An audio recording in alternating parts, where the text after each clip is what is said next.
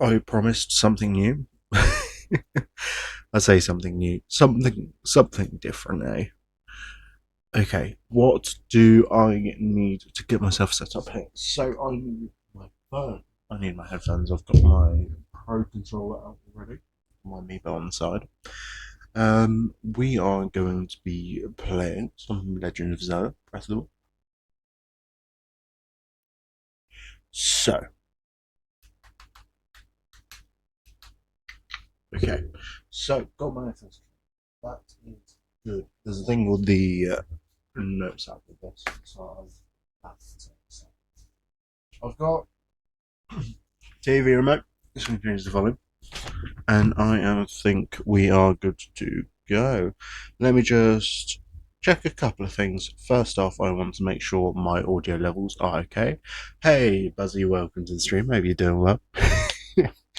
Actually, got a stream. Hell yeah. So, hopefully, my audio is coming through okay. Yeah, if it isn't, just give me a shout. But by the looks of things, today at least, it is displaying the correct titles. It's not doing the same thing. So, that's green. I have played this game shitloads. So, I love how they only give you 2 save files. I just like new game, yeah. Awesome. I absolutely adore this game. It's got to be up there as one of like my favorite games.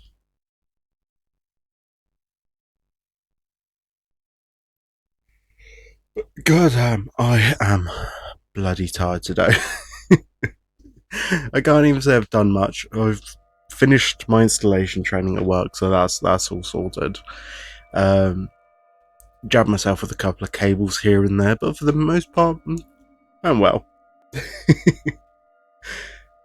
So I think the audio levels from my end are looking okay. At least it was when I was listening into my own stream. Sad thing is trying to remember like the dodging timing, because that's going to be fun for me. I did build a new Lego set the other day. I picked up a couple of Eevee sets. The reason I wanted to pick up a couple was because there is a mock build people have made. We can build a Bidoof. So I've got the two of them together. I should probably make a quick Instagram thing to say I am live. Let's hope we can get a good photo going. It's difficult because it's dark background and Neo is quite light. There we go.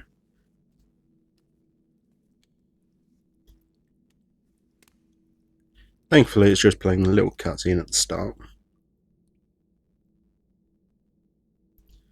There we go. Saved and posted. Cool. So this game is coming up on 10 years old already. Like, something about that is actually insane to me. Like, it came out in 2017. We're currently playing the Switch 2 edition though. So all is good. That is a Sheikah slate. Take it. It will help guide you after your long slumber. So pretty much we get given the equivalent of a Wii U gamepad. I still can't believe the development of Breath of the Wild actually started at the not the early stages of Wii U, but a few years later. It was originally planned to follow, say, like Twilight Princess art style, or at least that's how the demo was played originally. But then later down the line, it kept getting pushed back and pushed back. It pretty much ended up a bit like the Cyberpunk situation, you know, where eventually it was pushed back long enough that more consoles came out, right? So when they announced the Nintendo Switch, pretty much they teased this game in the background. Like we got a really Slate. cool trailer with like Wonderful. all action shots, That will and show then the you the game just way. looked completely different. It's still weird that it came out on both at the same time.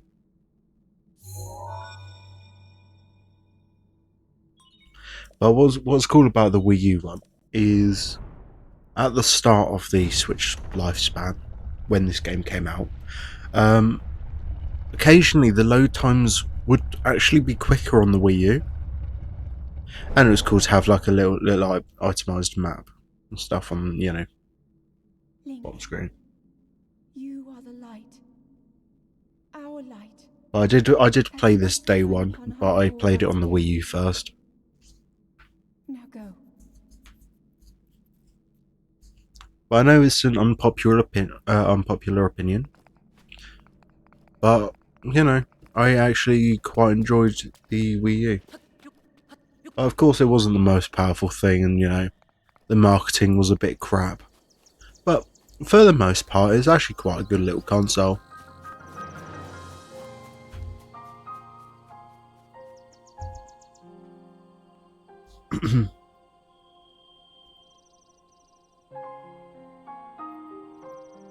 Such a beautiful title screen.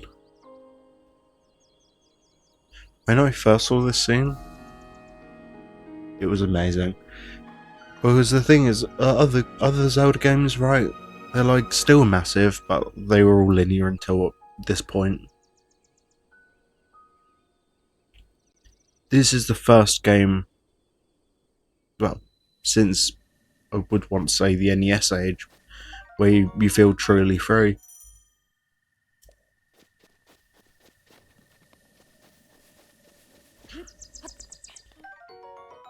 But such a beautiful game with that. I own the amiibo for it, so I can always grind the items later down the line. But I find that every time I play it, there's a slightly different outcome each time. I still never liked that the jump button was on X though. That is the one thing I wasn't a fan of. But everyone pointed out like a load of similarities between this and Skyward Sword. You know, got the stamina wheel returning for the first time since. It's just gonna go down there. So I'm not planning on 100% in the game this time because I've done that quite a few times. The Korok seeds, they were a bloody nightmare.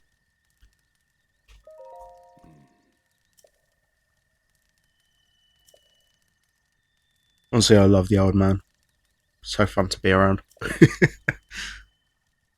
By the way, you just suck that you can play GameCube games.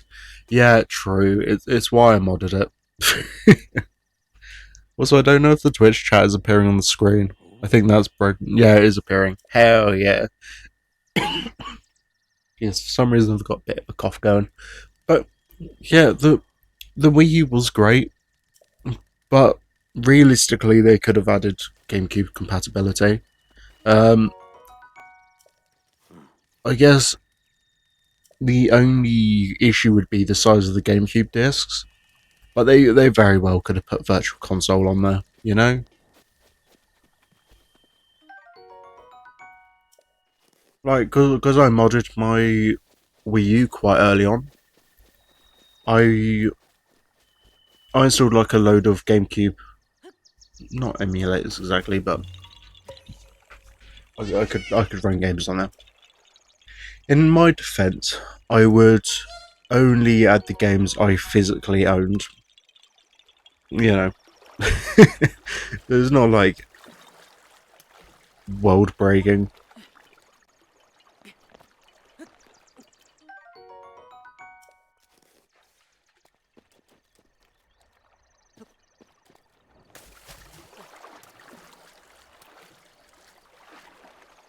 I don't want to die here early. Oh, how many times have I played Breath of the Wild? Um, I feel like I play it every couple of years or so. It's nowhere near as many times as I've played Twilight Princess, right? Link, But I've played it a good amount. head for the point marked I The map. want to say it's 8 times. So a bit, obviously a bit more than every couple of years or so, but not every year like I do, you know, Twilight Princess.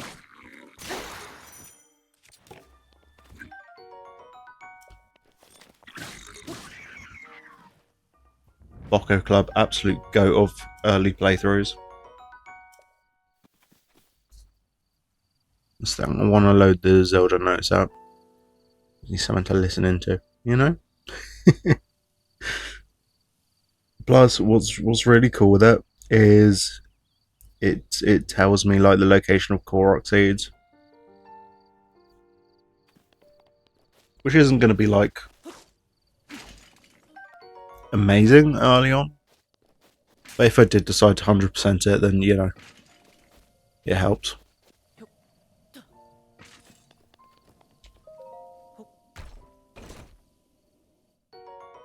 Traveler's bow, hell yeah! Once I get a good grips of like the dodging mechanics, I'm unstoppable. But I expect you're gonna have to put like 100,000 Fs in the chat, you know, eventually. I can actually interact with the goddess statue, but I can't actually do anything with it yet.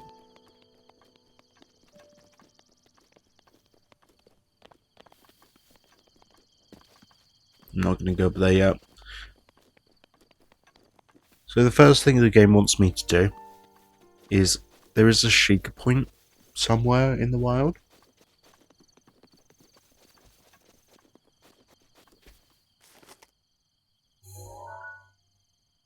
Which is literally right down there. You can see the little spire of it popping out the top.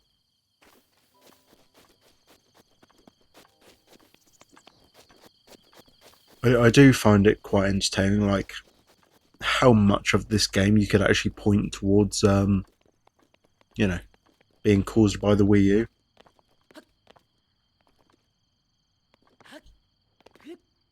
Hell yeah, parkour. It's very easy to die early on, for the primary reason you don't have armor and you only have 3 hearts.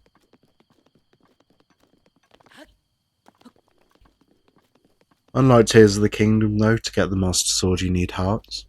In Tears of the Kingdom you need to use stamina for it.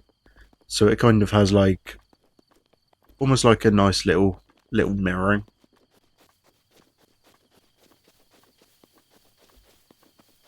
Oh, I can't wait to get my hands on my first shield though. I used to absolutely adore stuff like the shield surfing. Let me adjust myself.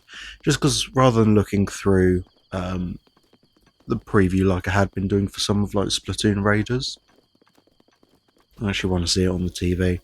I've got it outputted as 4K at the moment, although currently because of I think it's my Twitch limitations, I can only do 1080p.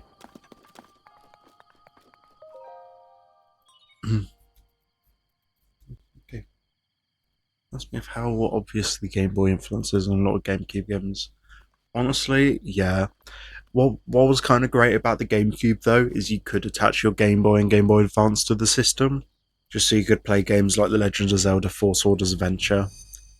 I always thought that was cool because it's like, oh yeah, you don't need to use your GameCube for it. You can attach a Game Boy to it, and as well, the GameCube had the Game Boy player, so immediately better than the Wii U anyway.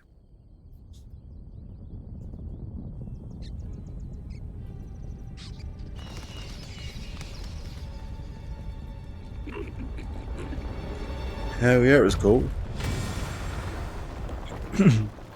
Also, technically, this is my first time playing this on the Switch too. It transferred my save files over from the Switch version, but it'll be the first time playing this in actual like 4K, so I'm quite excited.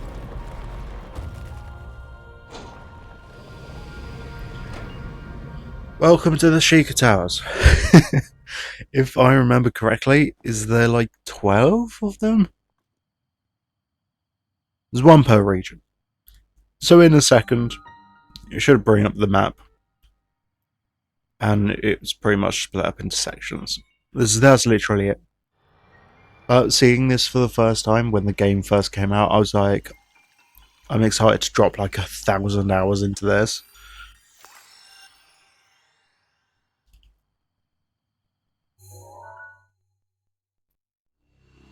I know a lot of people did complain about the style of the game. I was about to say the style of the animation. Um, I'll be honest. When the game first came out, I was one of the people that complained, bro. They mentioned in a trailer before this point the game would be cell shaded, You which have it been asleep currently for the is, I past think. 100 years. Um, yeah, it's a bit like Wind Waker. When the beast regains its You're true damn power, right, Buzzy. it will It's the destroy towers from Power World. Look, it's a pig from Power World as well. We're gonna have to fight that bitch eventually.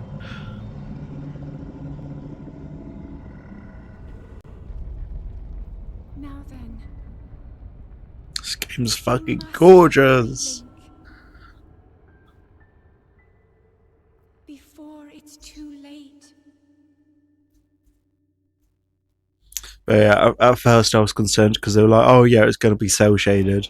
You know, it would be a bit like Wind Waker." Ooh, but the thing is with Wind Waker, it's a very cartoonish art style, and I was like, we kind of want this game to be like cinematic, like it would be in the trailers. I mean, we knew that wouldn't be the case, right? But still, I'm glad it looks like this.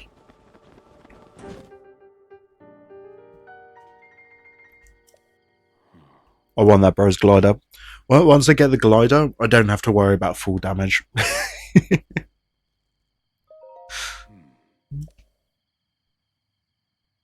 Also, I like how technically in this game you do speak. You never hear like main voice clips from Link, but you have like voice dialogue options.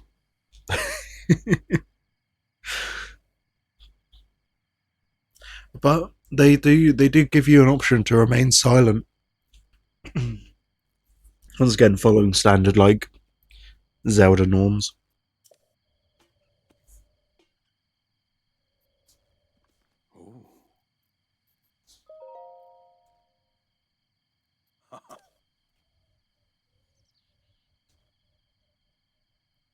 I still love the speedruns for this game.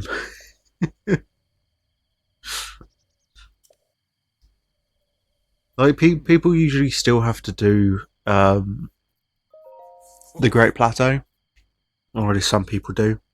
Um, what other people have had done is one like as soon as you get say like the stasis rune, you're pretty much set to go.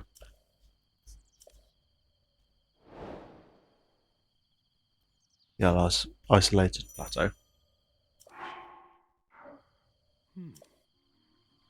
So come, let me show you something. Never follow. I know where that motherfucker's taken me.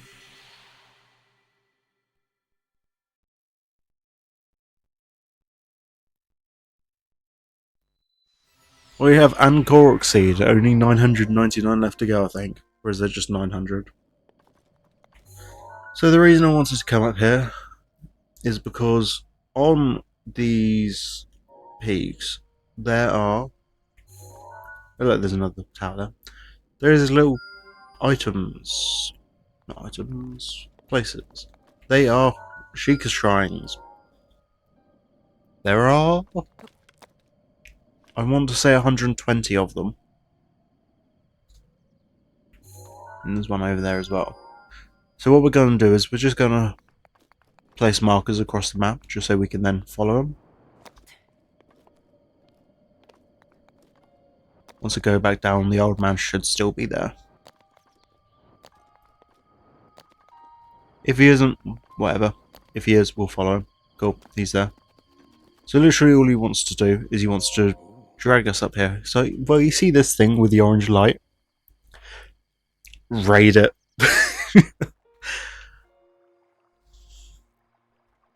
And honestly, Link grunts in every game is so iconic.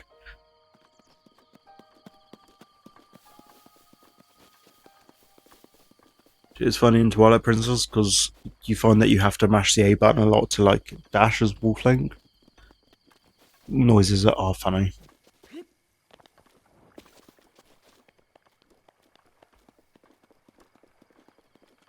What's kind of cool is I'll worry about it in Tears of the Kingdom when I go back to it. In actual fact, I probably did this in when I did play Tears of the Kingdom, although I didn't finish it on stream. There's a boulder down there you break, and it's cool. Oh look, frog. Yeah, it's fucking awesome because you get to drain it later down the line. But obviously not in this game. Metal boxes about. I wonder what I get in this dungeon.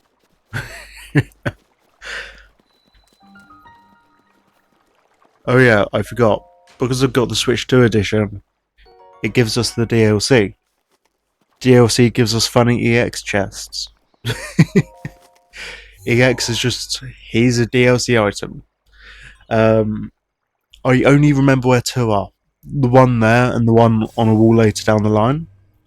Um, we'll be grabbing the one on the wall later down the line for the primary reason it is next to another shrine. If I remember correctly, I think the other one's a bomb shrine. But because there's metal boxes around here, I'm sure you can tell what we're getting into. Get some damn magnesis, baby.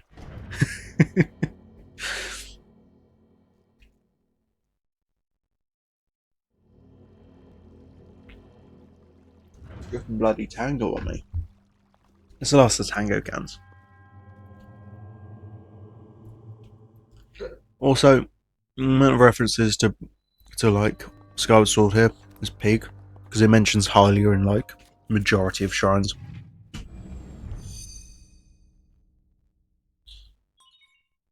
I might be misremembering, but I believe the names of these shrines are anagrams of something. They're not there. The developers are like what you get.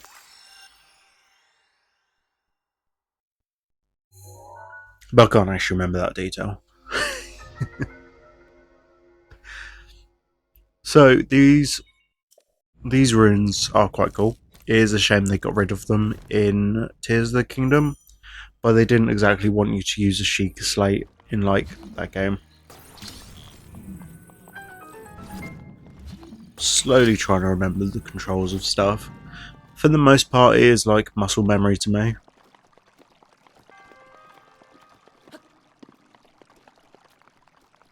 But of course, as usual, it takes like a second to get hold of anything. Oh look, a metal cube. I don't need it, but I've got a metal cube.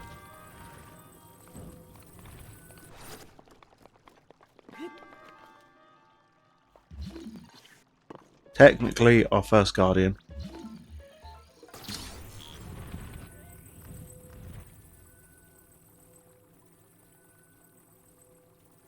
Damn it, this is as far as it's letting me play it.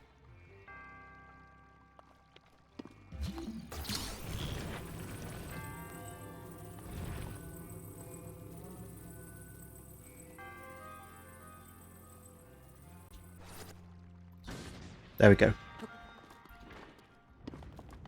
I like how there are just certain sections like that you can technically stealth. The sound effects in this game are amazing. In actual fact, I'm going to turn my TV up so I can hear them better.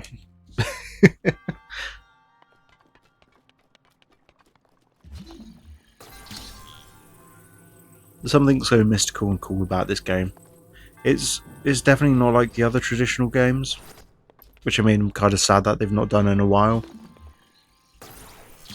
I do feel like their next game shouldn't be to do with this, with the wild era, right? Pretty much currently at the moment with all of the recent games is they've all been kind of matching the art style and era. So like, you've had the mainline ones, Breath of the Wild, Tears of the Kingdom. You've had two Horror Warriors type games, both with the same art style and era. You've had some other spin-off stuff as well, but pretty much I'm just sick of it, right? It's really good, really cool. I do like it. You know, at the same point in time, it's been 10 years, man.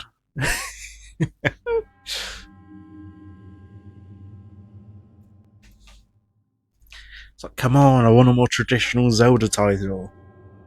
I want dungeons, I want temples. I want to feel like I'm following the path of the legend, not just here's a world. Fuck off. Please accept this spirit orb. I got 3 more to get.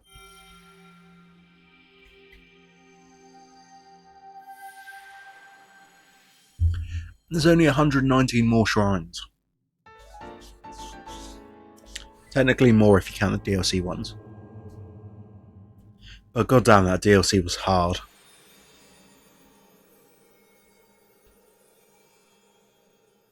My current aim of today's stream, just don't die.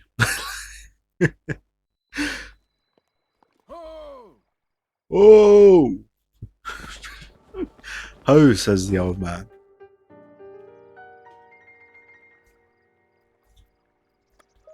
Give me that paraglider.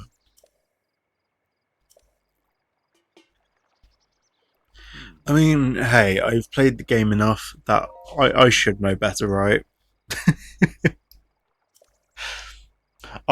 I'm kind of glad with this game they do give us a little bit of the lore about the Shakers. That being said, they don't give us a massive amount.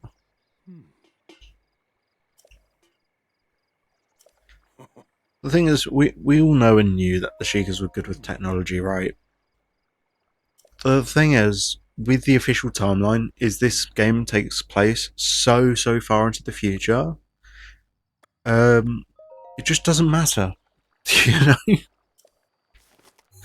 So sure, it gives us a bit of a past, but that's still maybe after every mainline game. That's why I hate the current like new Zelda timeline. Well, it says go back to the top of the tower. My answer is no. Technically, I don't need to, because I've already marked out the points of the shrines.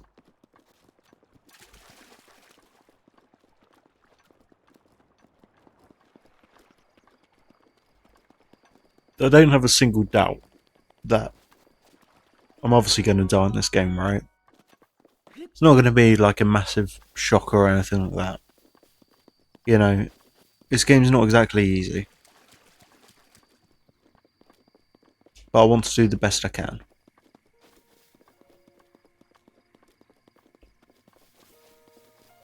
It's a bit like Death Stranding in the starting. It's just a walking simulator. But currently what I'm after, there's a Temple of Time up there. People are saying this game comes and after like one of the eras of Ocarina of Time, you know? I think it's like the downfall timeline. For the primary reason,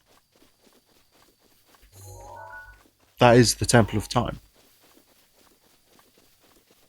And it does match the layout, well, give or take, of the Ocarina of Time one.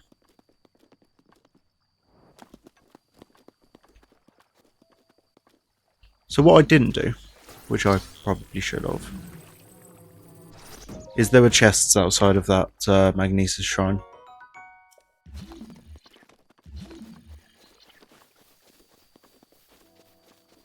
So we need to be careful around here. We'll see why in a second. Thankfully, this one is deactivated.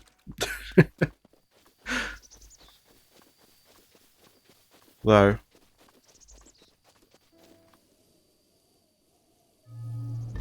this one isn't.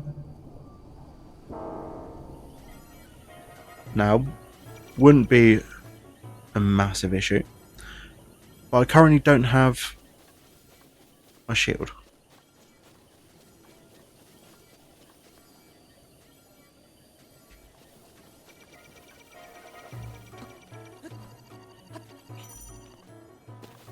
Okay.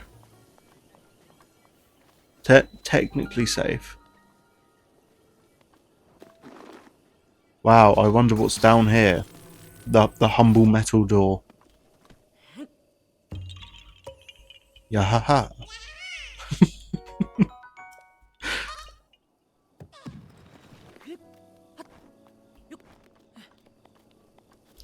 So, Korok seeds are going to be quite useful. They serve one main purpose, and that is increasing inventory storage. And yeah, you get a Nintendo Switch shirt. It is only like a Nintendo Switch 1 shirt. It's law breaking, you know. It's got a little Nintendo logo on the back as well. Kind of cool. I refuse to acknowledge it exists. So I'll collect it, but I ain't gonna use it. It's also as weak as the old shirt as well.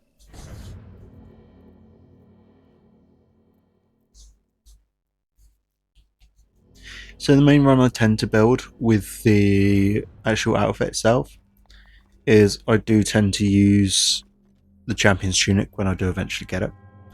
Um, but earlier on, I get the Hylian Tunic itself and I dye it green. Pretty much. I like to keep up appearances. You know, I like the idea of Link always being in a green tunic, like it's just law. I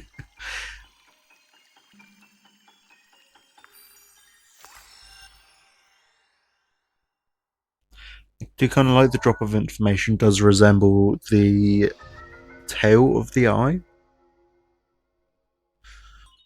So we get two rune types for this bomb.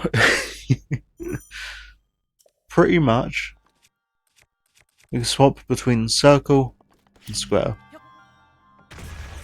Obviously, we should all know the difference. Circle rolls, square does not.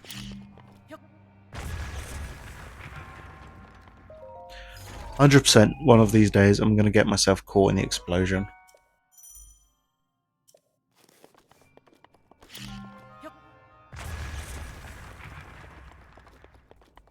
Eventually you do learn. But what is kind of cool with the bombs is they don't share a recharge time.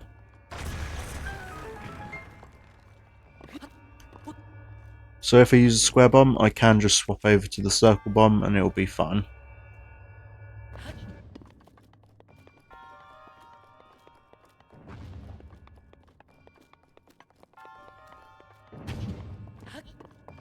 This is always cool. There isn't full damage in these shrines, which does then make me think that the floor is kind of soft.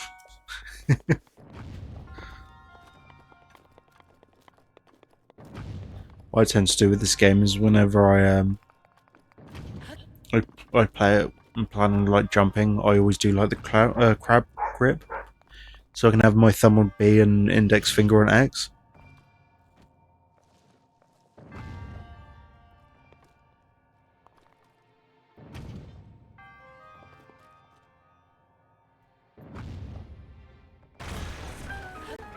I like how there's two ways to get over there. You could either use the ladder, like a loser. Well, you're gonna have to use the ladder anyway, so that worked well. But you could either run like a loser, should I say, or you could just fling yourself.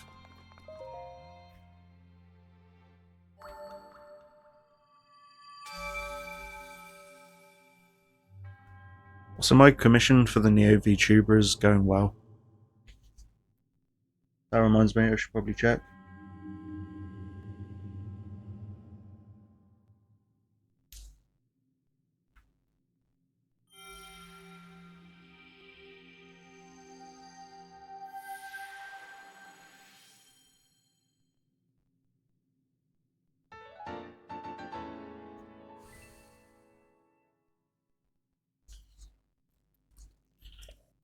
I absolutely suck with responding to messages on Etsy. For some reason, my phone doesn't alert me to them.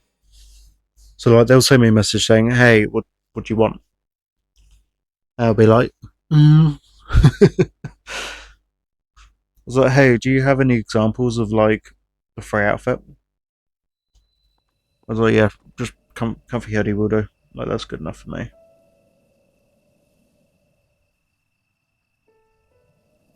Actually,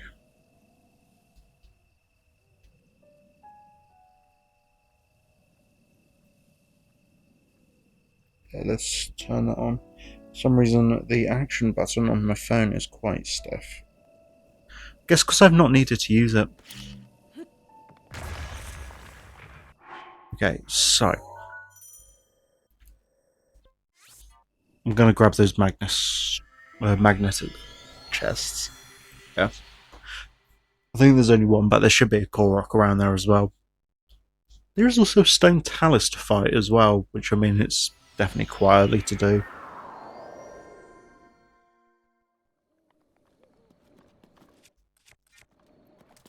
Oh fuck yeah, we have the use of Amiibo already.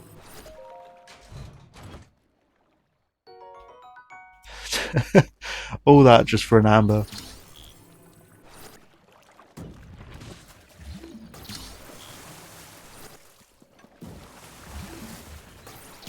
Well, it shouldn't be this hard to break. There we go. Damn, roasted bass. I'm gonna like eat that now because I took a heart while trying to do something cool.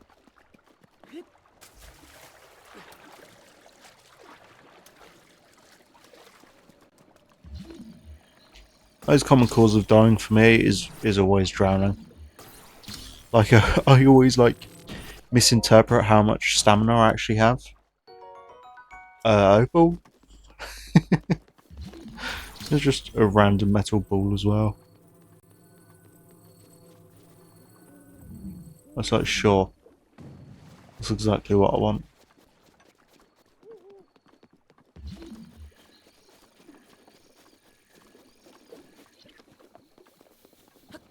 Also, brown sludge water. Never great.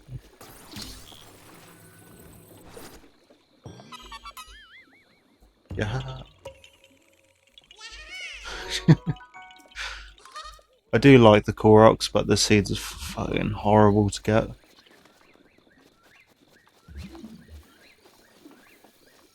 Wow, I wonder how we get up there.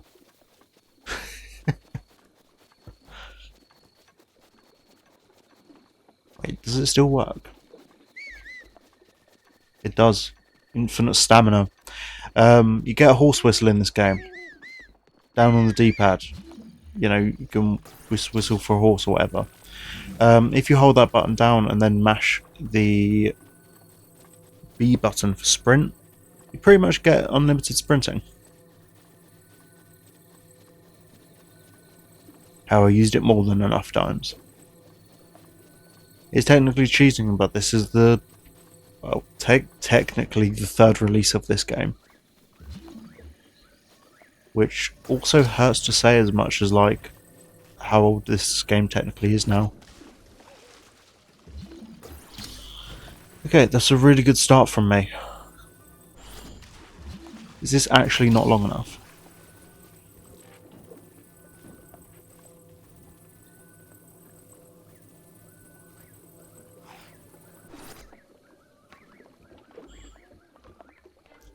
Okay, there we go.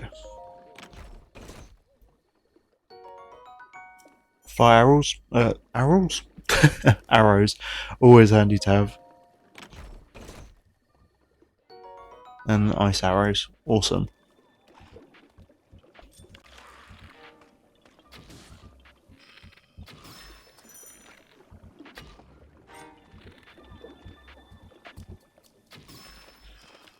Cool thing with bokoblins is their bodies will move on their own, right? Um, if you hit their bodies, what will happen is the body itself will stand back up again and just knock its head off. You hit the head once, it dies. You know, easy, straightforward, right? If you kill one head, then the body will still stand back up again until, like, you know, you destroy all of them, which is kind of cool. So that fireflies are really good for stuff like elixirs in this game. It does follow more so the magical side of the Legend of Zelda series.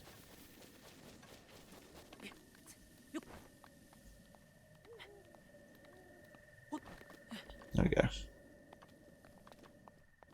Nothing really of importance up here. It's worth checking these sections just in case.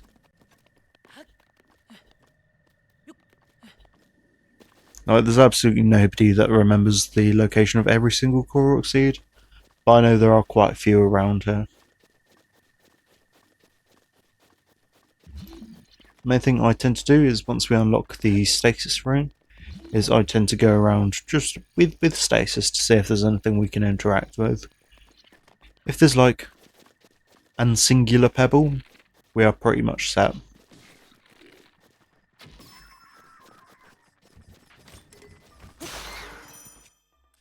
Okay, so we want the Bocco Club.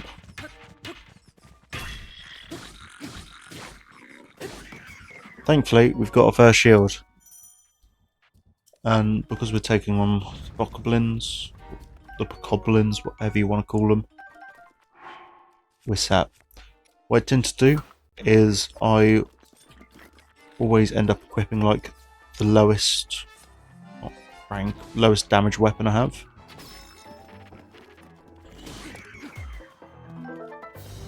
Thankfully, the Bocco clubs are quite useful. At least like early game. So I do 4 and the durability isn't like horrible. For some reason I've just enabled Siri on my phone.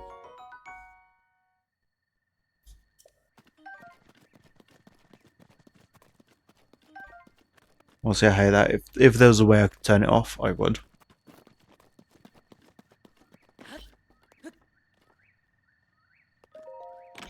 Okay, whenever we do these encampments, we get a cool chest at the end. Sometimes it's weapons, sometimes it's more. So, and I will never forget this area, because one of the DLC missions is kind of cool. You only unlock it once you finish the game, but pretty much you have to run through this whole area. You have, I think, half a heart. If that, it might be 1/4. So pretty much any hit you take is immediately a one-shot.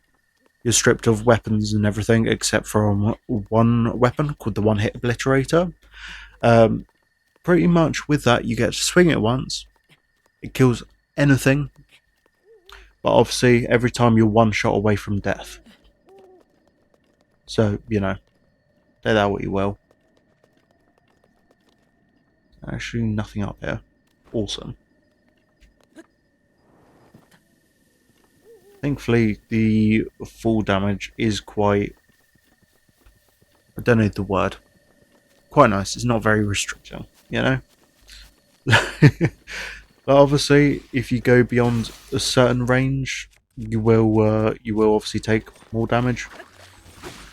But then, once you hit the range of taking damage, you lose a lot, you know?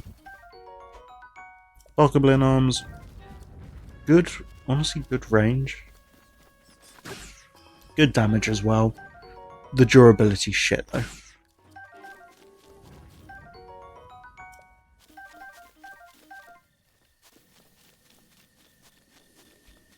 We do get a new Korok type though. These are the flower puzzles. Pretty much the point of the flower puzzle is you follow it from point A to point B. Well, that's literally it.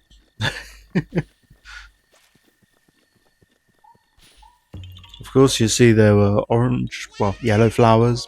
At the end, there's a white one to signify it's the end. There are also ones where you need to walk into the flowers in a correct order, which is also quite nice.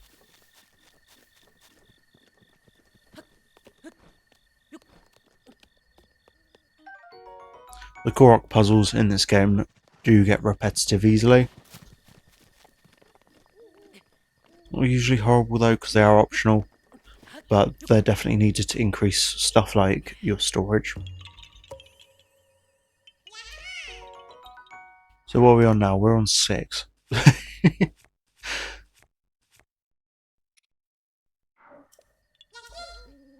I said there's about 1,000 or so of them, if I remember correctly at least.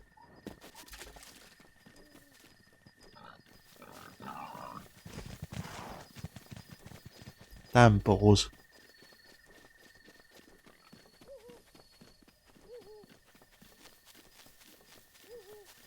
There's quite a bit to take in this world. They've definitely done better than they had in previous games with like trying to figure out what to put in, and like a pretty good comparison between two games at least. Oh look, there's a stone talus. One of those, I think. Can't remember which one. Might be that one though. That one seems talus-like. But with the stone talus, you die in one shot, which I kind of want to prevent for the time being. Yeah, a good comparison between two Switch games is Breath of the Wild and Pokemon Scarlet and Violet, right? Pokemon Scarlet and Violet seems like it's trying to go towards the point of becoming open world like Breath of the Wild was. But the absolute scenery and, texture and quality difference between the two is absurd.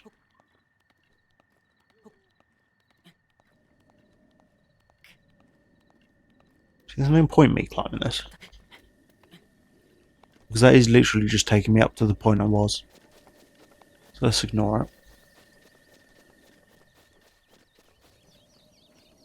You can also collect beetles in this game, which once again is similar to like Skyward Sword. Yeah, Pokemon Scarlet and Violet is kind of like an empty, barren world.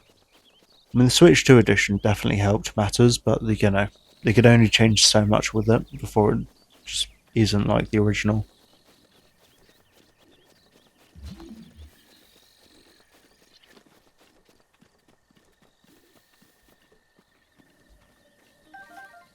What is cool with the question marks you see above that Bokoblin's head over there is you will see like the question mark.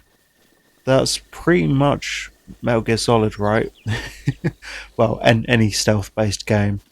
Pretty much it's just a detection meter.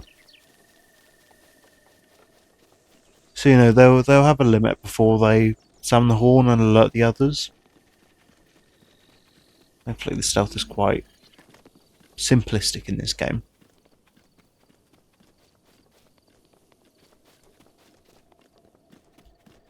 Now, later down the line, potentially in today's stream, we will unlock memories. Pretty much, Link has dementia in this game. The memories do go over it in quite a bit of detail, because they'll literally just show you a cutscene for the memory. But what's kind of cool about them is it goes over like before the war and all that. Goes through Princess Zelda's struggles and Link becoming a chosen knight. Shit's awesome.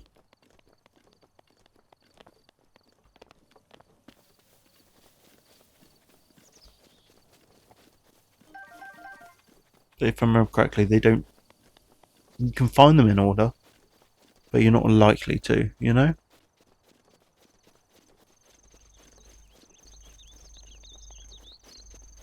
So far, everyone's experiences with this game is different, and I like that.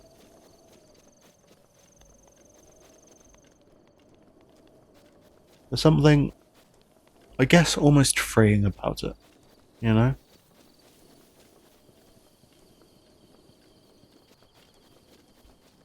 Like it's something that's definitely been done before, but at the same point in time, I don't know, I think it's just well executed.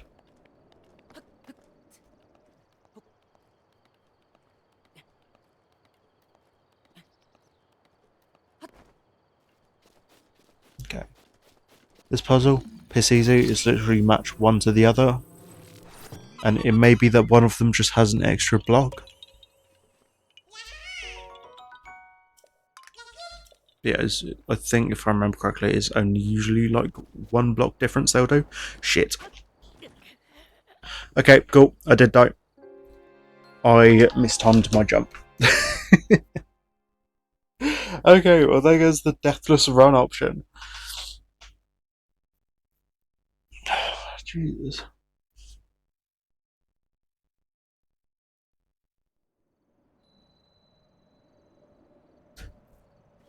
Oh, okay, at least the game auto-saves, right? There we go.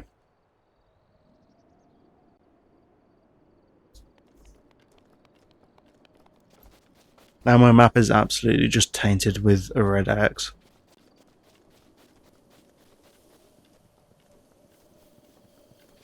Oh well. I mean, hey, I knew it'd happen sooner or later, right? I'm surprised that lasted 50 minutes.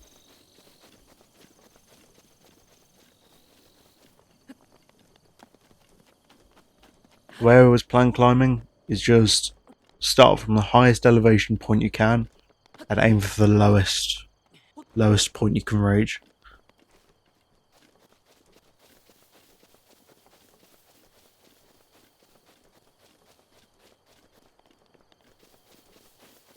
Do you have cool things like those towers there? Usually there's a single chest on top. It may contain stuff like arrows. Speaking of, how many do I have? Okay. Pretty much there's a fireplace down there.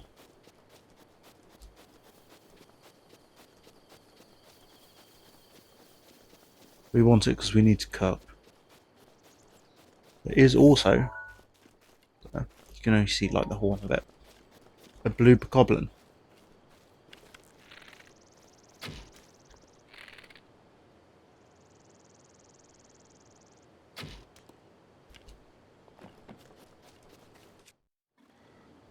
They're just not surprised.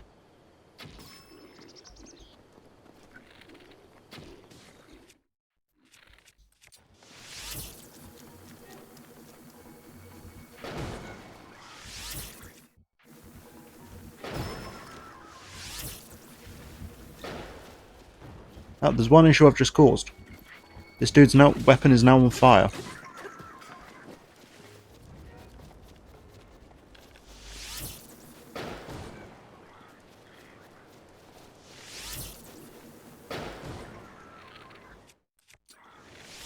Now, this dude, he has the first metal weapon. It's just a shame to kill him and knocked him off the ledge. So that weapon is now gone forever. If, say for example, you killed him using a normal weapon, he would have just dropped it on the floor.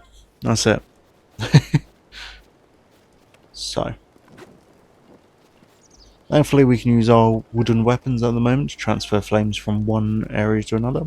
Because we've used this spear, we're actually going to chuck it. Just pick up a new one. So, why did I take over this area? As you can see over to our left, not our left, our right, shit's covered in snow. We need to get through that, one way or another. Thankfully, cooking in this game is an option. Let's just go up here to see if there's anything we missed. Yeah, there's a couple of chests and some arrows. Okay. Once that's all sorted. So yeah, so thankfully with this game, cooking is an option. So as I mentioned, with the critters we had been picking up, we can make elixirs. So, select normal arrows now. So obviously we get our materials options. From there we can craft shit. We can hold a maximum of 5 items. So drop. Oh, that's the eyeballs. Okay. It's pretty much cook chilies. Chilies will give you cold resistance. It's got a time limit. The more chilies you use, the higher the limit. So for example, with this one, the sauteed peppers, 12 minutes 30 worth of cold protection. Going to make a second, it's made out of 4. It's going to be a lower time.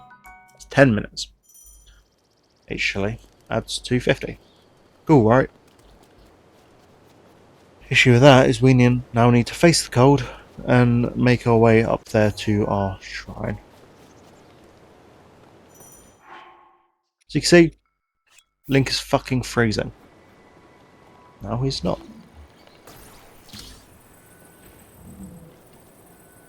So what is kind of cool is there is a temperature reader on the bottom right, just to the left of the map. Uh, Pretty much there is a standard cold and a standard heat limit. As you can see, the cold limit was breaching into the lower area. The potion we had made, the elixir, lowered that even further. As in, lowered the limit. If it went within that limit, I would have started receiving like tick damage. So it would start taking our hearts.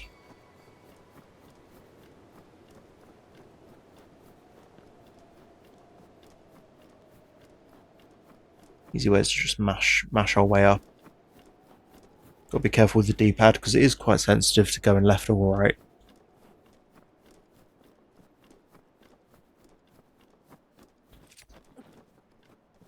Oops, I unequipped my shield.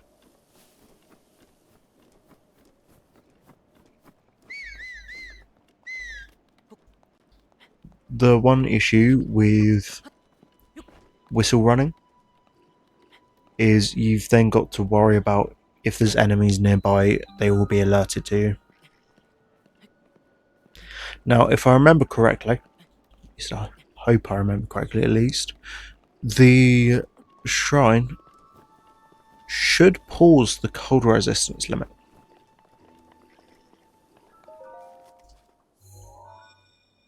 But once I get this one done, it means it's then easier to do the other ones. Say the other ones, the other one. Um, the reason I say that it's easier is because the other one's on like the cliffside, so I can drop down to it rather than having to worry about trying to climb up. Cool, I'm wrong. It doesn't pause the resistance, so that's going to tick up. But thankfully, I kept the one for 12 minutes 50. Does then mean I can't hold back with this shrine.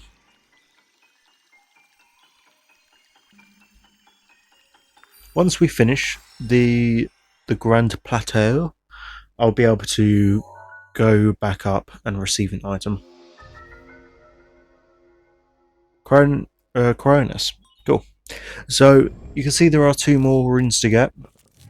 One is the stasis room I have mentioned. The other one, which is kind of cool, is a camera. Not really that useful.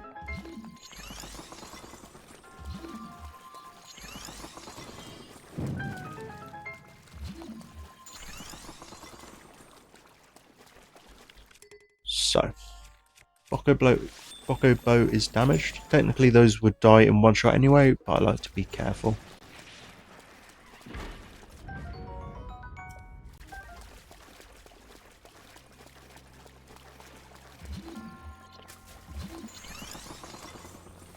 It pretty much just tells you what you can do with the ice physics, at least to start things off.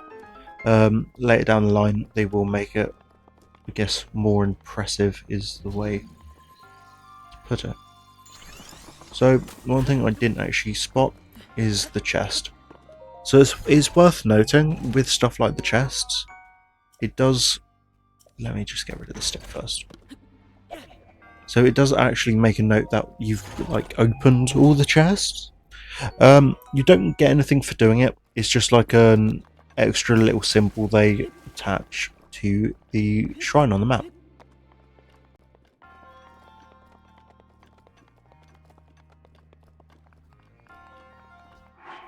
It's worth noting. Yeah, so you see now they've gotten all the chests. There's only one.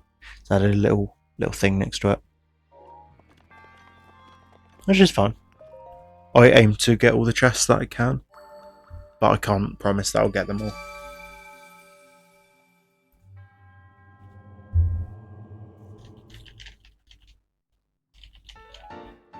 Whoop. Spirit Ward. That's number 3. I might move Neo to the bottom corner, just because it would take up less room. So I can't remember that anything is in the bottom right corner. I did pick up some new games recently.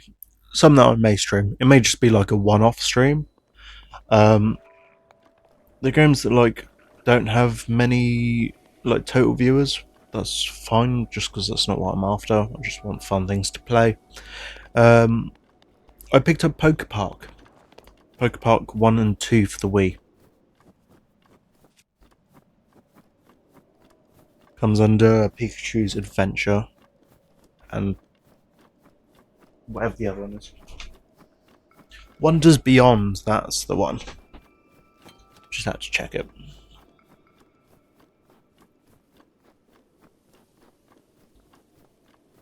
So if you try and go on over some slopes, it'll kind of bug out a bit because it'll act like Blink is like climbing. But I'm hoping what I can do is I need to get up there after I finish the plateau, which is fine because we got there in a minute. The main aim is to try and get our way to the other shrine within like 6 minutes, which is possible.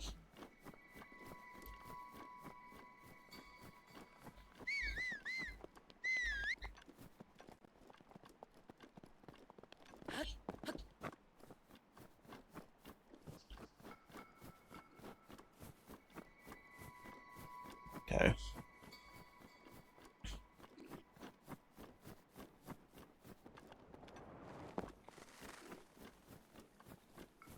He's just dumping these on enemies. Yeah. Fuck it. Funny, right? Oh yeah, you need stasis room because they're heavy ass boulders.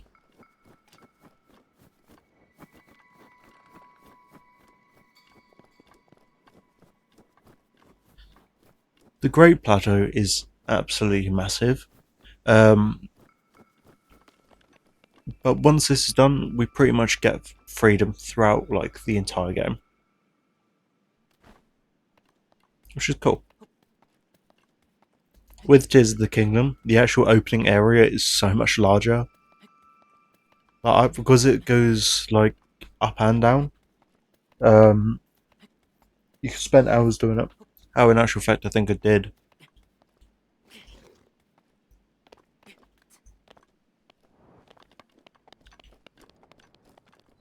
Okay, cool. Dame Shrine.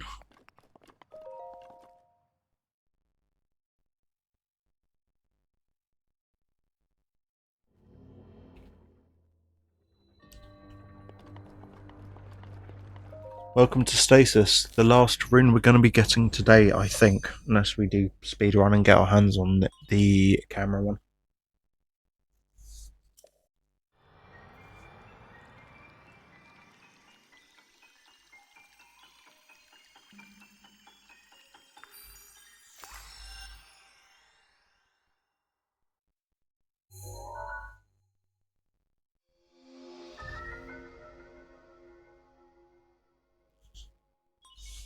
Cool, Stasis.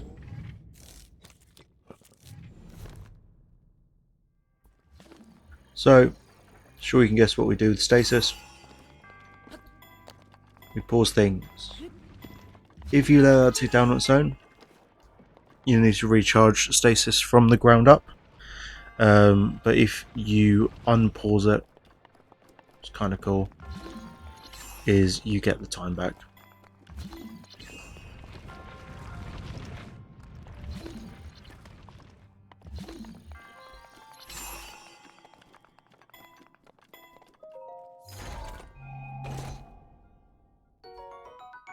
Traveler's Shield, a better one.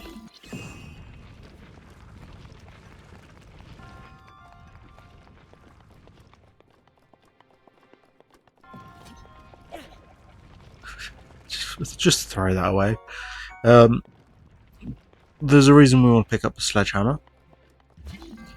With stasis, it's not just pausing things, but if you hit things, see there's a massive arrow. Once I release this, it flings the item with all of the force we applied to it.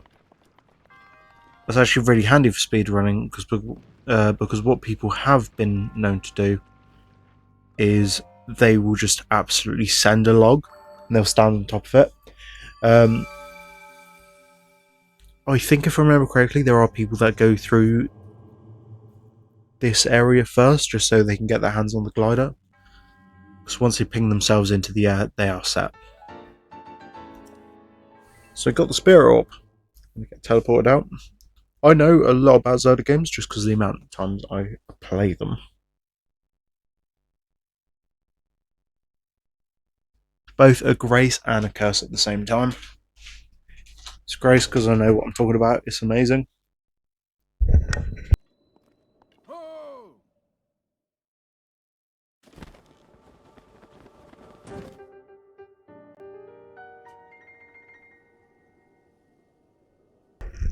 Please connect again.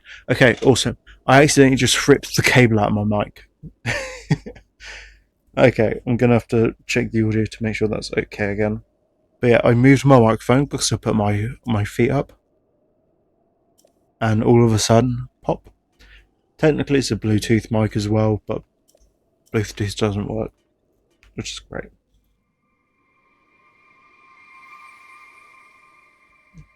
So now that this is playing, I'm now just gonna waffle on. Okay, so I say plow. Pretty much, it merges in between that. So pretty much just imagine drawing a line in between the shrines. Funny enough, wow. So gonna just teleport to the Shrine of Resurrection again. Just imagine it's Resurrection F. Oh, I need a good song to listen to. You know, that would do. Got absolutely not exactly scammed the other day, but sure.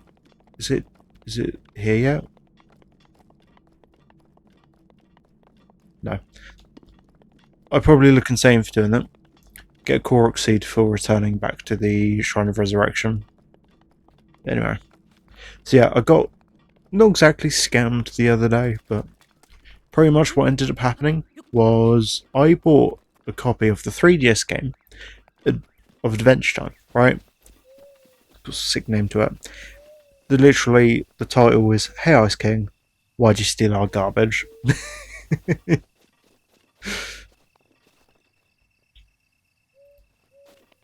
But anyway, so I paid 30 quid for it, right?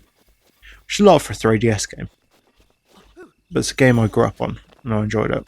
That's the wrong time. Steps. There we go. The steps, absolutely awful. Anyway, so the game arrived yesterday. I say the game arrived. The case arrived.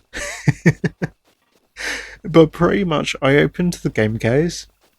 There's no game in there. So it's like, okay, maybe it fell out. It's in the bag. It's in the package. So I look in the box. Nothing. I was like, oh fuck. Okay. So I reached out to the support. Good old Worlds of Books on eBay. And they're all sorry, we don't actually have any more of the game in stock. I'm like, what the fuck? Like, I was like, surely you would check the cases first before sending the game out, right? Nudge, nudge. And they were like, yeah, but I guess this one slipped by. I was like, cool, whatever. Literally, from what I was looking at on eBay, there's no copy in the UK. Everything else is like from Canada.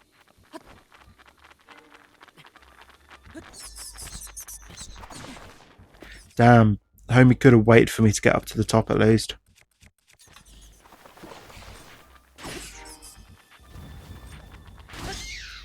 So what's cool about the axe is, although it's quite heavy, swing, it's useful. Okay.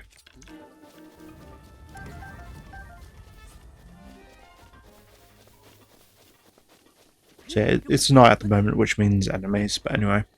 So yeah, so every other copy on eBay is literally coming from Canada. I was like, cool, I found what's considered a rare-ish game for the 3DS. You've just given me a case. On a, is both a positive and negative note. The turn said they can't give me like a refund for it, which is like okay, but then like, if you pick something around the same price from like our eBay store, let us know and we'll get that sent out in 2 days. Like whatever. So I've gone for Detective Pikachu Returns. It's not a great game. I know it's absolute slob. I sat through RT game playing it. Shout out to him. But literally, I'm going to keep it sealed and just put it on the shelf. I will figure out how to get a copy of the game. It wasn't an amazing game. Look, he's glowing. He's left behind residue. But anyway, yeah, it's definitely a game that I want to go over and play again at some point because I've not played it for like a hot minute.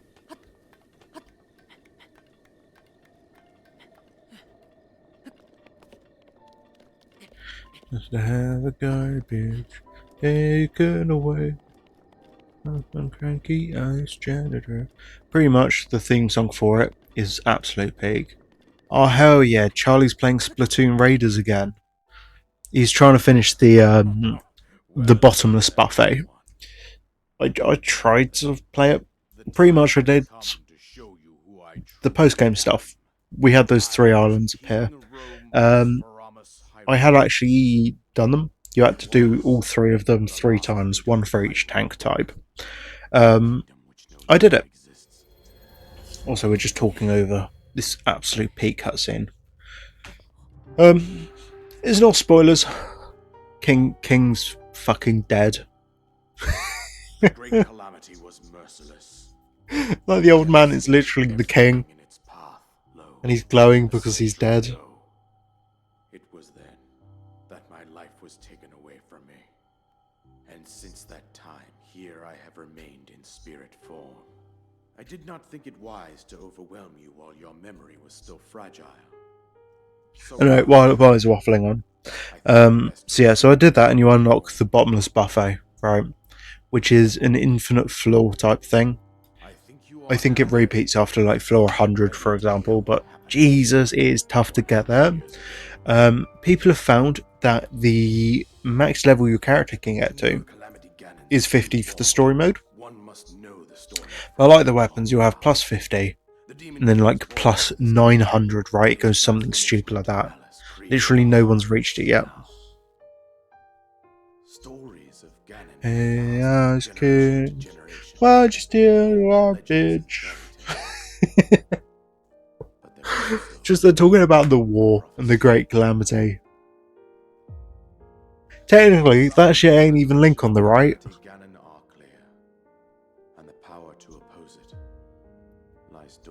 They do bring that up in the Horror Warriors game. We decided to heed the prophecy and began excavating large areas of land. It wasn't long before we discovered several ancient relics made by the hands of our distant ancestors. Very much sum up this whole cutscene. Like, we've got stupid hats. We're gonna mine a wall. And there's just a beast head in there. We also found the Guardians, an army of mechanical soldiers who fought autonomously. This coincided with ancient legends, oft repeated throughout our land.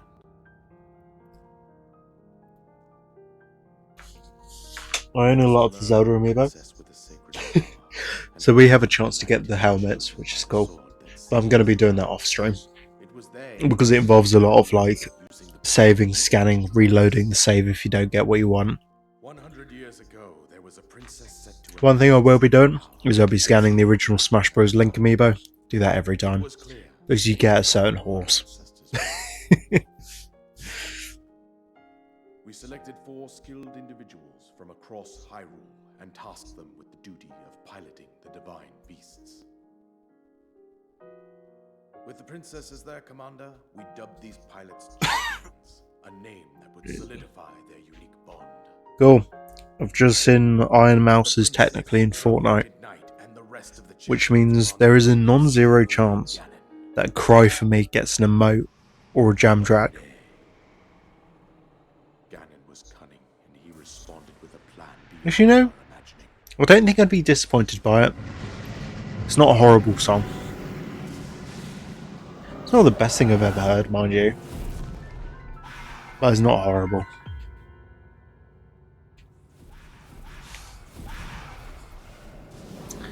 It's got quite a nice like track to it. Hyrule Castle, seize control of the Guardians and the Divine Beasts. It's just a shame that it's got like an edgelord in it. The champions lost their lives, those residing in the castle as well. For some reason, whenever anyone puts on like that deep, rough, like fake emo voice, the only thing I think of is there's this one dude that does it all the time, and he sounds like he's like burping the alphabet. The princess survived to face Ganon alone. Can't remember his name though. You are our final hope. The fate of Hyrule rests with you.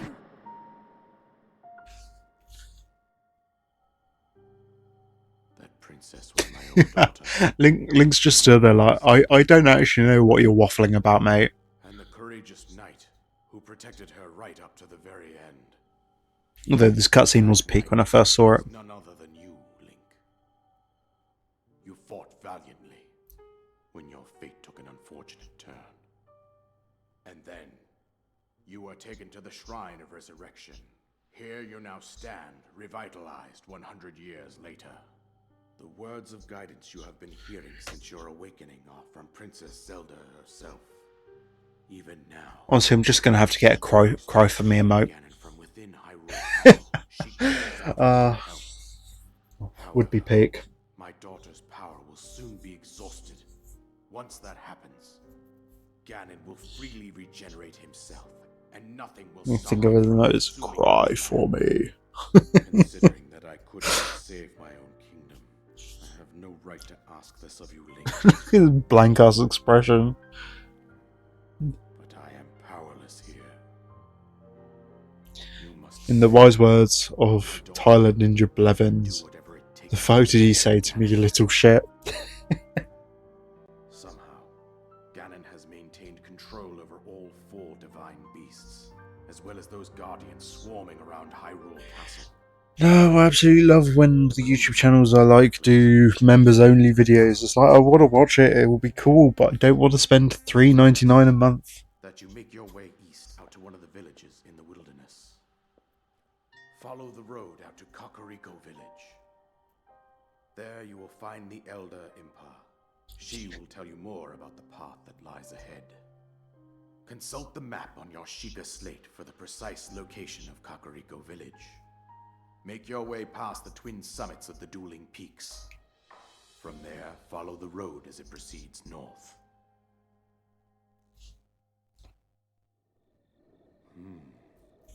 Well, it's like an animated cutscene that has a speech, and then it's just text box. So, paragliders, right?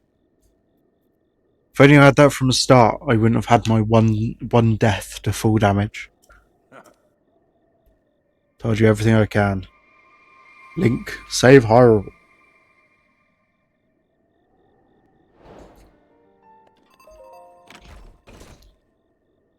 I get a bow.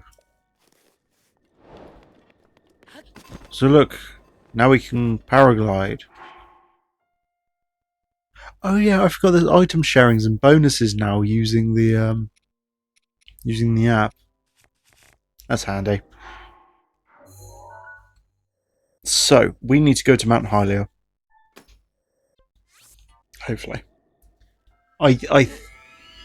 No, I don't. You need to touch ground on Hyrule first. If I've remembered now.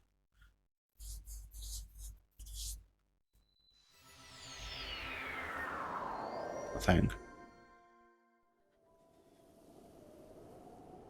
Sit there for a second. Yeah, awesome. We need to touch foot. Very anticlimactic.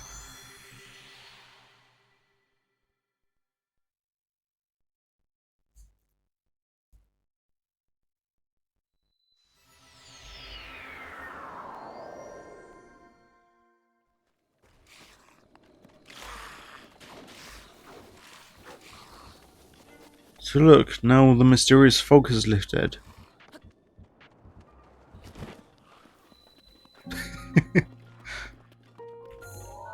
Now there's horses and stuff.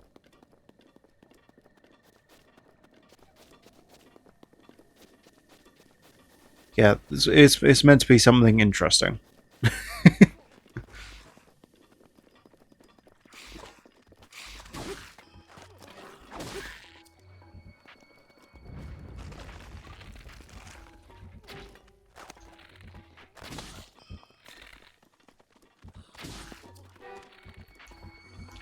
So much suck shit at aiming now.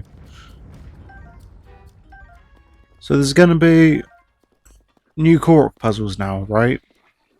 See ones like this where it's like it's missing an singular boulder. Um, pretty much what you're supposed to do is you follow that mark.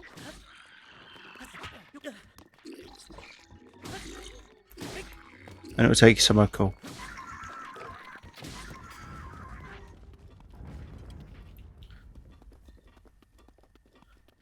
Guys like this is kind of cool.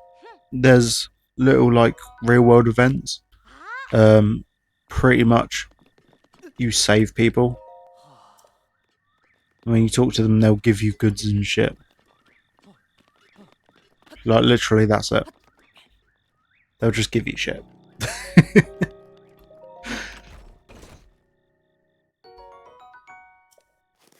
Oh, new shield.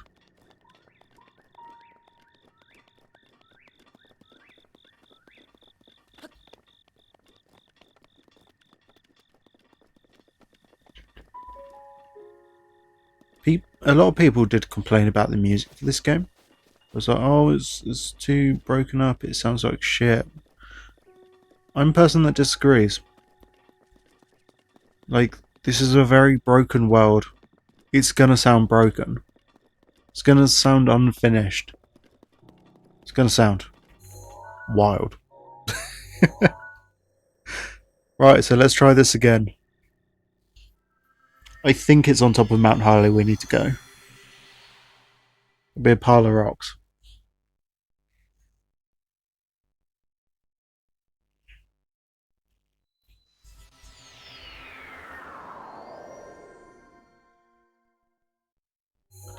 Oh no, Link's a little gold.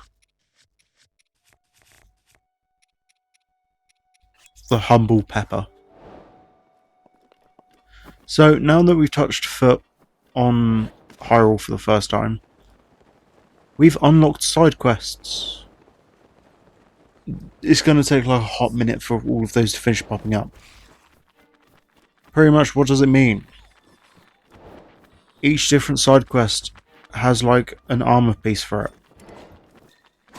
Now there are some bits where it's like it doesn't have armor exactly, but it's got other items. Like we saw teleportation, you can literally put something down and then teleport back to it. And then there's like the Royal Guard armors, or you know, the Ravio hood, Ravio from Link Between Worlds, Garb of the Winds. It will be Wind Waker Link's blue shirt, Xant's helmet. Like I'm an absolute nerd.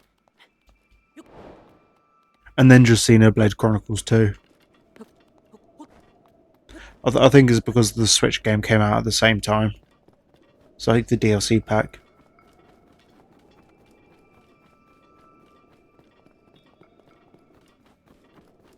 We get some cool shit.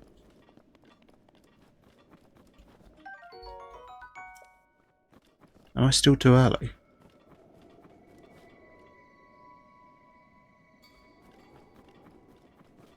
Holy shit, I think I'm still too early.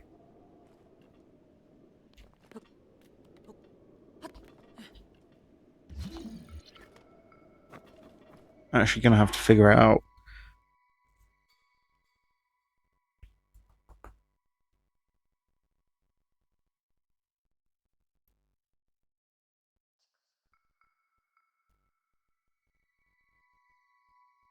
Hmm.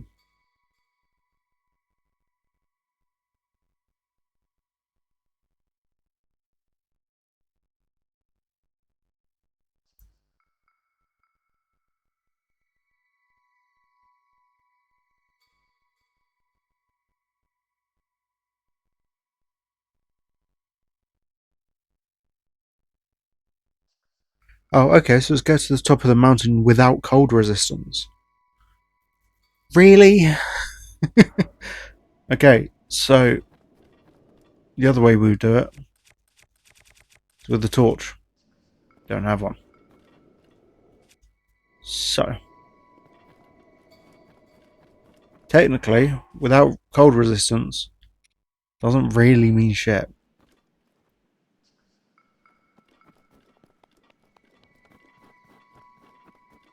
So, let's see how we want to do this.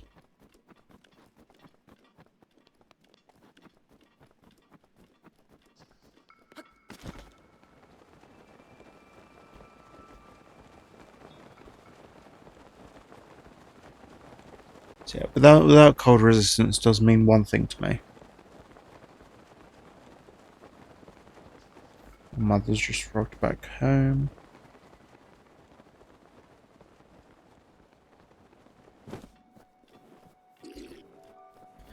No, the pigs have woken up.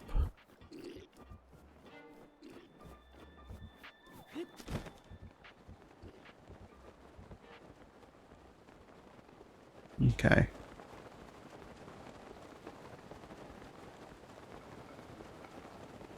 So, I'm hoping it's good they haven't spawned. There was a torch here. Okay. What's the torch good for? Pretty much, torches, they have low attack, high durability, right? Does that mean for me? Nothing. So, I guess the first thing we want to do, we want to get some wood. No, we don't need to get wood. The thing is, I was thinking, oh, how do we get fire, right? We, I don't know. I don't know. Because the only thing I'm thinking of is, oh, we need to like transfer stuff, right? And transfer fire. But we don't have any flint because we can't break any stone. We'll get some wood anyway.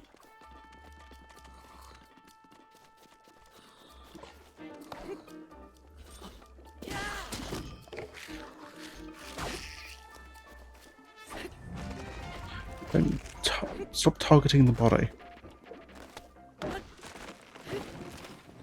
Oh look, a Korok leaf. How useful.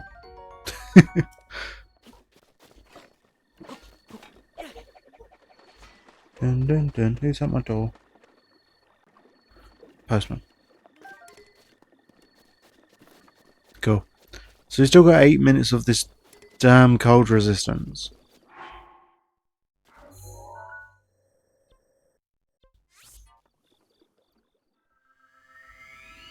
What I'm wondering though, is it's like, oh yeah, you gotta do it without cold resistance.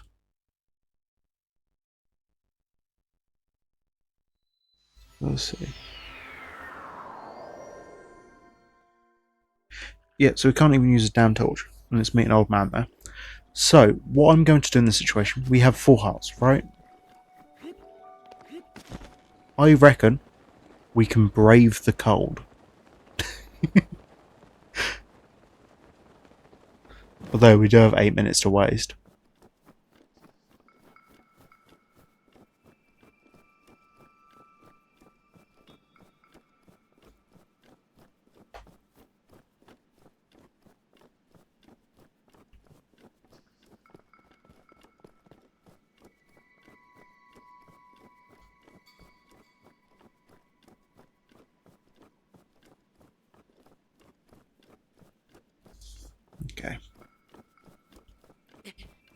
Gonna be a boring 7 minutes.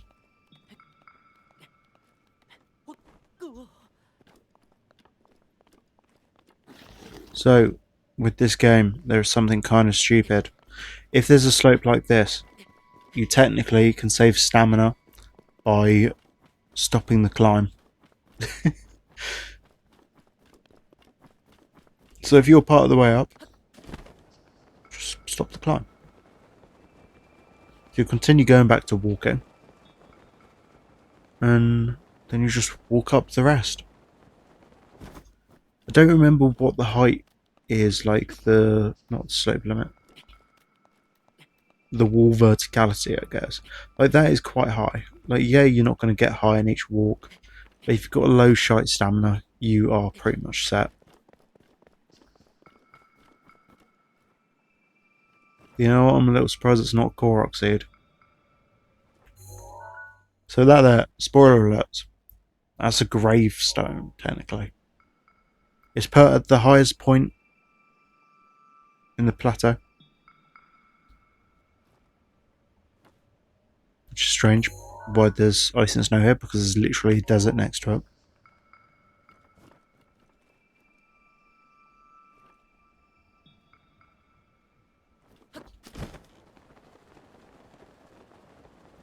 There's nothing interesting here to do in the next 6 minutes.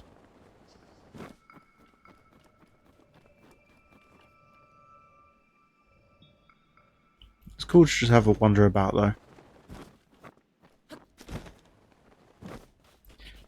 Like, I guess at this point we are at higher elevation. And there is some like snow on the elevation over there, so it does make sense. Then you've got sections like that where it's just not. It does go alongside the theory that this place here, the Grand Plateau, was moved.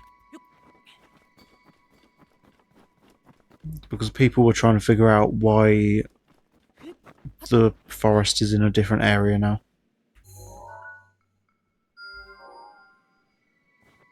It is worth just noting where we can see shrines.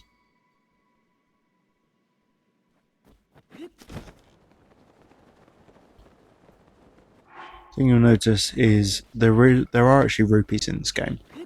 The only difference is they're not exactly easy to obtain. Wow. So yeah, this is one of the Korok puzzles I was mentioning. Now, say for example, with this one, there's a ring of stones, but one's missing.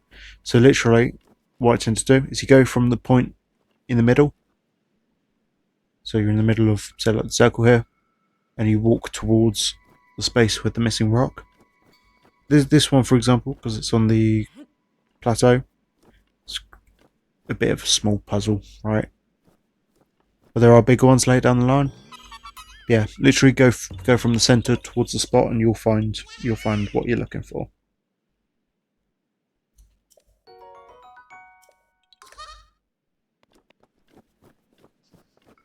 Lend me your power.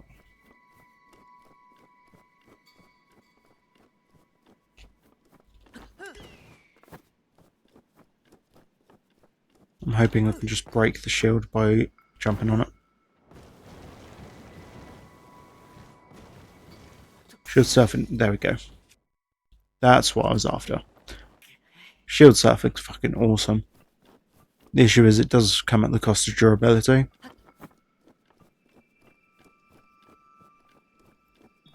She's just dicking about on the plateau until we can get a cool item.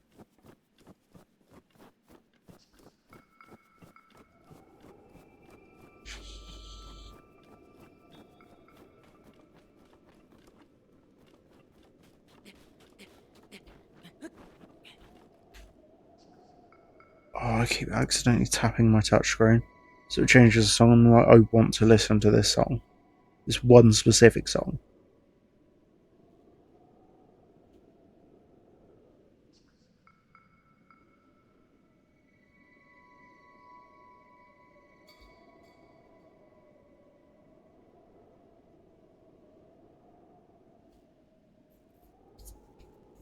Why are people complaining about this? They're like, oh, I absolutely hate the trophy garden in Pokemon BDSP. I was like, why do you hate the trophy garden? And they're like, because I found a shiny Eevee. It's like, what? They're like, yeah, I wanted like a shiny Glaceon or something like that. I was like, what? Huh? So you're complaining about that? Just take the shiny and evolve it. You don't have to find it as a Glaceon to keep it. You know, like it's a bloody shiny Pokemon. It's rare. Take it. And I genuinely think there are some people out there that just like to complain. Like, I mean, hell, I get it. I'm one of them. Like, I like complaining. Gives me something to talk about. Gives me something to waffle about on the internet. I'm British Scott the Was. I own any and every game, and I collect shit tons. But anyway. But like, I complain about a lot of shit.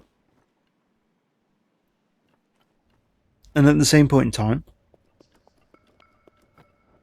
I also don't care, I guess? Because it's like, sure, I can understand why people complain about things.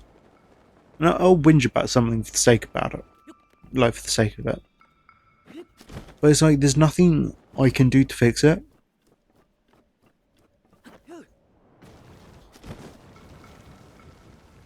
Like, for example, BDSP is not like a well-polished game.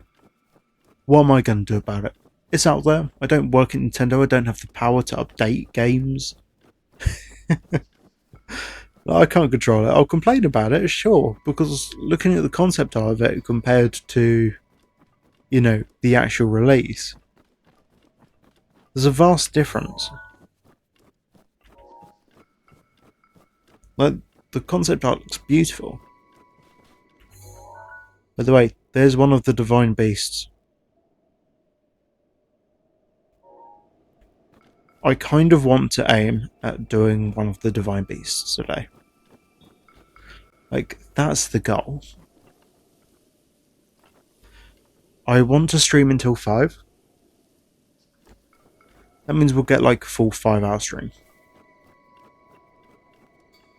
So, give or take.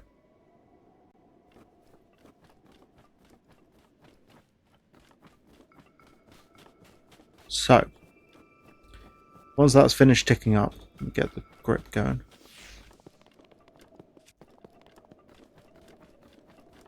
We're now pretty much racing against the clock. I think he should appear now. Should. Maybe I didn't go from far enough.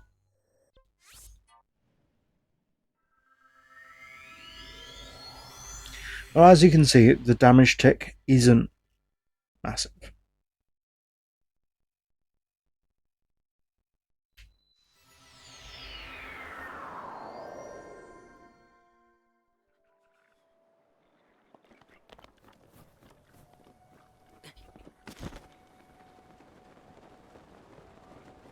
But I think it's 2 hearts every sometimes.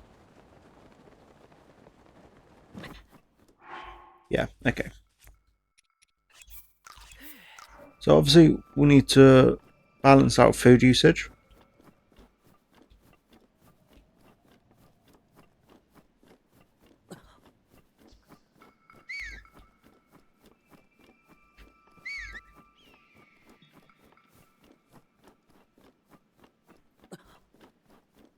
Imagine I'm going to go all that way and it's just not going to mean anything.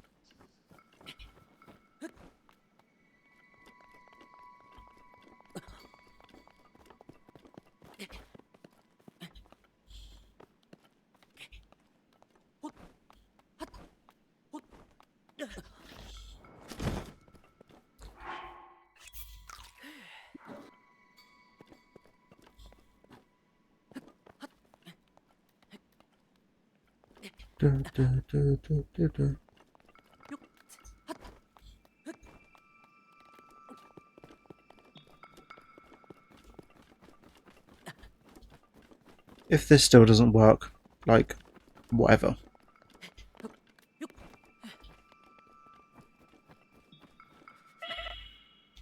Yeah, okay, it's not going to work.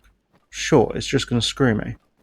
It's fine. The thing you get there, you can buy later down the line anyway. That's fine. We just wasted 10 minutes of time though. That's what I'm more frustrated about.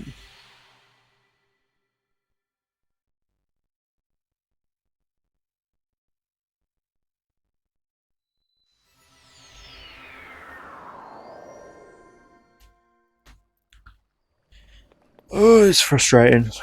But what are you going to do about it, eh? So, other than that doesn't work. That is fine.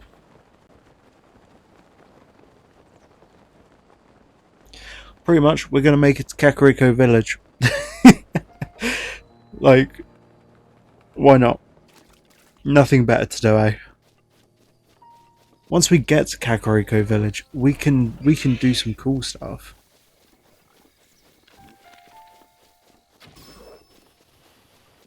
Welcome to the Moblins. They're tall and lanky in this game. See how much more damage a 14-point bow does. If I can hit a shot. So the cool thing with Bokoblins is they have really tall clubs.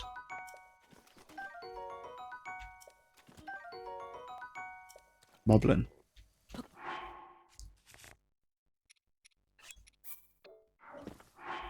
Like he can't drop things when you're in the air.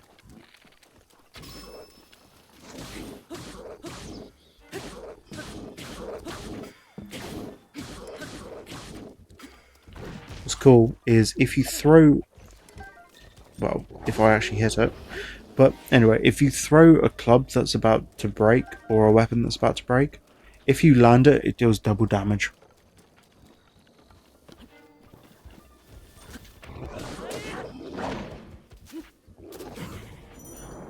There we go.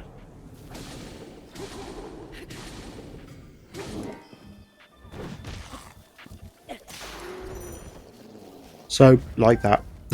It's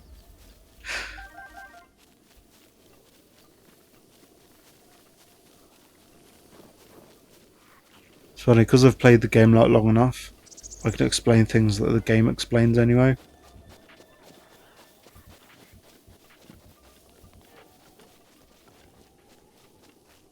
The thing I find with games like this is there's always new things you can explore. Because I can't say that I've stood on every bit of like land, every polygon this game has to offer.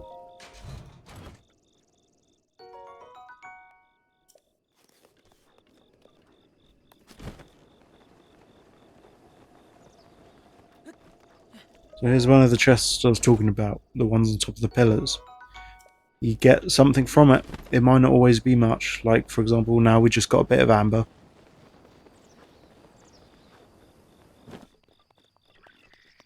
Damn, well that looks like, like it would be a talus.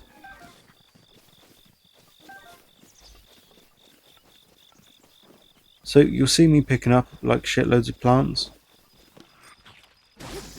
The plants are useful. You know, you can make stuff like potions and shit out of them.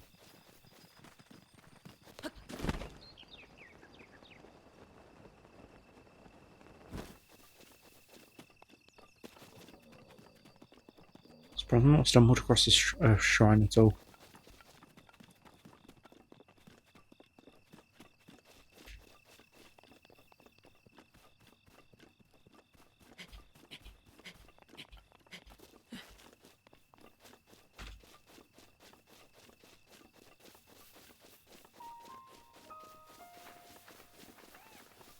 There's something like satisfying about this game, you know.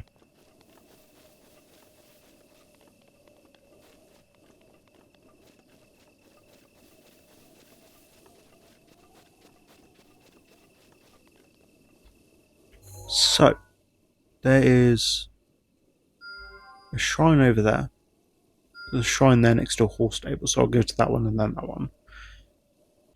And what was the other thing I wanted to point out? Oh yeah, the tower there.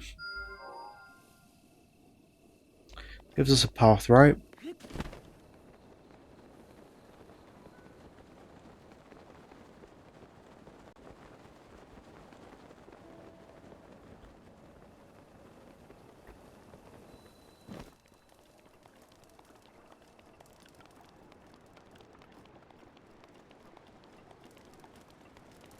We need to go over there.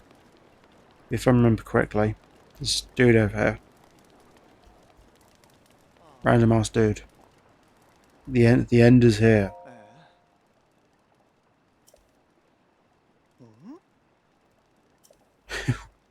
We're doomed.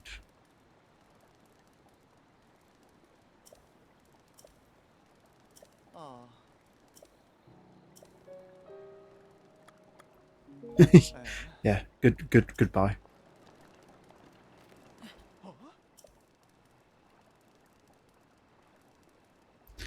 Hell yeah, Nintendo cares. Don't jump. I wonder if we were actually to... No, I'm just not going to react. I mean, it's only water down here, right?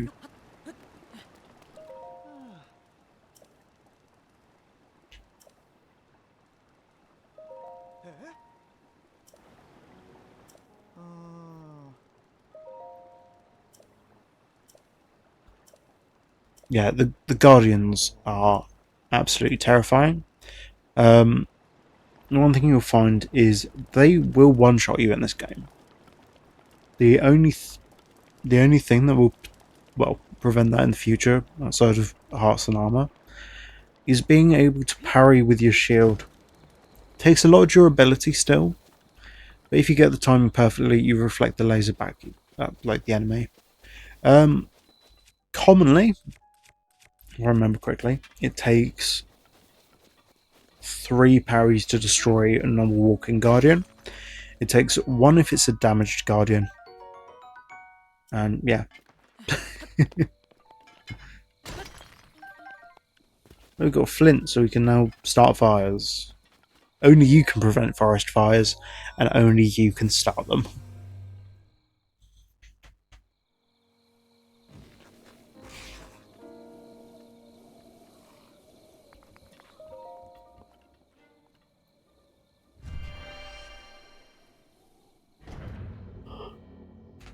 Jesus.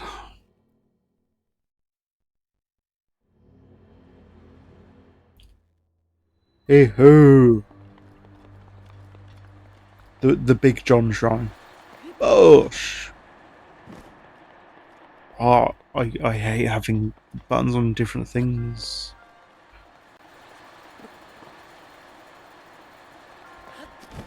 There we go.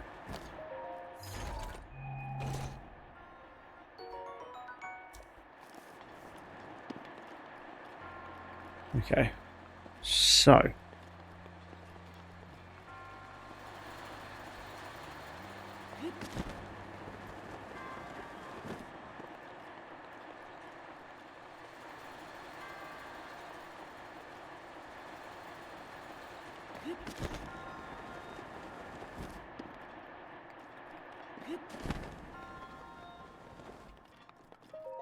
I'm glad Link takes a step up.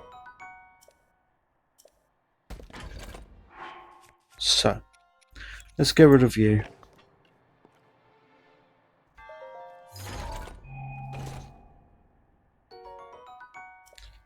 Honestly, Soldier's Claymores are pretty good. We're actually going to get rid of the arm, because the arms have shit durability.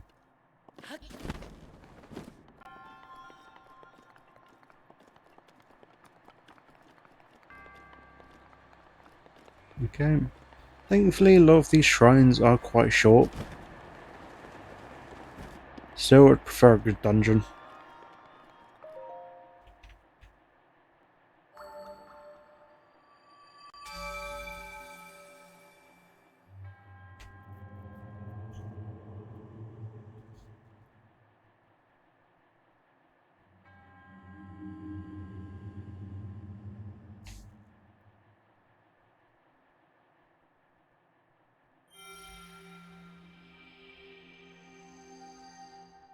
Whoop whoop. pretty much every 4 spirit orbs we can get a new thing with them. It's currently 5.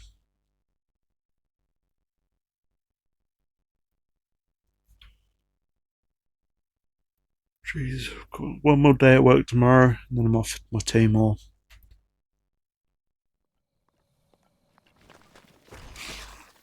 Yet to decide what I'll be playing Monday.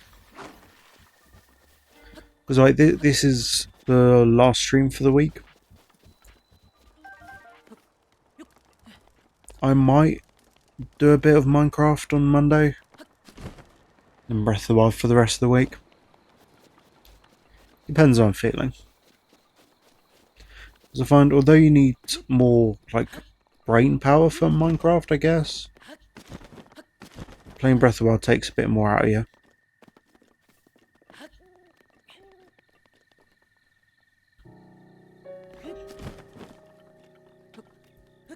Now, one thing I kind of want to do is get the Tower of Hyrule Castle.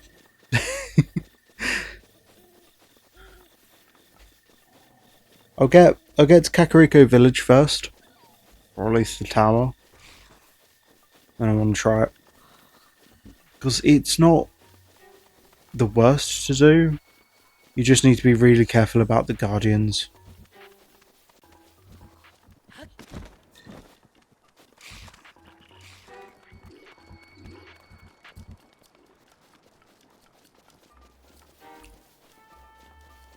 So you see these glowing stumps there? They are for...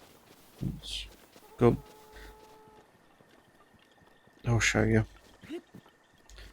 They're like the worst ones for Koroks, I find.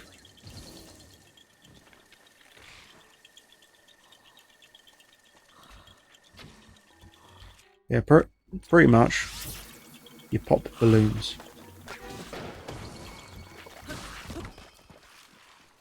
I try and do it at night. It's horrible. Try and do it without the necessary equipment. Also shit.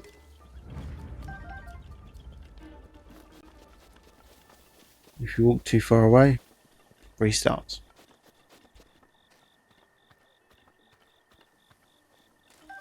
So why do I want fireflies? I think, yeah, you get stealth elixirs. Which, although usually I don't care about or worry about, still handy to have just in case.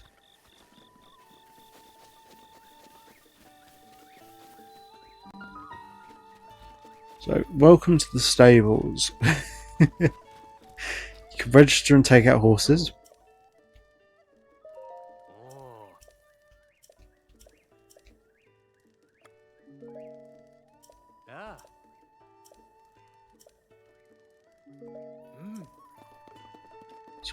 So pretty much you can do that. There are also people with quests in these games.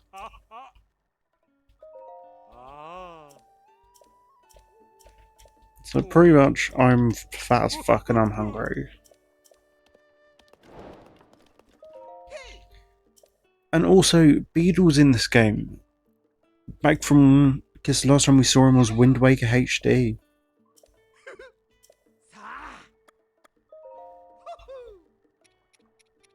It's cool. So sell us bugs. Sell us shit like arrows as well. The issue is, we have no rupees. The joy of that, though, we have gemstones. Now, people like to keep their gemstones. You can make stuff like jewelry in the Gerudo Desert. But for the time being, I think rupees are important right this second. Awesome. So as you can see on the map on the bottom right hand corner, it keeps track of all of the stables on our maps, which is cool. So that over there, that purple gunk, that is called a malice. You touch it, you die. Well, not straight away. You get like malice poisoning.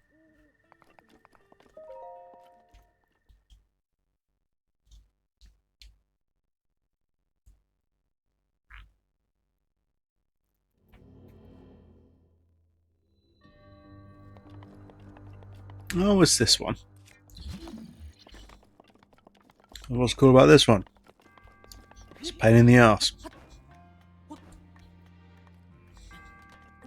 Oh no, that's exactly it. It's a pain in the ass. You get these metal boxes. You move the metal boxes. That's it.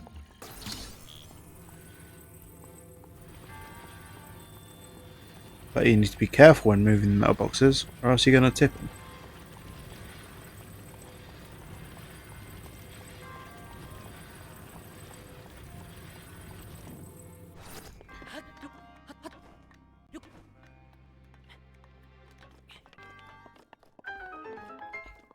Oh look, metal thing. I'm going to just pop it there for the time being.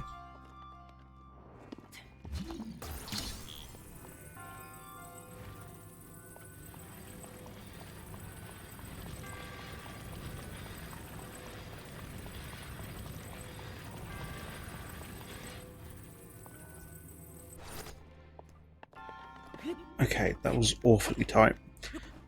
So,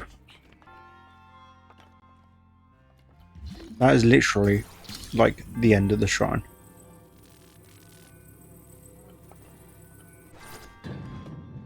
And then you get stupid shit like that where I don't move close enough. Stuff like that, entirely my fault.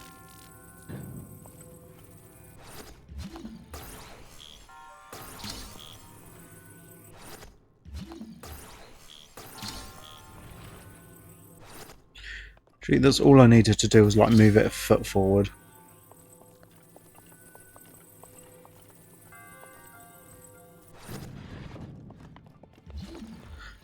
That should have been good enough. Let's just make that full first. The issue is, it's very difficult in this game to gauge a good, like, I guess, depth. like, exactly, what the fuck was that?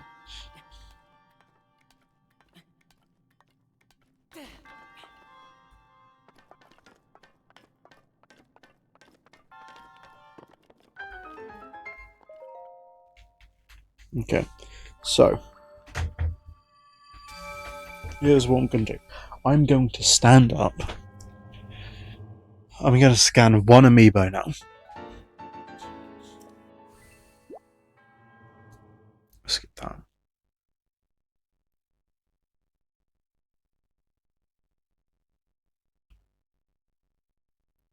Eventually.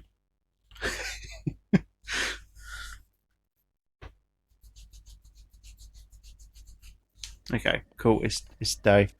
That's what we want. So,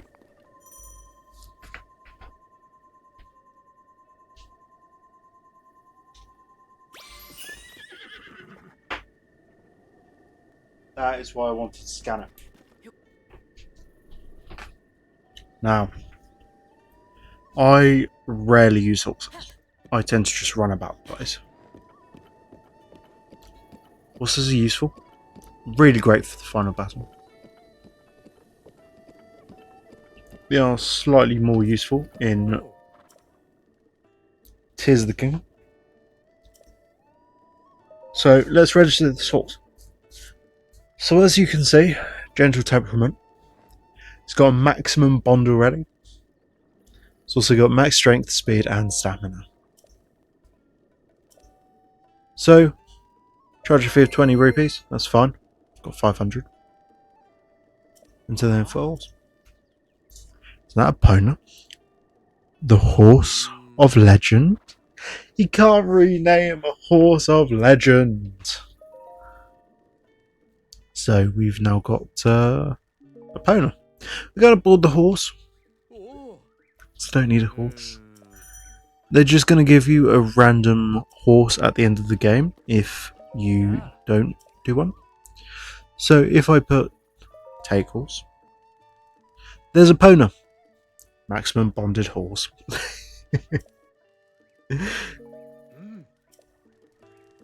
There's actually... You know what? Sorry, I'm going to scan amiibo.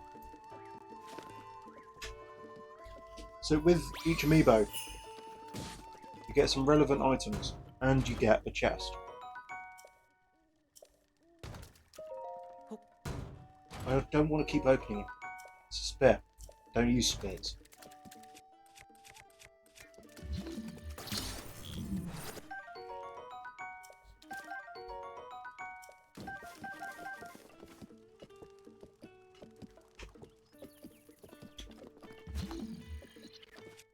There is a max item limit that can be out at once.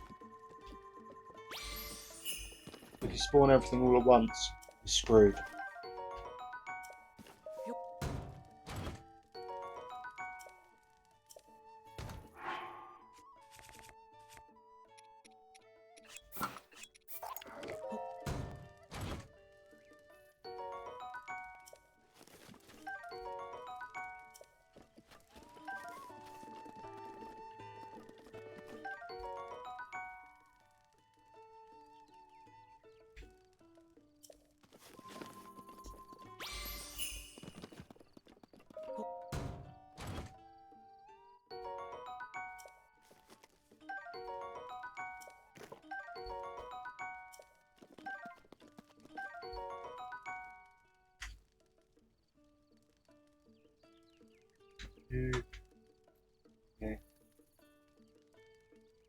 Okay, another amiibo. Can't remember, I think you scan 5 a day. Come on, Darunia.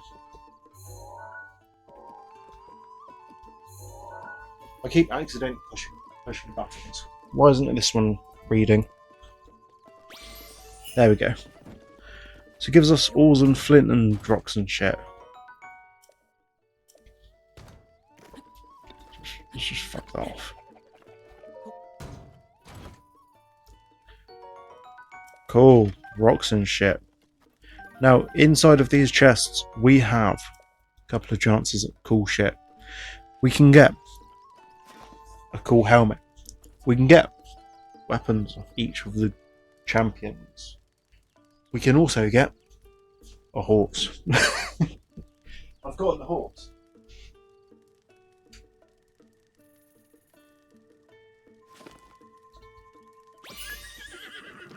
That's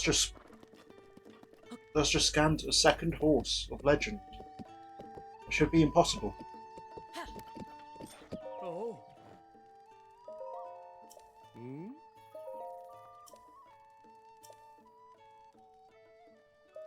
Oh. Oh. Okay, so you shouldn't be able to spawn more than one of a Epona. Oh. Oh.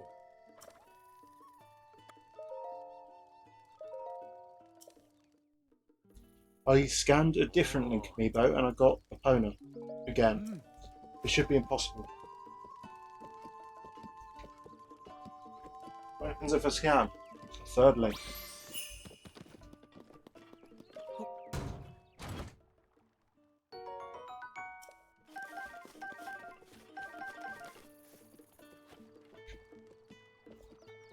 What about fourth link?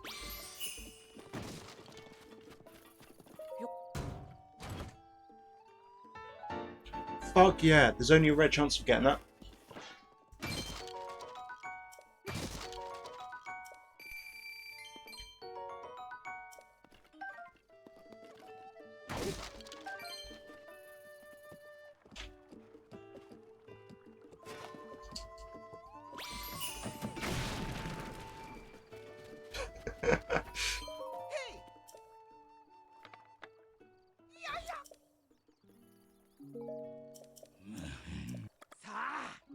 Didn't mean to talk to him.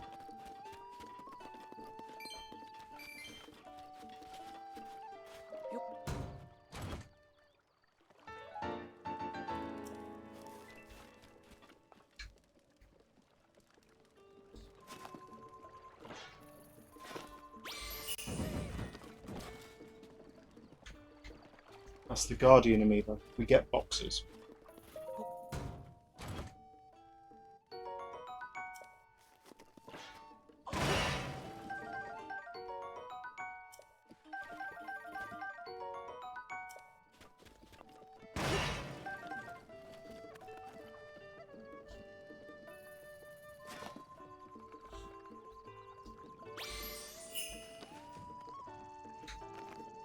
Glad there's not a limit to the amount of amiibo you can scan.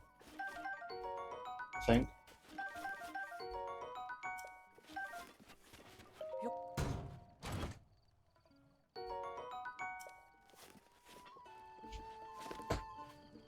I remember what happens if I scan Ganondorf.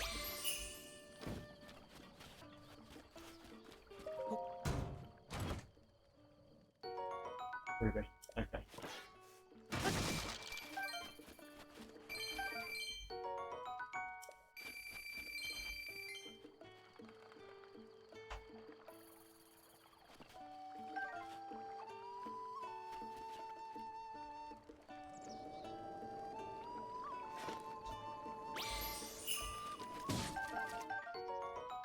Nice to know the Tears of the Kingdom amiibo works.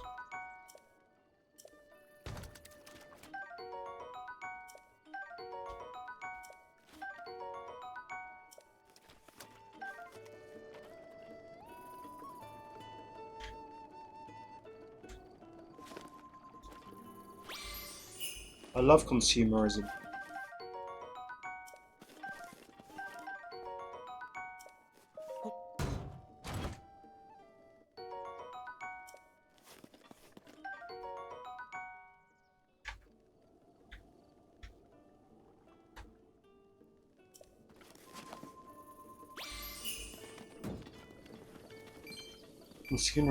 Consumerism is my passion.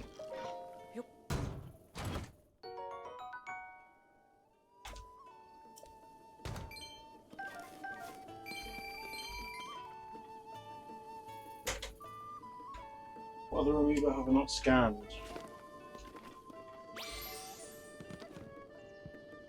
Inobu.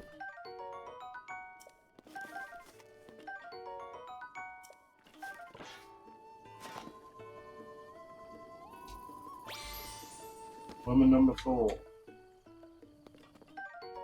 Pretty much we get fuck all for the upwards. But what's cool is that for some reason they've removed this from Tears of the Kingdom.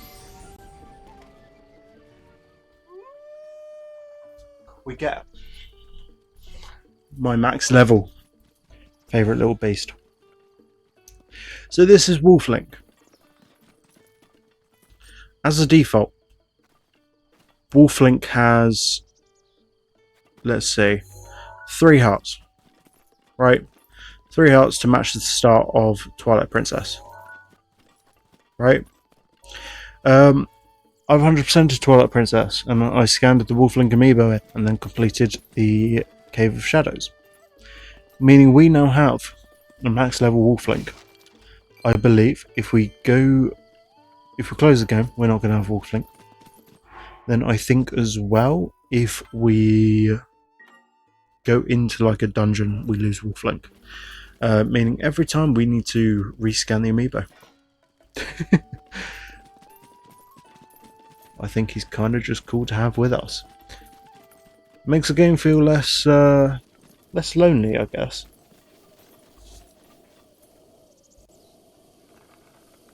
Yo, welcome Infinite Breath of the Wild. I don't know why the pop-up didn't work. Might just be taking a second. But welcome to the stream. Hope you're doing well today. Where are we heading? Blue mark. Cool.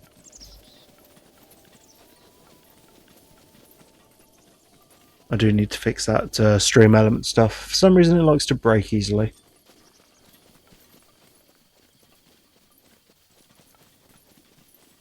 I'm sure you can tell I am a massive Zelda nerd. The fact that I just absolutely waffle knowledge, and as well that I've got a max level Wolflink.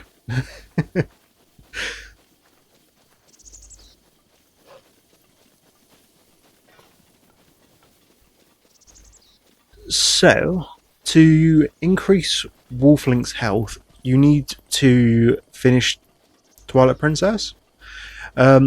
Pretty much Wolflink matches your save file.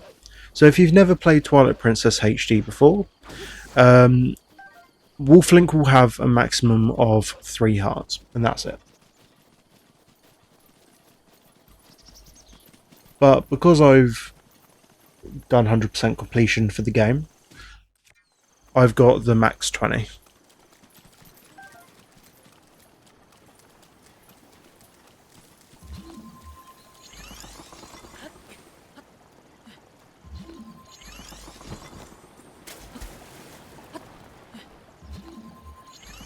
Yeah, I think it's kind of cool. It gives you something different for like completing the game.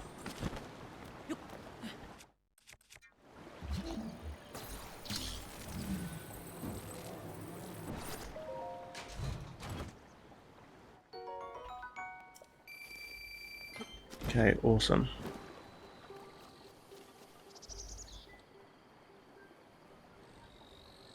I like how Wolflink just teleports over. So I guess we got. Jesus. Okay.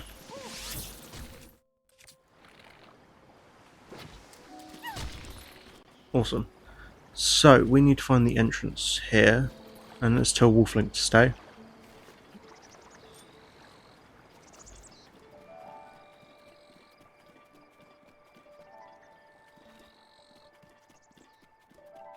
This is much easier on the Switch version because you can actually tell where things are. I try and do it on the Wii U version. Wasn't great.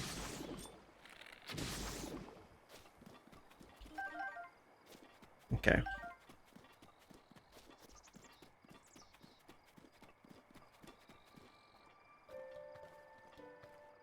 As well, if you have stick drift, nightmare. Thankfully, I'm using a Pro controller, so I'm pretty much set.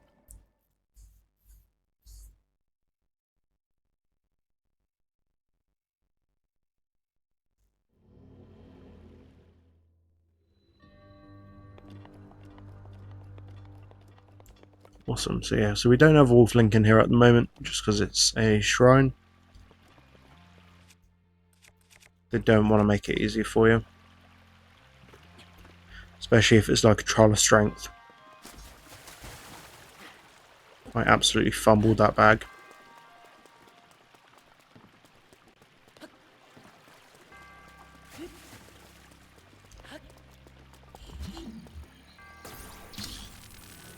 Okay.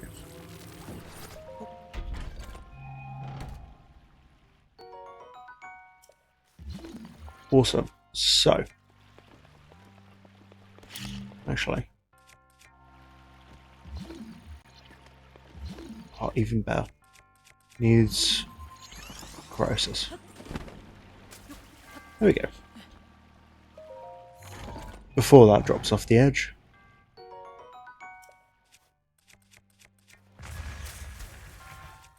Oops, I forgot that's the one I already got out. Awesome. Do you know how to stop getting banner every time you scan the Twilight Link amiibo? So, what should happen is you should only be able to get Epona once. So if you scan a regular, say like Smash Bros. Link, you should get Epona and that's it. You shouldn't get Epona again. I did encounter the issue today where I scanned Twilight Princess Link and I did get Epona again. I pretty much ordered Epona into the stable, which means next time I scan Twilight Princess Link, I won't get Epona again. That should stop it. So just board the horse. Yeah, you'll have 2 Eponas in the stable. That's fine.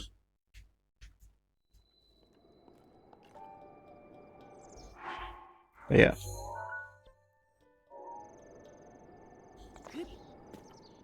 Go on, let's just step on the flowers, just get out of there.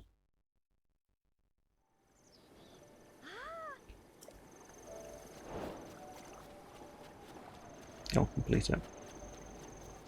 There we go. So yeah, Wolflink's gone again, but that's fine.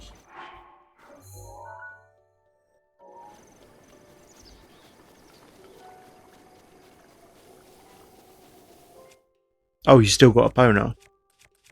Awesome.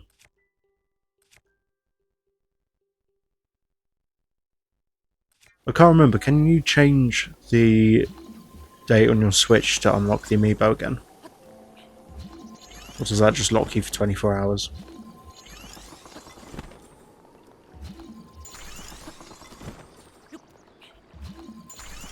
And also, are you playing the Switch 1 edition or Switch 2 one? Because I can't say I had that issue on like the other versions. Should remove that. I'll use an amiibo emulator. Hmm. You know, I don't actually know why that would cause that then. Well, there's nothing around here.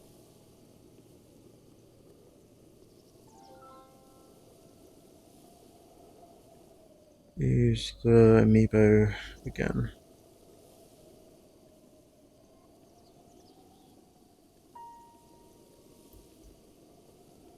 Okay, so what I'm going to do here is, fuck it, let's do a bit of testing.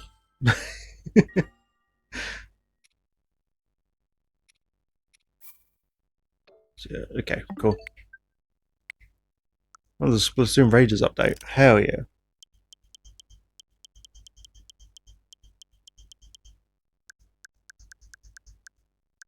Day time. Here we go. Let's turn off synchronization. Let's move it to tomorrow. Skip a minute. Okay. Well, fuck it, we'll test it, right?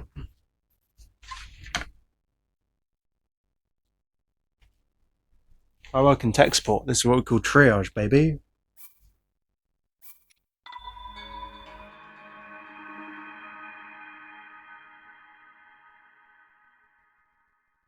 So technically this is tomorrow.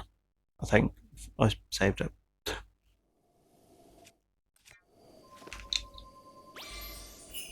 you go. So yeah, you shouldn't be getting fucking peak. Okay, yeah, cool. So yeah, you shouldn't be getting the horse a second time. I think getting a second horse was literally just because it's two different Link amiibo.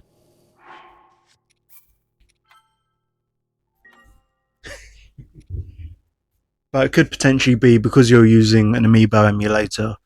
It's technically counting it as you're scanning that amiibo for the first time, I guess.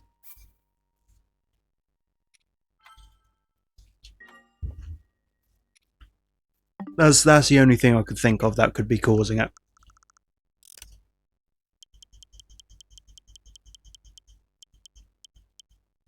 So it's worth testing that I just did by, if you leave the emulator on Twilight Princess Link, and then just go into your Switch settings, change the date by a day, like 24 hours, 1 minute, for example, like I did here. If you scan it again, you shouldn't get Wolf Link.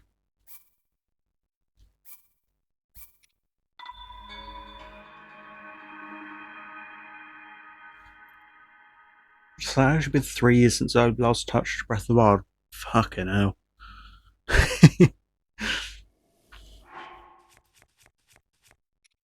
My armor is cool. I do have different pieces though. I kind of want to leave the hat. That's cool.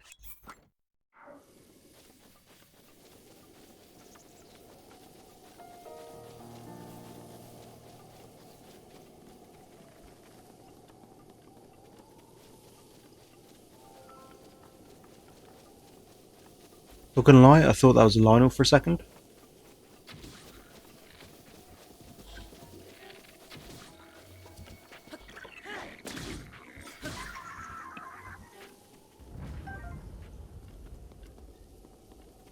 To be honest, I had thought about picking up one of like the amiibo emulators. I've got enough amiibo over here that it doesn't really matter. Let's just get that in the dictionary. Yeah, I don't own all the amiibo, but I love to have the figures. I own a decent number of the Smash Bros ones, because to be fair, a lot of them aren't going for cheap on eBay now.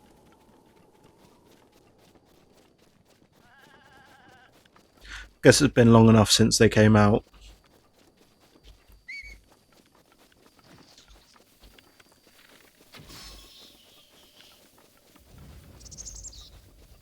Ultralight balloons, pretty much useless in this game. I found at least. I found they were a lot more useful in Tears of the Kingdom. Go get the Twilight Bow. True, I mean, with the Amiibo emulator, I mean, if you're swapping between them, it may end up giving it a different ID, which I guess may explain what happened here. Anyway, getting the Twilight Bow would be cool. The one thing I really want to get is the Sword of the Sages. I think it's actually called Sword of the Seven Sages. Um, Pretty much, if you're not already aware, it is the sword they used to execute Ganondorf in Twilight Princess. Once again, another reason why I absolutely adore Twilight Princess is literally because it's considered like the darkest Zelda game at times. Um, I personally think it does rival Majora's Mask for the darkest.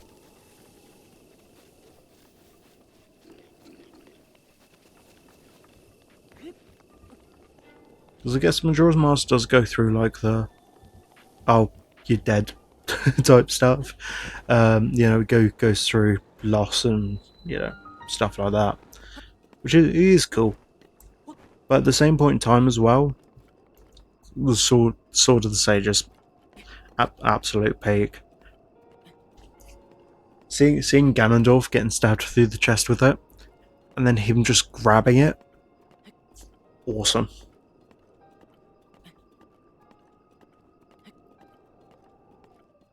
I do need to go and finish it on the channel though.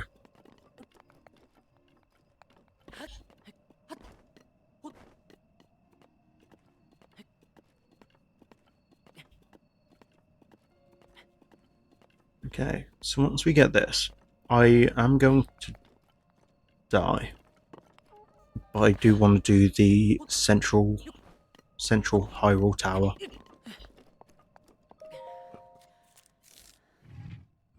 It is easier once you get Rivali's Gale. I don't know, I think it'd be kind of cool to do it early.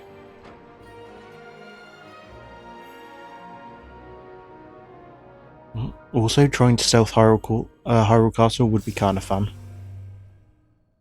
4 times scanning the amiibo, you always go. To be honest, I didn't know it was every 4 times. What I usually do is I tend to save the game, scan it, see if I get, say, like for example, the helmet from the champion amiibo. If I don't get it, I load the previous save. That's it, and I just keep doing that until I get it.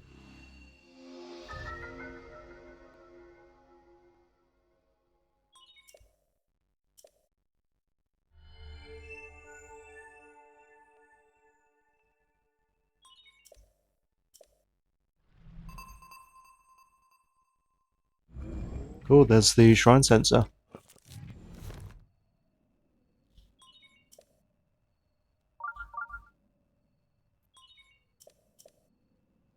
Okay, so be around. I think if I remember correctly, let's go to Oma now.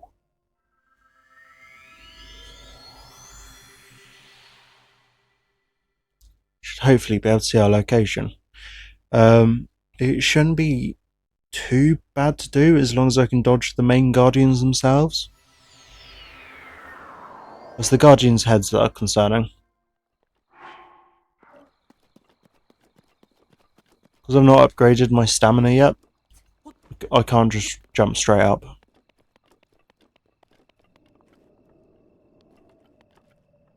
So it should be that one there.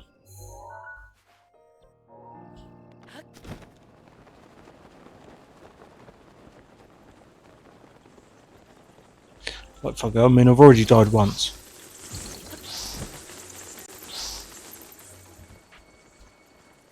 I can't be bothered to do Korok balloons right this second. Birch forest.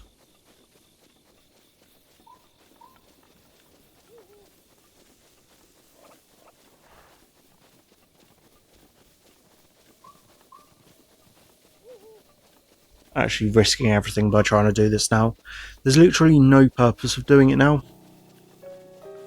Just that I look cool doing it.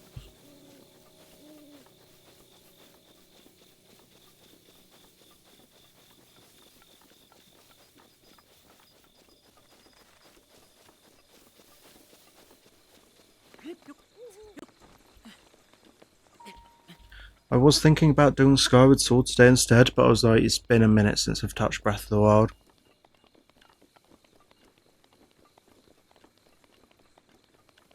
According to this save file, it's been 3 years. So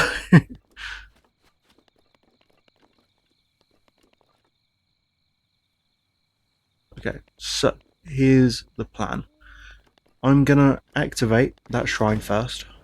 So I don't think there's any guardians about this section.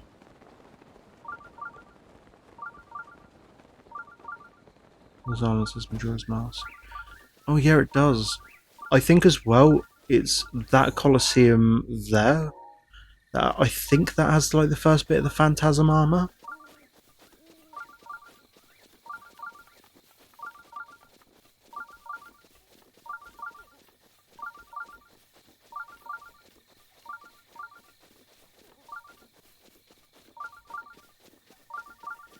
Can't say I actually remember the location of it. You know what? Fuck it. First things first, I'm turning that damn tracker off. Oh look, there's our first guardian over there.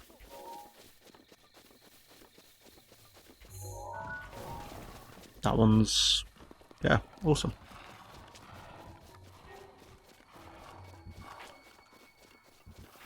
Pretty much for half of these I'm just going to activate them. Come back later. Because I can't remember, I've got a feeling this one's the first strength one. I know we get a trial one for the Kakariko village one.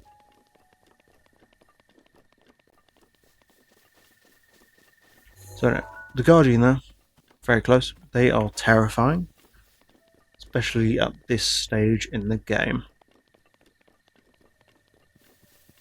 Just as a little bit of like a scouting exercise. Towards the bottom there are a lot of destroyed Guardians, right?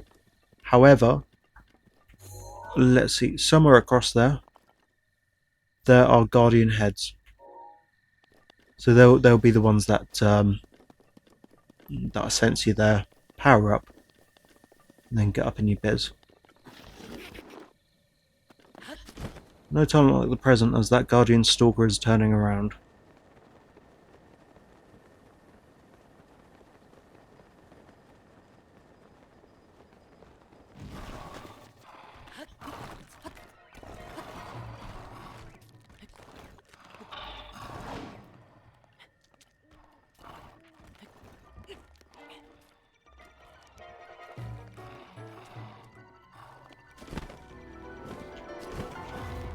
Fuck.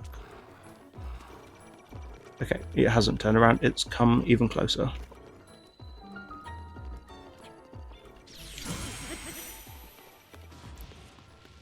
Hell yeah. Okay.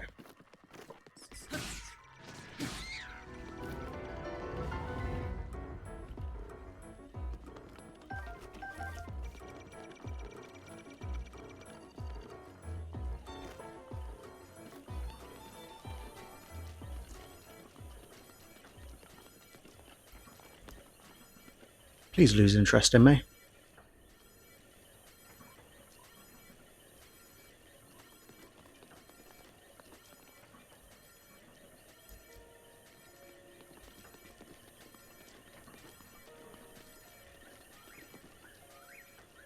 Okay, go away, thank you. I mean, using glitches is a good way forward for it. But I don't know. I think teching it is also cool. Yeah, fuck off. Go back to your usual path.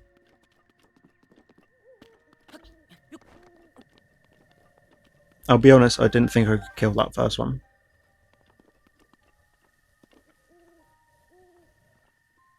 There is another one over there, but what I'm going to do is I am going to force a save.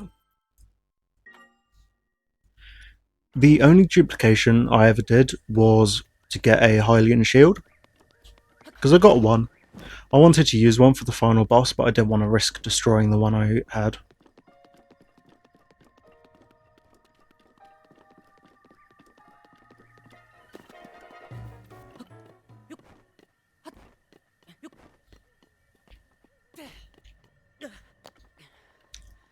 So the Guardian theme started playing. I couldn't tell if it was because of that one back there or that one over there. I reckon it's that first one.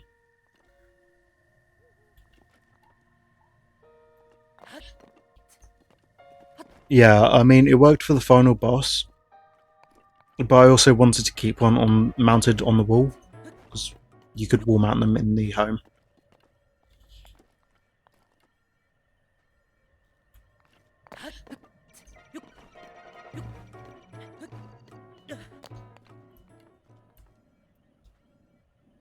Actually risky trying to do this.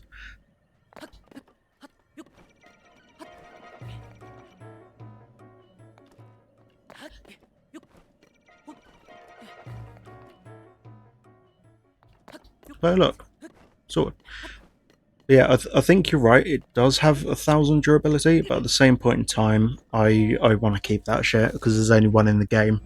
If I remember correctly, they did have an area where you could buy them, but I think they got rid of it. Maybe.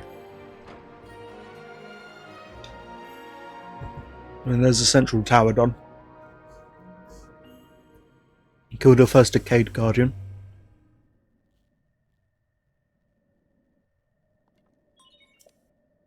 I've not unlocked memories yet. If I unlocked memories, I would. Oh, they still have it. Cool. I remember seeing somewhere that they either got rid of it or increased the price. I couldn't remember which one. Plus, I think you can only buy one at a time, but you know.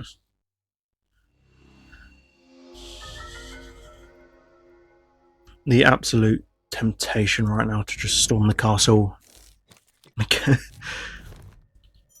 Let's see what I can get.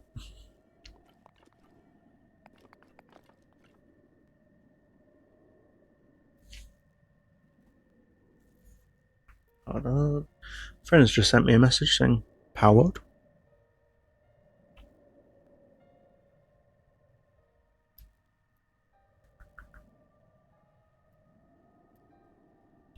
For some reason, my phone just started playing Tears of the Kingdom music. I'm like, hell yeah. Look at the creepy spider bitch. Anyway, so technically, we now have an easier way to get further north.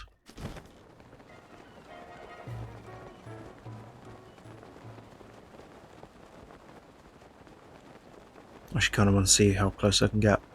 I do remember what I had done before in order to get like deeper into the castle straight away. I'd actually climbed the giant pillars outside of the castle. Because it's made out of like the Sheikah stone stuff, you can't actually climb it properly. It won't let you climb it like in the shrines. But all of those glowing dots they have on there, each one of those is like extended.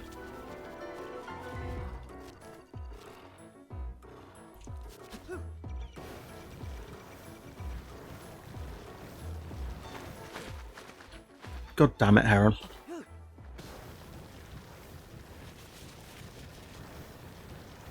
I'm hoping I get far away enough that it stops detecting me, although there is another one there. Fuck. Row, row, fight the power.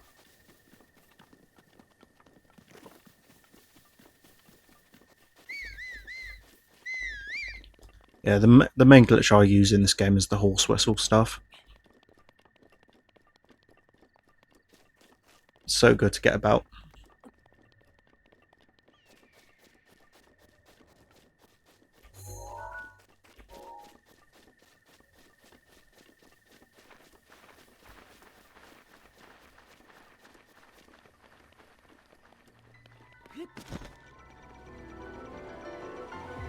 Oh, it's one of the stalker ones.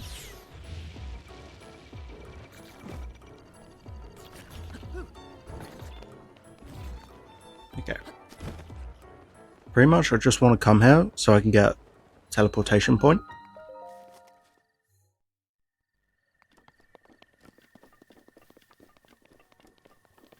Because I can return to these. I just think it's really funny to do it with 4 hearts.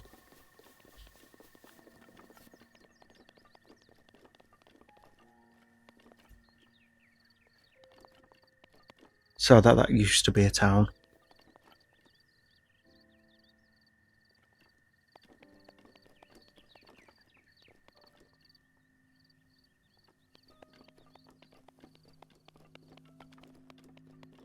It's awesome though. Oh, little pebblets.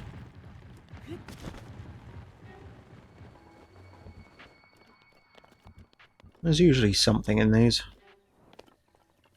So never usually anything good. Oh, bomb arrows. That's pretty good. Bomb arrows are great.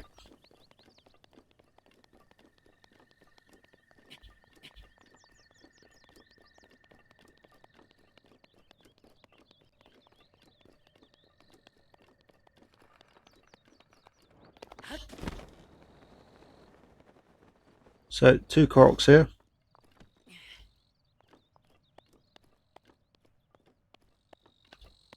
I wonder where this boulder goes, eh?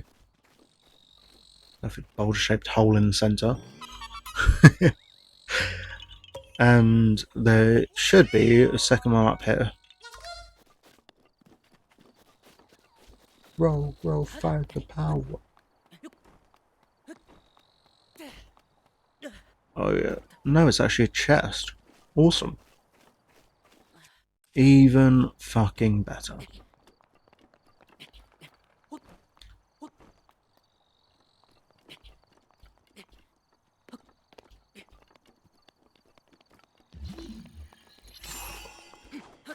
Oh yeah, I'm not close yet.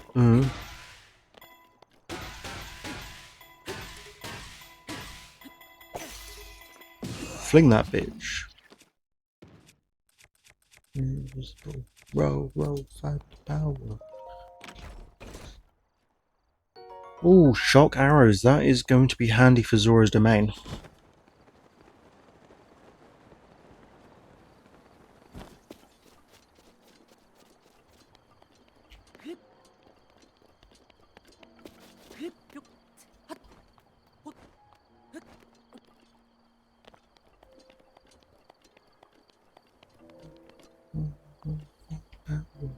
Roll, roll, fight the power. Oh hell yeah, I'm glad to get stock of bomb arrows.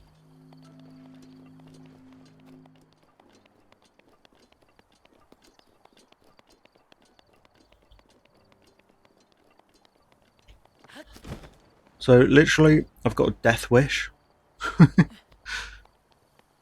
It's the only reason why I'm here.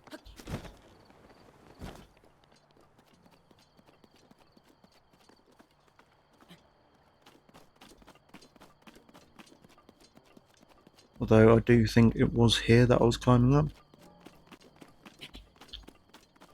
It's easier to do with more stamina. I see you get like little, almost like rest points. Yeah, you also slide down. The only reason I'm climbing this at the moment. So, hold up. Oh, holy shit! My vinyl's arrived. Fuck yeah! I've got a vinyl record for the Happy Fits. So, well, welcome to Hyrule Castle. Get a cool little cutscene. I don't know why I'm here now, because I'm not fighting Ganondorf.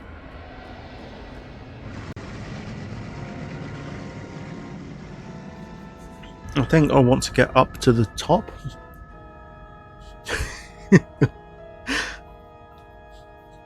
How many people do you see currently? Just climbing a goddamn tower.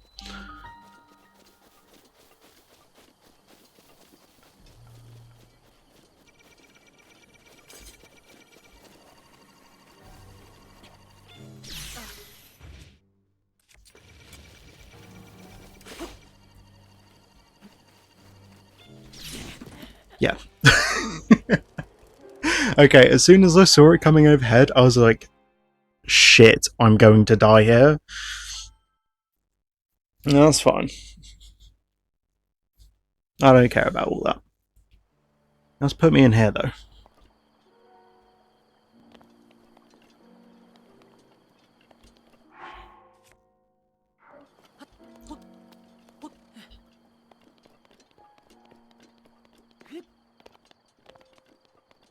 So we need to try again. It was just unfortunate luck that decided to appear. Although,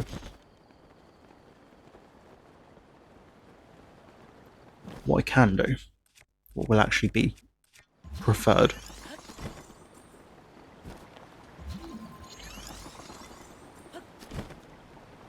down here for some reason, Hyrule Castle had a little minecart section.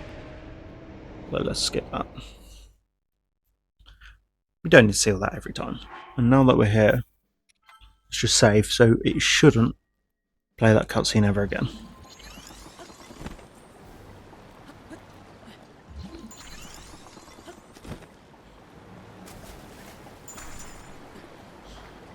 Awesome. I love when I do ice blocks a little too far and you end up underneath them.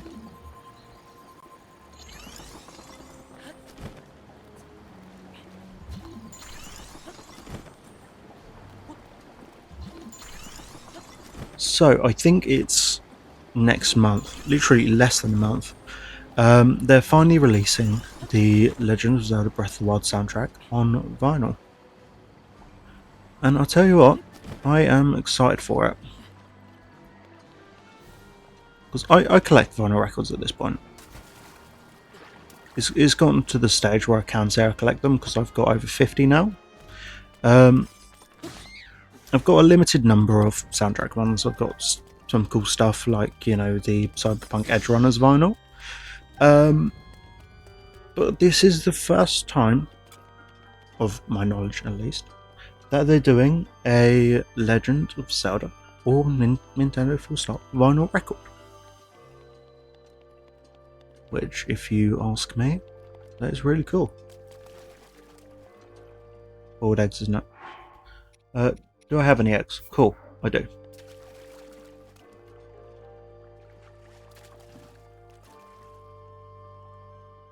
There we go.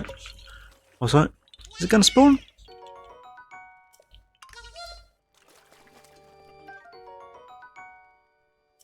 Ooh, okay, so Ocarina of Time remake for Switch 2.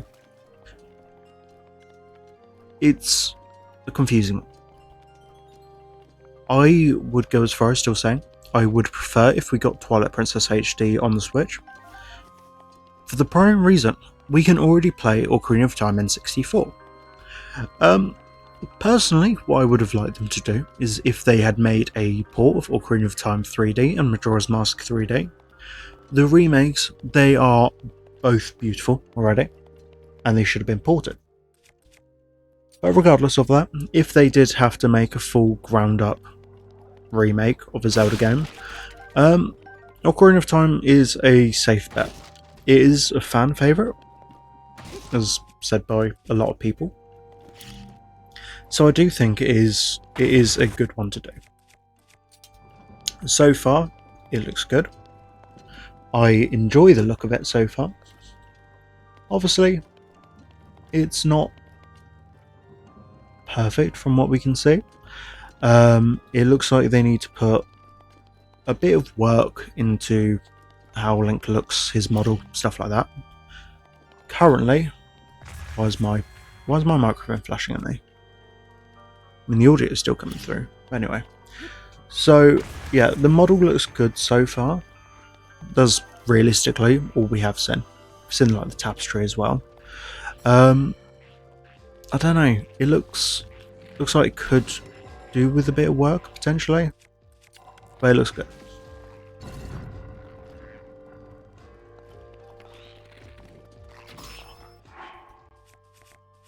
But it really is like they are doing it as a bit of a cash grab, which seems bad to say.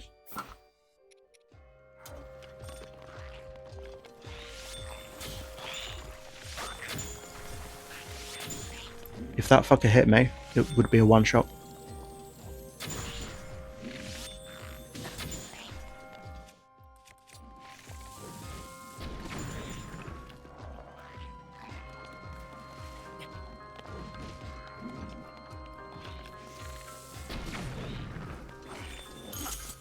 Yeah. But yeah, okay. Personally though, It does look good. I think there are other games they could have done. Like they did Link's Awakening. I would have loved to see them do the Oracle games.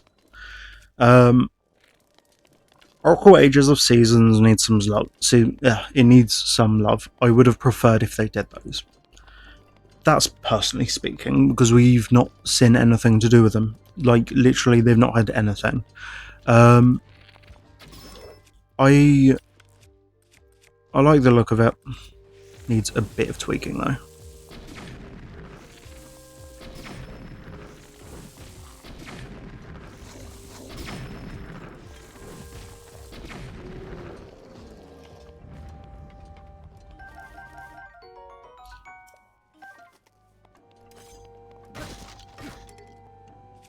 I will say, if you've got any opinions on it, I would like to hear. So far, I've not seen anything online about it. I've not seen anyone actually talking about it. Um, so yeah, if you do have any opinions on it, let me know.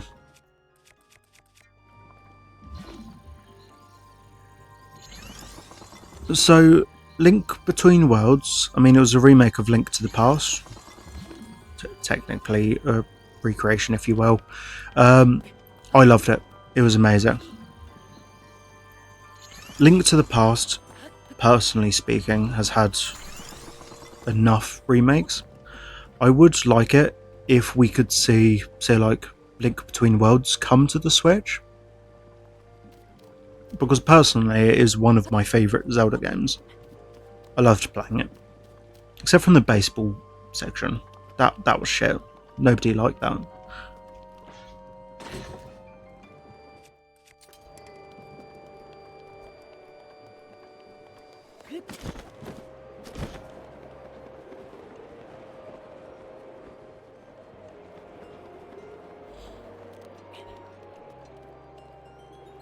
I'm actually going to save around every corner. But yeah, if they did a Link Between Worlds port to the Switch, I would adore it. Although they'd have to do like a physical menu for it. You know, they wouldn't just be able to copy and paste it because it uses touchscreen. That is the issue with trying to port or the idea of porting any DS game to the Switch, is you've got to think about stuff like, oh, the touchscreen design and the ergonomics of it, right? Because there is the point that, oh yeah, you can compact it into one screen and then just fuck off the touchscreen. You then need to think about what buttons are available already in the game, like, are they using both start and select? Where do you want to put the map? You know, how do you want to do the interface where you can, like, assign your items?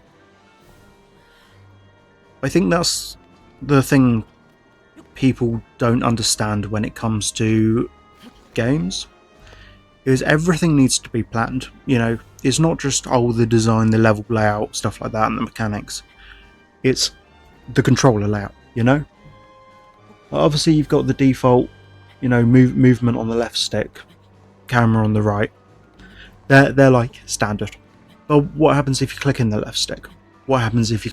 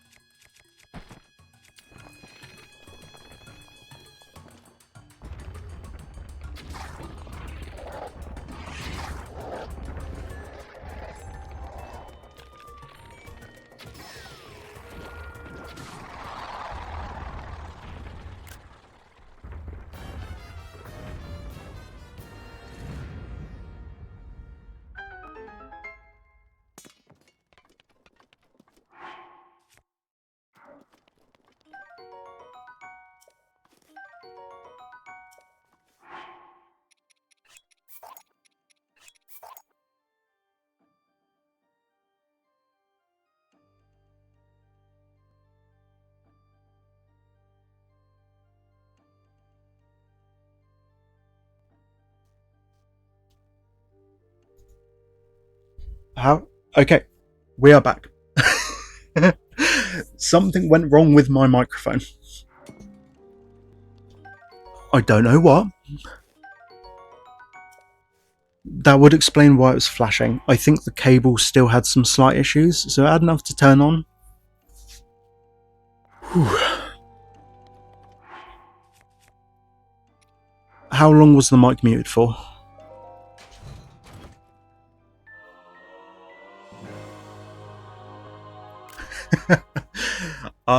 We're 3 hours into the game and we've got the Hylian shield.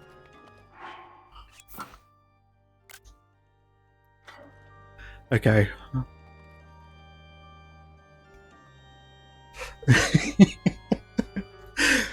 Oh, this is fucking awesome.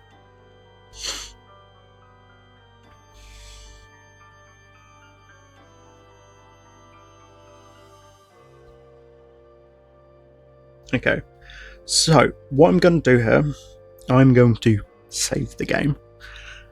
And I'm going to run and grab my parcel. So I'm going to put myself and be right back. Damn, I hope a while isn't too long. So yeah, I'm gonna be right back. I'll be like 30 seconds.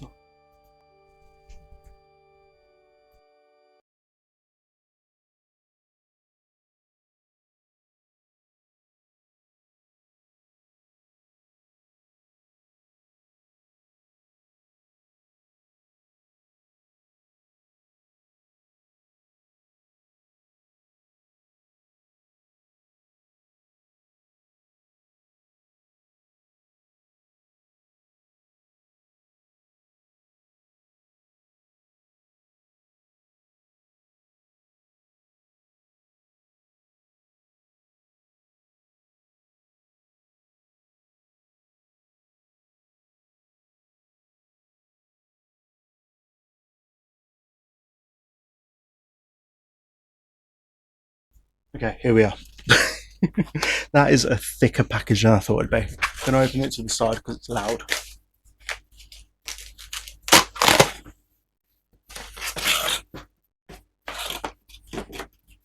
Oh, that album artwork is beautiful. That is actually gorgeous. It's a group called The Happy Fits, and the album's called Lovesick. It's got a bit of damage on it due to shipping, but it's a red opaque vinyl. I love the special coloured ones. Okay, there we go. So, back to it. I think there's only one more thing I need in this castle. I think that's towards the top though. So, let's grab whatever's in here. Topaz, cool. Whew.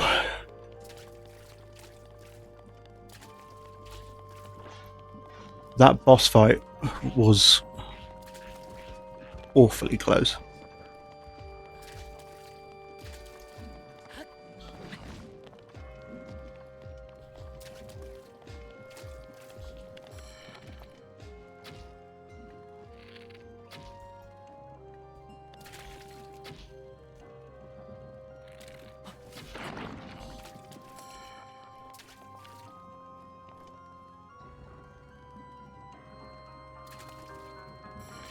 Oh, I didn't actually need to scope that. I needed that. Oh, fuck. Okay, so to get out there, that is difficult. Okay, yep, round here is just the best way to do it. I'm actually going to keep an eye on the light marks because if it starts flashing again, I believe that is a warning of low battery. I tend not to use the Bluetooth for it though.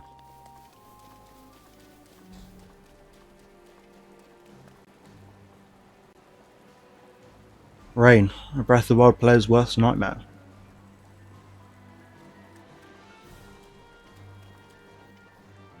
It's not far into the rain. No, ignore me, it's quite far into the rain. That's what I meant.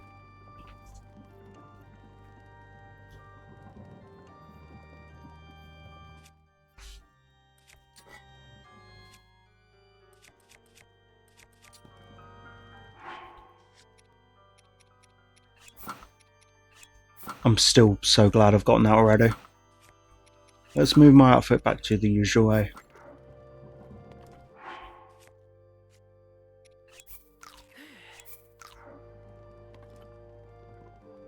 Shouldn't be too long before that changes back.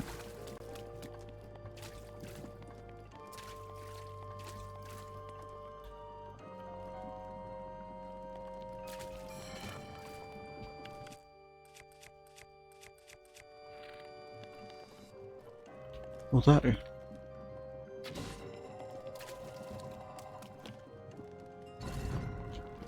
should give me access out this way.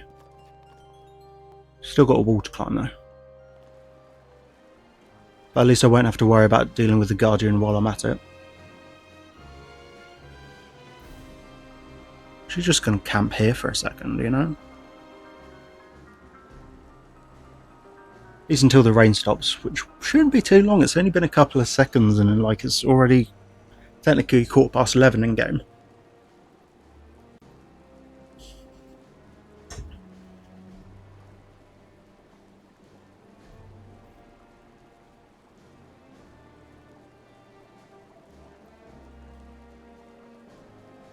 Well, technically, if I can get rid of the Stalnox, I shouldn't have much difficulty with the rest. So the rain's going to ease up in a second. Say in a second, it'll be like a minute.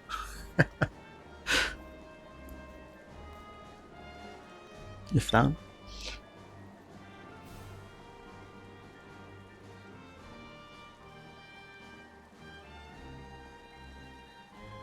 Then it should stop raining.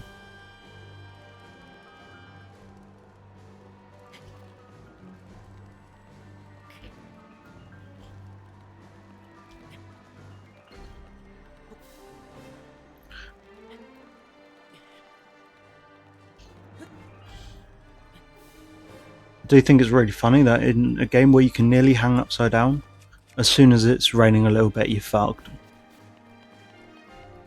So far, there's been more rain in the game than it has in real world Britain at the moment. Ooh, silver rupee. So my aim, the scope doesn't even go that high. All the way up the top.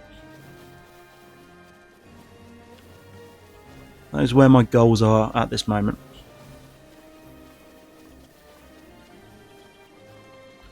To which I say, it isn't impossible.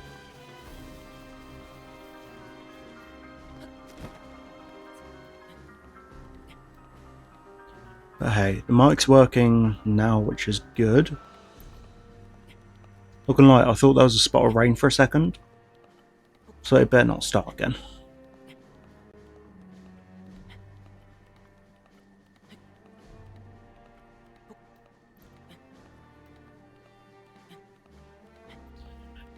Don't worry, I remember the room Ganon's in, so I should be fine.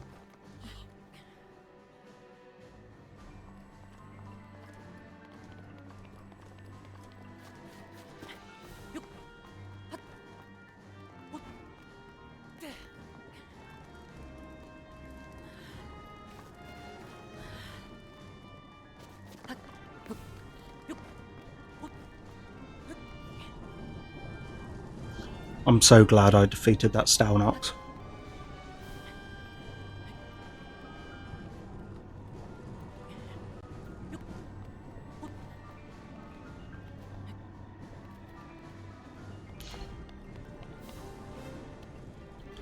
Chest in this one? Doesn't look it. I've already been down here, so let's see where I'm at.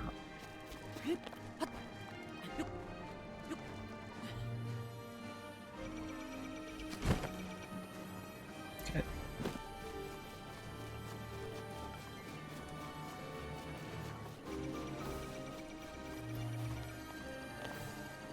Okay.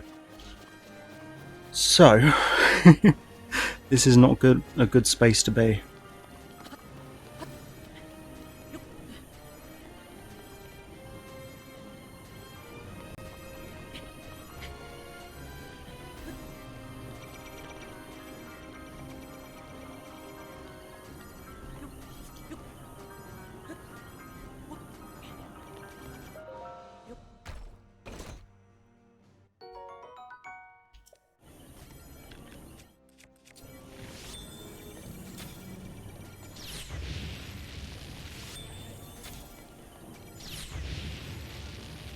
Okay, so that doesn't freeze.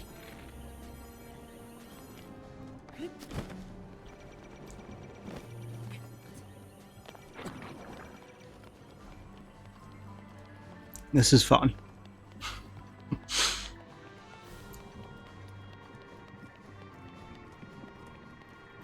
Honestly though, this place makes me so nervous. Now I need to see where that thing will spot me.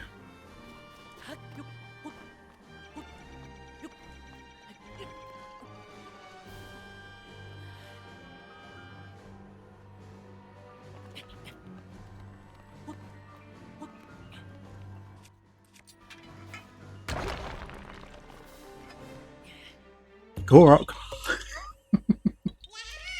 Like, why am I doing this? Honestly, tell me, why am I doing this to myself?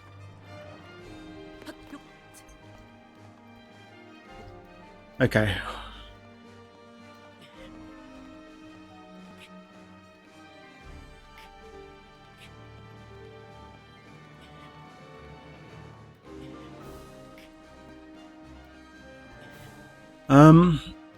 Honestly, I'm just going to do as many as I can.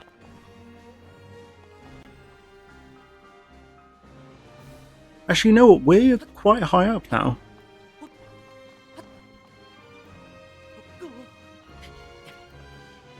But yeah, literally, I'm going to do as many Koroks as I can get my hands on.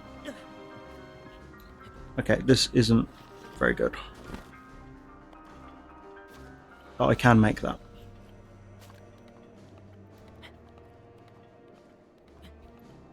Like you can tell how high up I am because you can see like my yellow dot on the map.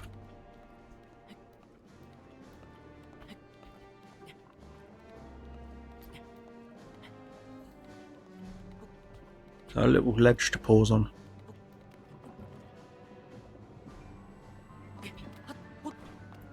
Now, I'm kind of expecting mixed results up here.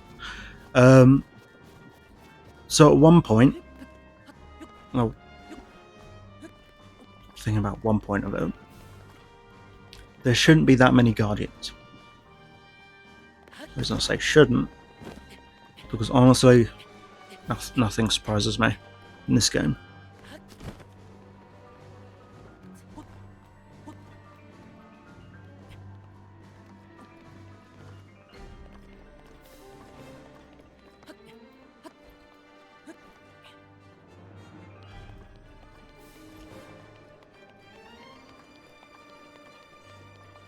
Okay, so that is the underside of Ganon's roots.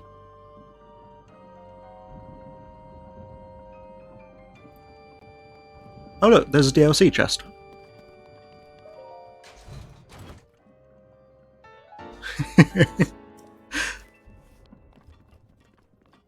I think that's part of what I wanted up here.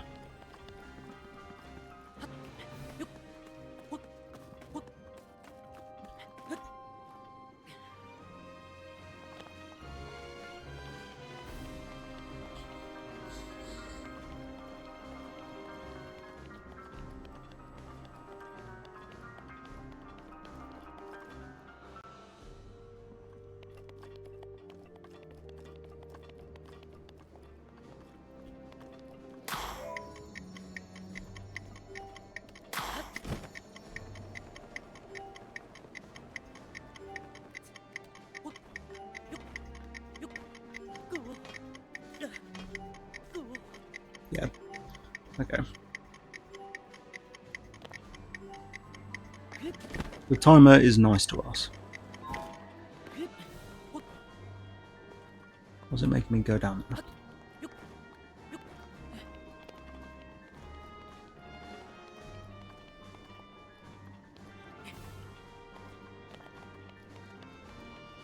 So literally, the main aim for me playing this game is literally finish it. Like that's the only reason of me playing. I don't want 100% it this time around,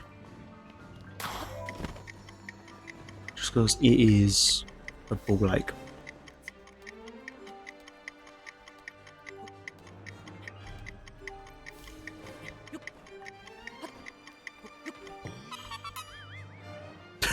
Link's face there.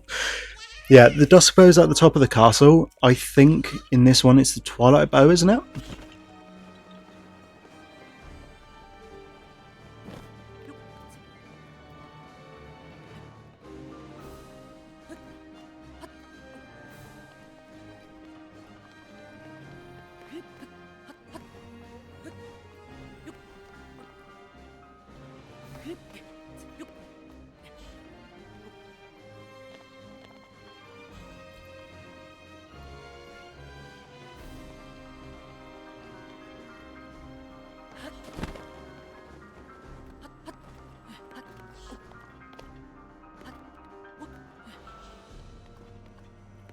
This is going to be like the scuffed playthrough.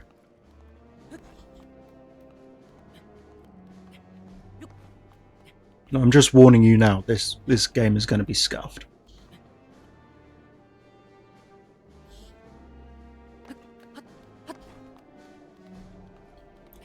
Although the colours in this game, absolutely beautiful.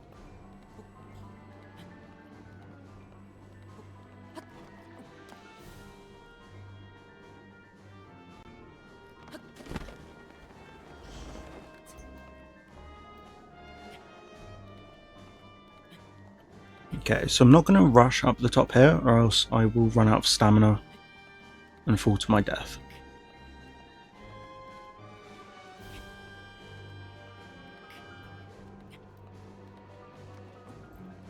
There we go.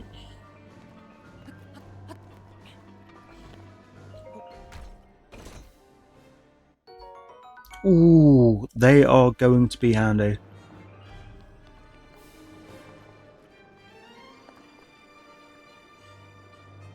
And up here is a Korok.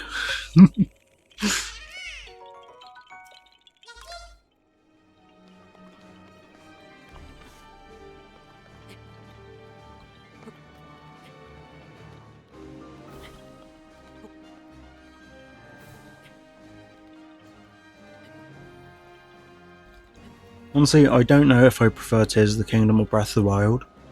I think, thinking about it, I think I personally prefer Breath of the Wild. Just because it was more, I don't know the best way to describe it.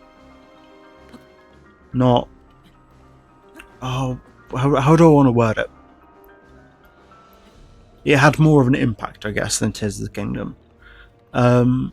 Like, yeah, there had been 6-year delay between Breath of the Wild and, was it 6? When was Tears of the Kingdom? Was it 23?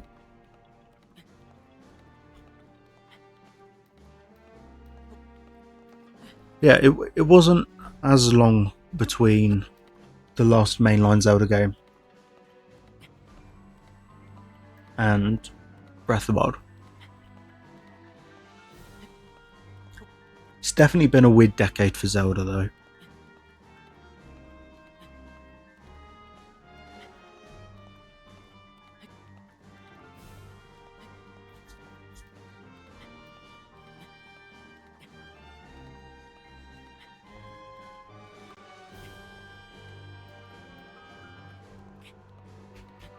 Okay, I'm hoping I can balance Link in one of the corners.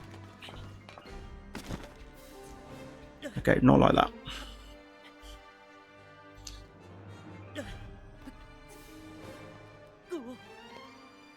Yeah, we'll sit there for a second.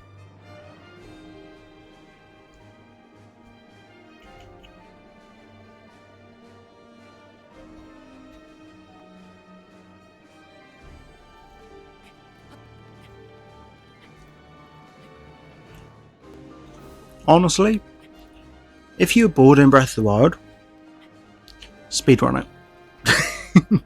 From either the current point you're at, or, you know, if you start a new save file, see how quick you can do it. And fuck it, rush into Ganon's tower, see if you can destroy him.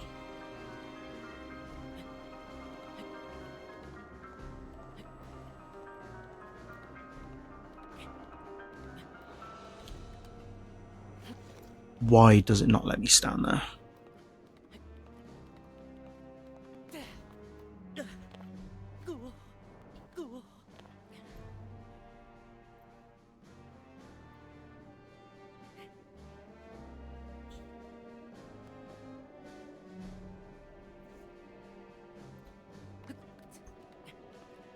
Yeah, speed running in this game. I've tried it before. It's pretty good. It's difficult though, and honestly, I can commend anyone that does it. True.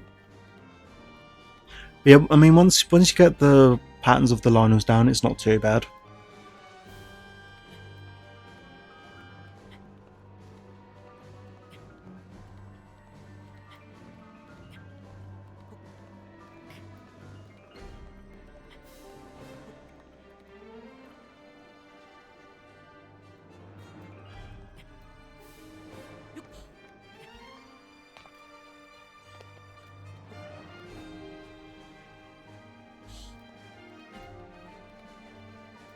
Okay, yeah, so I didn't need to jump there, I just needed to climb around the corner.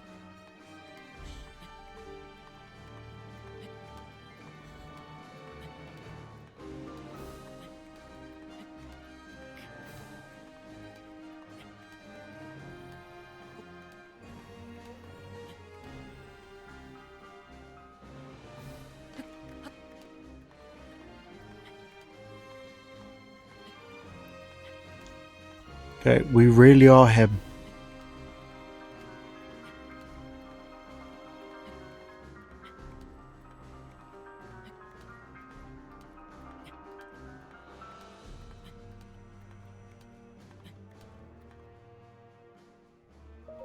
We did it.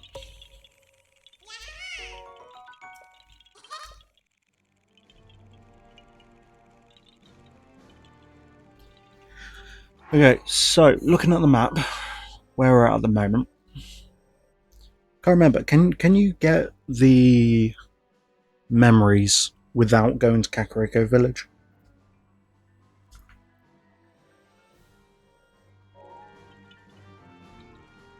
If I remember correctly, that tower there, the one there, I think that's Zelda's study.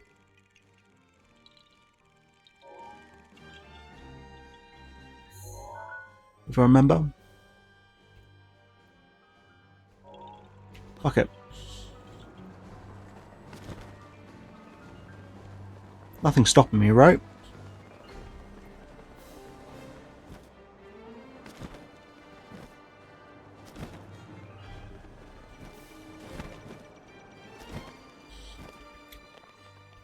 Through the window! Through the wall!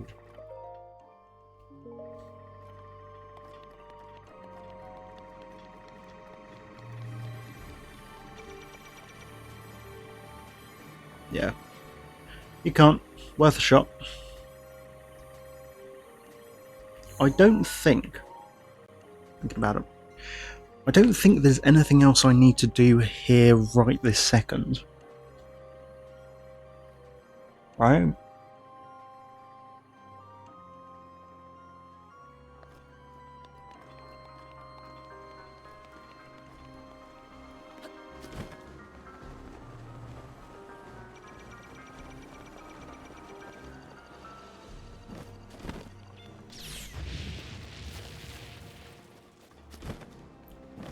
Because I mean, like, hell no, I'm not doing the Colosseums.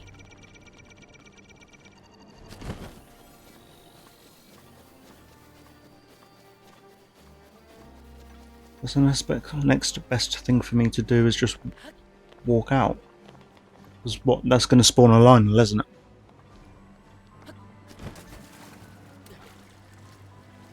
And honestly, can't be bothered to fight that.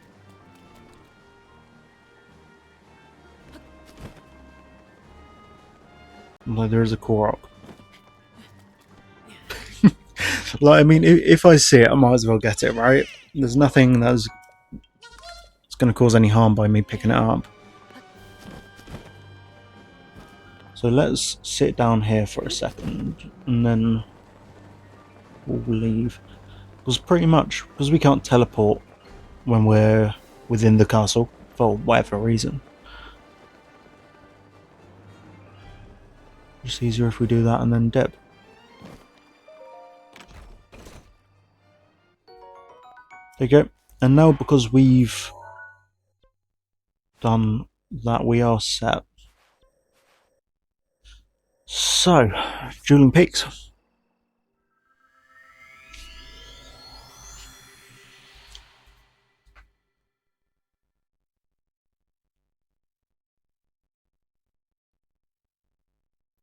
You know, I've just noticed. So I mentioned I got a new vinyl and it's arrived today.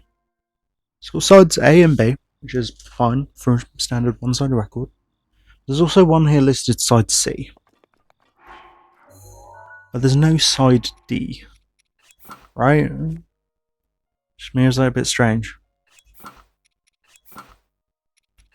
Like, where's side D? Does it just have a one-sided vinyl?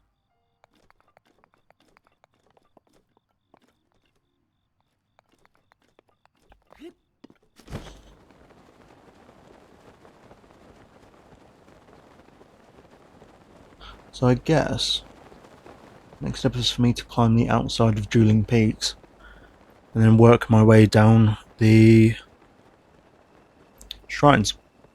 That's the word I was thinking of.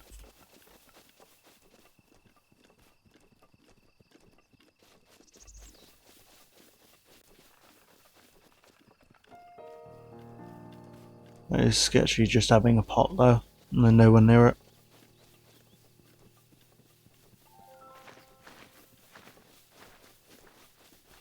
Can't wait to have to try and take a photo of absolutely everything in this game. Like, it is easier to just buy them, but goddamn is it expensive.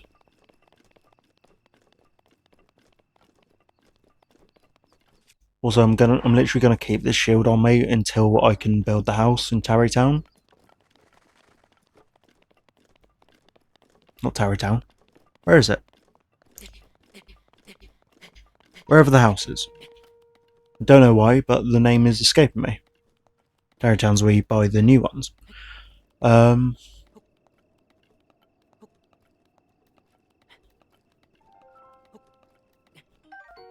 knows why I can't remember that.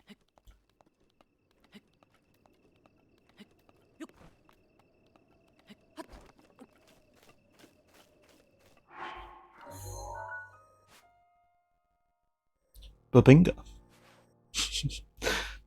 Because there's Lantern Lake and Kakariko Village. It's a nice little area, that.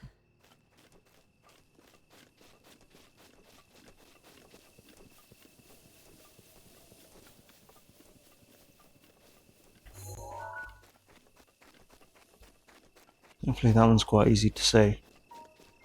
I do want to try and do every shrine in this game. It's going to take fucking ages, but I want to try.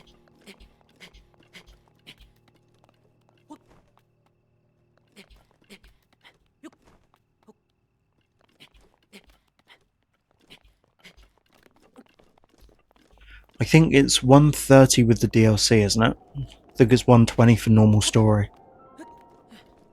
She might be 132, actually. So I think there's 120 normal shrines, and then there's 3 DLC shrines per champion. I think, right? Yeah. I'll aim for the 120 base game. And then think about the DLC. Because the DLC's fun. But goddamn, it's difficult. Because the Moz Kosher, or whatever his name was, he was difficult to fight.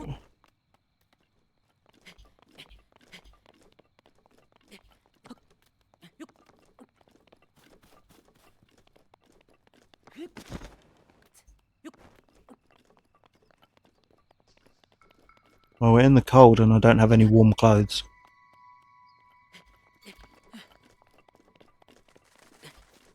What am I supposed to do? Just sit here and not fall in love with you. I've got enough healing items, so like I'm set to just brute force the cold.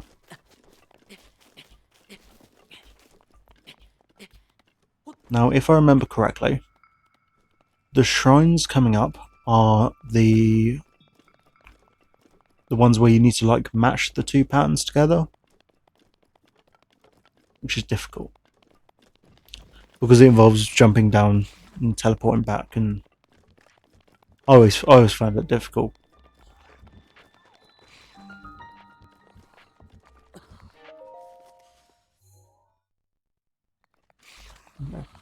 So let's just go in here first.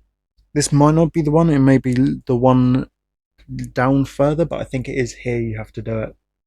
Because it's mirrored on one side, then it is the other. Cool. It is this one. Sheathen it.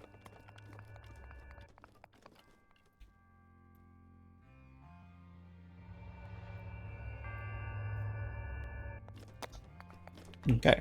So. We don't have a camera yet, so we're going to take wrong button. I'm just going to take a screenshot. So it's 31425. Actually, just going to make a note of it as well.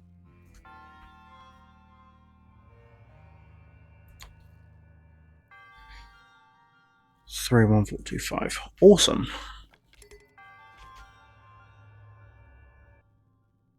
I remember spending a long period of time trying to like brute force it.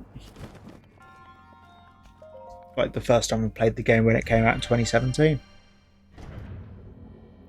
Which is absolutely horrible to say, right, isn't it? Breath of the Wild came out in 2017. Like, what unsentence of all time, right?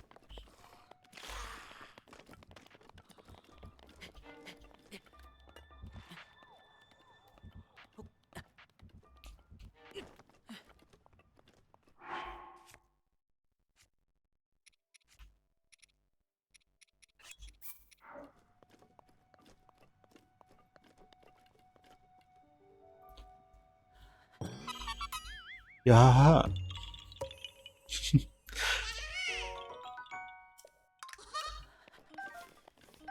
Steal your fucking apple.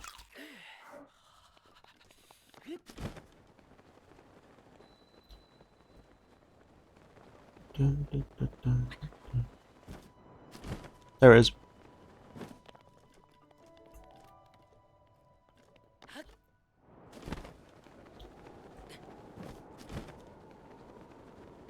Thankfully, the lower I get, I'll be out of the climate range.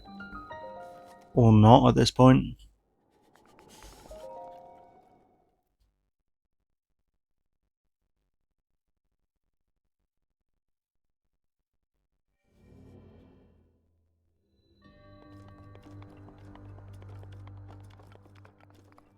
So before I go fucking anything up, don't.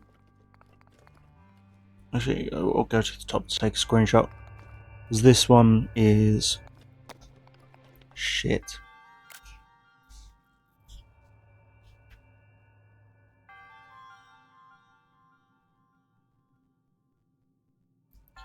Okay, and this one is 2, technically 3.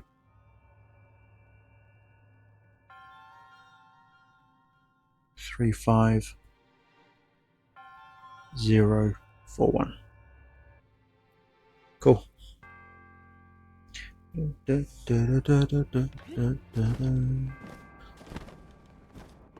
needs to go.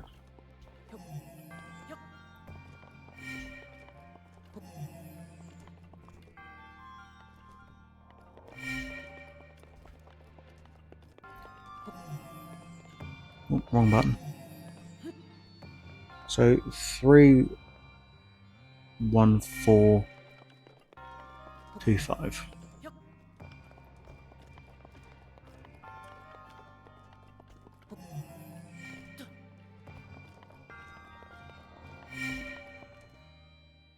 Okay, awesome. And yeah, I mean, I don't know when you pop the message in the chat, apologies. But yeah, I've played all of the Hyrule Warriors games. Honestly, I couldn't tell what was better, Age of Imprisonment or Age of Calamity, because both were kind of right? I think I preferred Age of Imprisonment, just for the primary reason it more stuck with the canon. Hopefully you played Age of Calamity. If not, I'm gonna spoil it. But pretty much, I did enjoy playing it. It was a fun game. It wasn't a fun story. Cool, 100% completed. I'm gonna say it, the time travel is absolute bollocks and it ruined the game. Thanks for listening to my TED talk.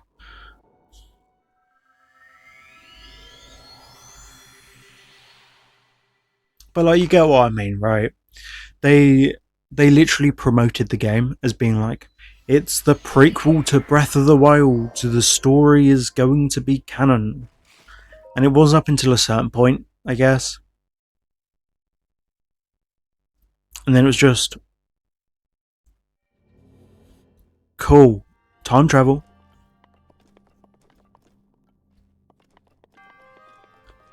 It's 23504.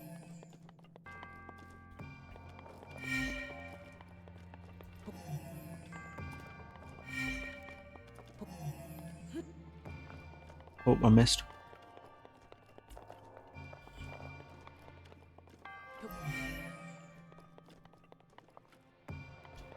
Um, 235 041.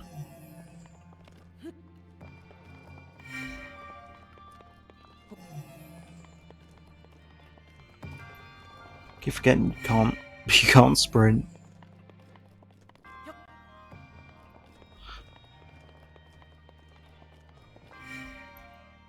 If Link just locked the fuck in, he would have been fine, right? I mean, it was really cool seeing like the shot of the Guardian, but it was also a bit shit that they did the kind of like infused Guardians, and then they brought in like 500,000 of the boss Guardian things. It's like, what? I understand they needed to add new enemies, so you know X, Y, and Z can happen, and the game's a bit more fun. And I was there just like, what?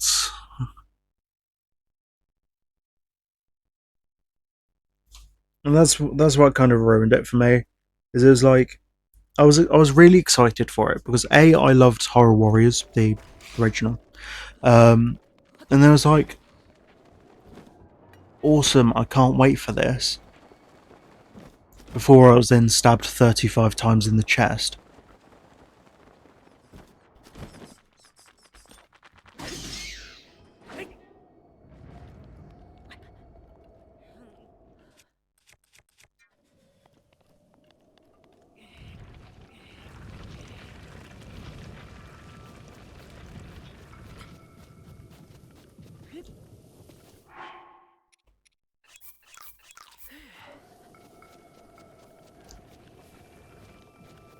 Go, make it. Hell yeah. Football! Oh yeah, like that scene was fucking sick, right? Like that was awesome. It was just the other parts I wasn't a fan of. You know? Like there were some really cool scenes. Like in the final fight, like when everyone was just like, do it, kill him. Like that was actually awesome. Like that was actually peak cinema.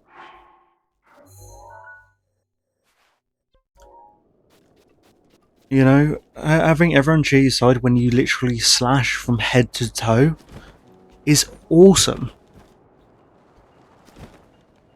Like that bit I loved. The time travel wasn't necessary just to pad out, you know, the characters that were added.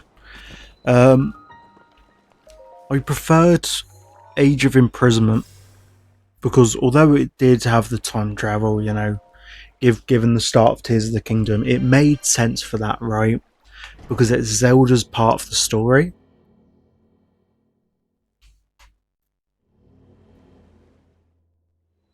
although it did technically break some of the canon.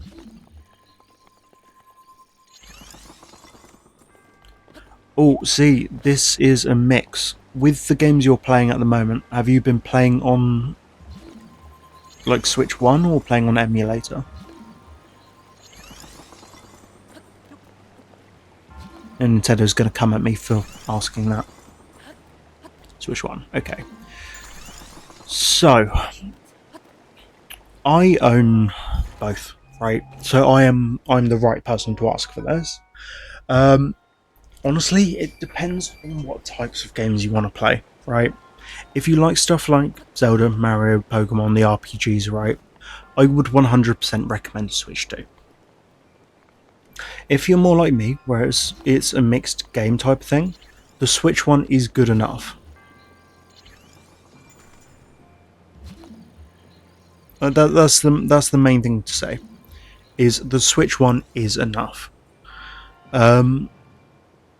For games like, to say Pokemon Scarlet and Violet, for example, the comparison between Switch 1 and Switch 2 is immense, right? Like 100%, if you play games like that, go for a Switch 2. That's a definite. But if you play like a mix of everything, you know, not just Pokemon Nintendo classics, then I would say PS5. Also, PS5 is like twice as much.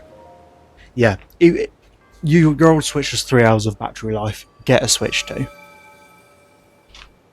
Like, the Switch 2 battery life isn't great, but it is more than 3 hours, you know? So it's decided, right? Well, so you can't see behind Neo's fat ear, but we're on 6 Spirit Orbs now.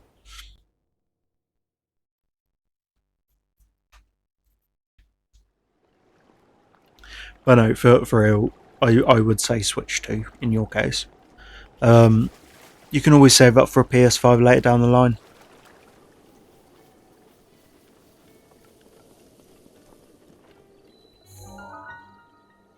That's great. We've got 3 hours. Hey! Hi.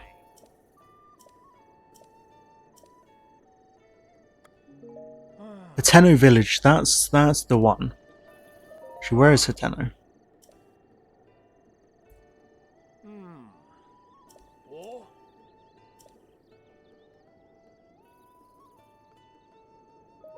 Huh? Oh, it's the horse taming. Thankfully, absolutely useless to me.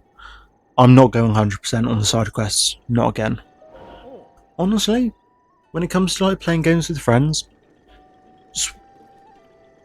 I'm not doing that. Switch 1 and Switch 2, like, they're compatible, right?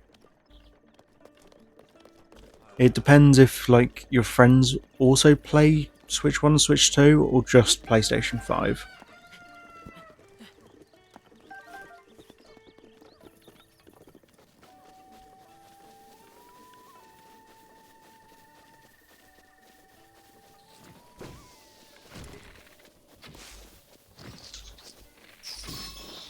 I don't care about this horse stuff, but I can't interact with things.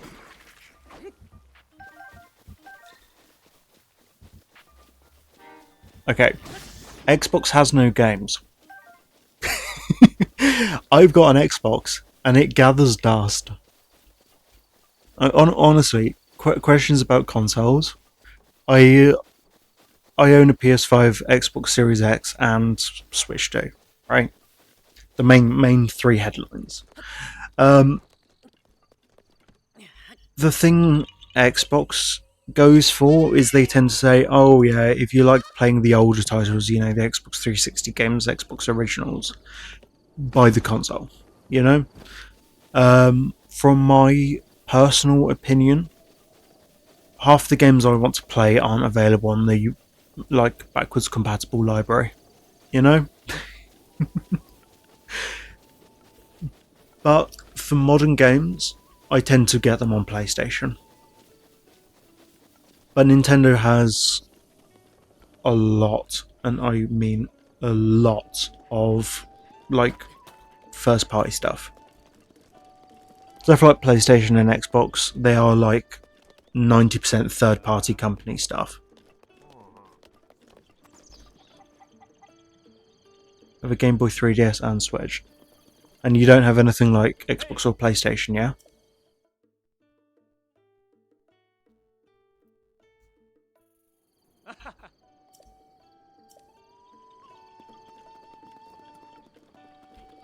Well, that was the main question. 'Cause it's like, if you only have a Game Boy 3DS and Switch, I would probably say PS5 to expand your horizons. But you're literally called Infinite Breath of the Wild, right? So surely that means you play a lot of Breath of the Wild. Likely a lot of Tears of the Kingdom as well, and a lot of Nintendo titles.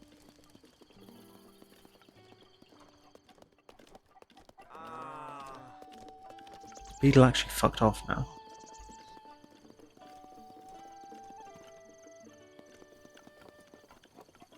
There he is.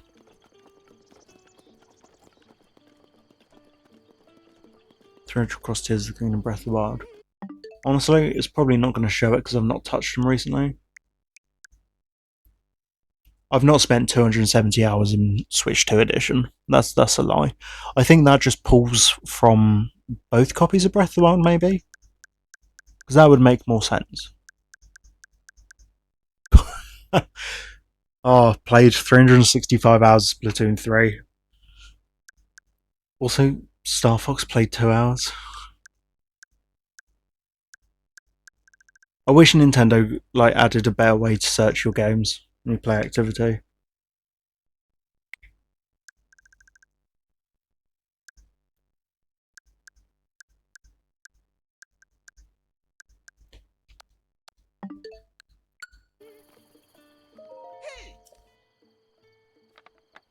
Wow!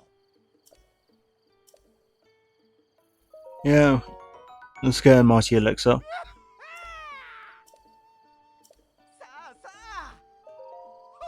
What have you got to sell? Arrows.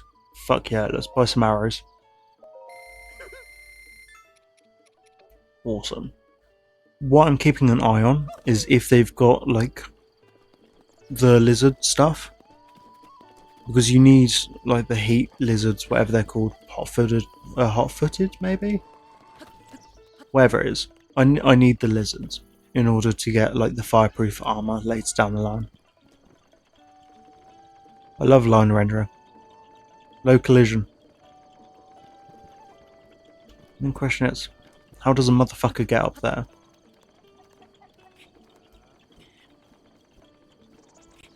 I assume there's no collision on the majority of this.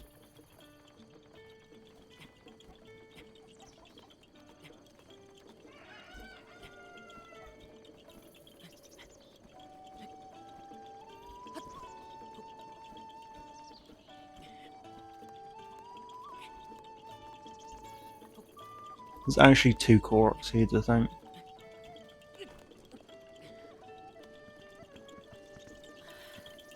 Or there might just be 1. Yeah, cool. It's not glowing. I think they just wanted you to come up here. Yeah. Will I still be able to use emulators and Switch 2?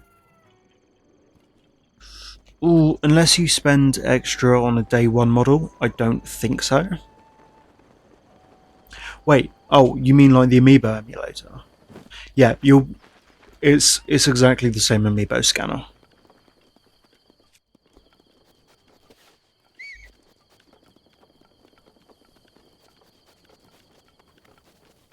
It's got the same NFC reader on it. So you should be able to use it.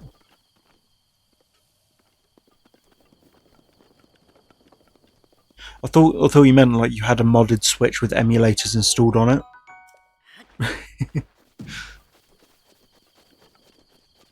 But no, there shouldn't be an issue with you using that. I mean, cough cough, wink wink, no. Yeah, it won't work, wink wink, you know? Get the Nintendo ninjas out of here.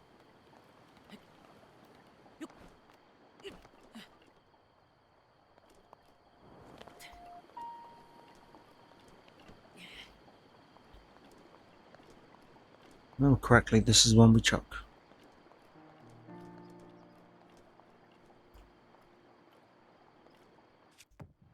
Nintendo hates me for this one simple trick. I used to have a modded Switch. So, my story time with Neo again, but my Switch 1, I used this thing called, I think it was called like SXOS. It was a great little modding system, but anyway.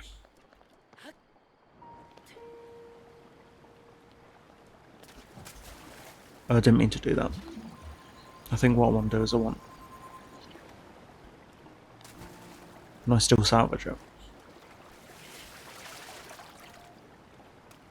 No!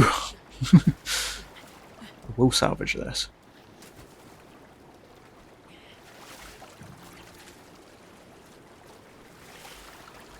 There we go. But anyway. So yeah, I used to use this little application called SXOS. I don't use it anymore. Like, just for clarity's sake, I don't use it anymore. It had this little thing that went on the Joy-Con rails on the right side, and it had like a little USB-C attachment you popped in the bottom to run it for the first time. But anyway, so this worked for quite some time. A mate of mine tried to load an online game, and I was like, "Hey, I've got these." So he tried to run an online game. Handed the Switch back to me, and he was like, "It doesn't turn on anymore." What? So it doesn't turn on anymore. So I was like, okay, maybe he's just killed the battery. So I plugged it in, charged it, managed to get it to come online. So obviously, yeah, battery did just die. Tried to access eShop. Dun. No, not allowed. Couldn't open an eShop, and I was like, oh, what the fuck have you done? Actually gonna give. I was about to say that, better not give me a game over screen, just because I slipped into the water. But anyway, so yeah, I mean, that was my Switch 1. I've still got my Switch 1. But yeah, you can't access eShop anymore.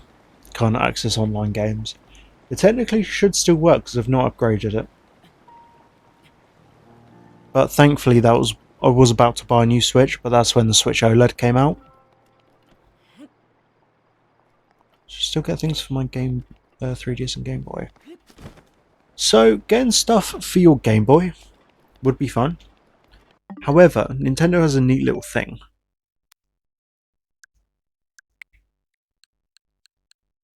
Nintendo has a cool little thing. Game Boy and Game Boy Advance.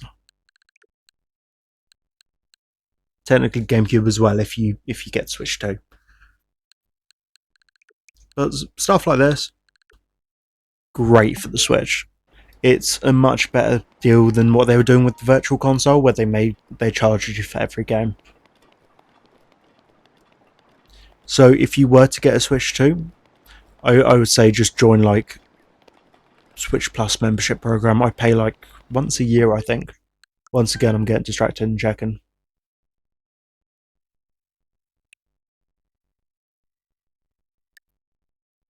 Yeah, renews once a year. Been a member for 2 years, 4 months, and 7 days. But yeah, if you did decide to get a Switch 2, just get the expansion pack. Don't worry about getting games for your Game Boy. Got the Game Boy from your mum. I really don't want to have it collecting dust. To be fair, I've got my Game Boy on the side. I use it more as a display piece than like an actual thing I use now. I used to use it a lot, but because it doesn't have like the backlit screen, it's a pain to use. You know? So it won't exactly be that it's getting dust, you know. The way I tend to see it is it's a display piece, you know? 3DS stuff, you don't need a launch model to run Homebrew. Yeah, exactly, you can barely see the Game Boy screen, right? So don't worry about your Game Boy. Just pop it to the side, you'll be fine. As a 3DS, You don't need a base like original model to use homebrew. It works up until like the latest firmware. Really easy to do. If you were to do that, that's great. Also depends on what model 3DS you have. The new 3DS XL was personally my favourite one to use. But yeah, if you're the old one, okay. It's not too bad to get a new one. It's like 150 to 200 quid. Which, if you ask me, is actually really good price range. For the primary reason you can play a load of Pokemon games on there. If you do, not suggesting you do, but if you do mod it, you'll have thingy. Just trying to think while fighting. But you'll have like most Pokemon games on there. You'll have the Virtual Console games as well. Cool. But yeah, the new 3DS XL model does have like better, I guess, stats to it. It's got better battery life, personally speaking from experience. So yeah, you can upgrade that later down the line. But because you've got it modded, as long as you own the physical media, wink wink, um, you know, you're fine to go ahead with that. But literally, because you've got it modded, you don't have to worry about buying new stuff for it. Because what I personally do is I do also have a modded one. I end up buying games that mean something to me, or buying games that are either like expensive or look cool. So I mentioned buying Adventure Time, Hey Ice King, Why'd You Steal Our Garbage? Unfortunately, the game didn't arrive with it, so whatever. But I don't know. I buy games that mean something. I mean, buy games that are cool. So I picked up Resident Evil 3 the other day as well, and the new Rhythm Heaven for the Switch. Because although I don't actually like rhythm games, nice to have.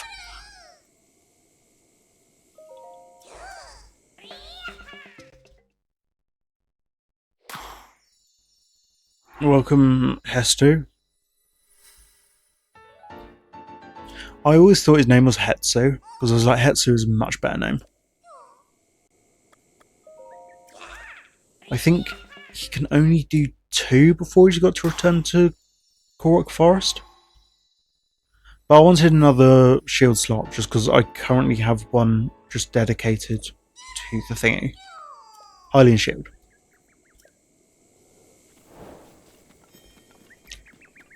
So Hestu's gonna wander off to Korok Forest again. Which is good. We'll get there eventually. Thinking about it, it's literally all the way up there. So I'm going to worry about it for the time being.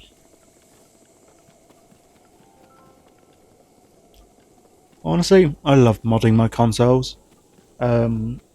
Just for the primary reason, A, it increases the functionality, and B, it's just awesome to do. A friend of mine, Dom, got their partner a 3DS for their birthday recently. They were like, I don't know anything about modding, how do you do it? So I was like, look, just give me the DS, I'll take it home, I'll mod it, and I'll give it back to you in like 2 days. So he did, I did. She loves them. So always wanted old consoles because I was always fascinated with them. Honestly, real. I've got a shelf over to my left, which is just stacked with old Nintendo consoles. Got 2 NES systems because I managed to break one.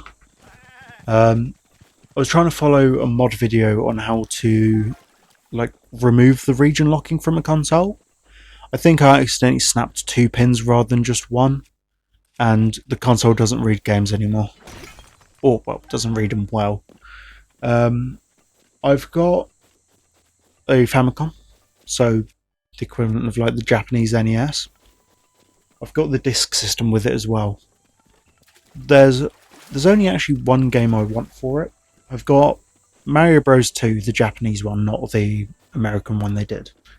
But I want the Zelda one for it, because although it is just Legend of Zelda NES on that, It's...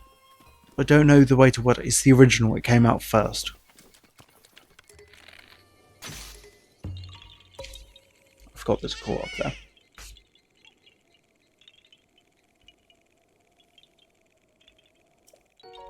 Yeah, but the one I want to see the most in the hold is the N64. I've got one up there. Honestly, you're gonna think... Well, I say you're gonna. You might think this is cool. I've got a Japanese N64. The reason why it's cool to me is it's actually the clear red edition. I'd recommend looking it up on Google or whatever. But it's kind of like a transparent red top and a frosted white underside. And it's the same with the controller as well. Like, it's a beautiful system.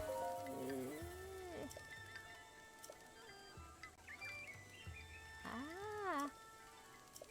Oh.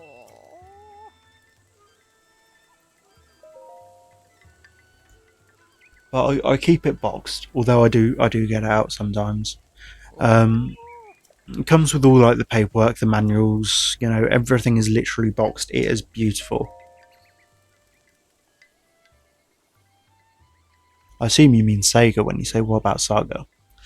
With the Sega consoles, I really want to own a Sega Sega Dreamcast. Hey, there's no need to apologise, eh? But no, I really want to own a Dreamcast because it's such a classic console, and as well the fact that it's got the attachment for the screen in the controller as well. It looks awesome. Like I need it.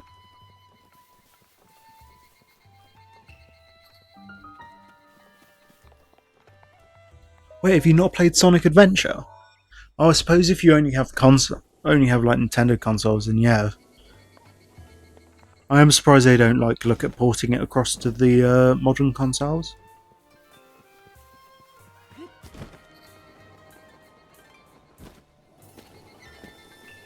Honestly, you should get yourself a GameCube. But I think that's what you're missing. Because I mean, by the sounds of it, you're a Nintendo nerd, right?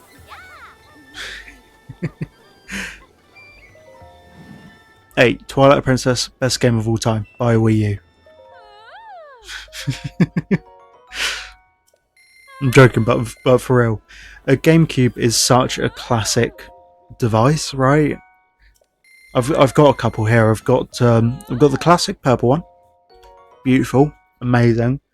But the one I love the most is I've got I think it might be a Japanese one. It's a Spice Orange GameCube, and I've gotten it modded. I've put a mod chip in it.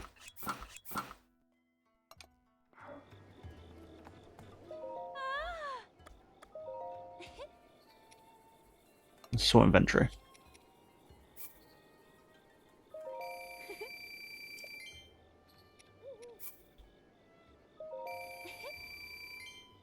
I do have the Game Boy player. Wait, no, I do have the disc for it. Yeah, I was just about to say I don't have the disc, but I can literally see it on my shelf. I tend not to use the disc for it though. I just leave that in the box. Because with the mod chip, I run a burned CD. So CD, like the micro one. So I just run the application off that. I own 20 physical GameCube titles. Wait, at a library? I mean, how much was it on sale for? If you don't mind me asking, no?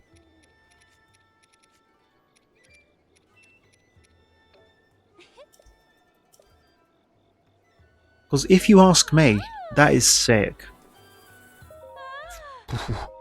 Yeah, 500 quid is... Oh, okay, 50. Okay, I was about to say 500 quid is definitely a rip-off. But 50 quid is a fucking steal. If it's still there, I'd recommend going back and grabbing it. Even though you don't have a GameCube now, grab it. The reason I say is because it is such I was going to say such like a unique piece or like a rare piece. it's kind of both. It's definitely unique, right? But the fact that it runs GBA games is like awesome. I've currently got my copy of Fire Red plugged into mine. If you can get like a mod chip on eBay for like 20 quid, so you don't need to use the disc for it.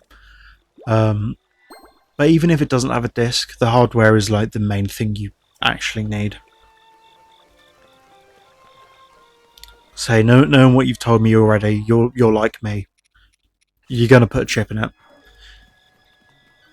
The thing with the chips though, they're not soldered in.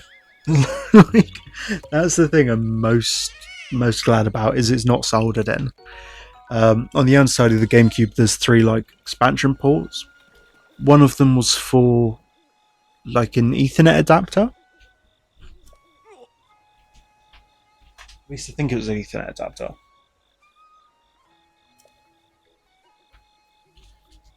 So I wonder how many Sheik slates are actually out in the wild at this point.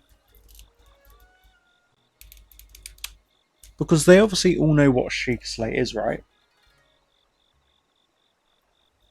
Oh.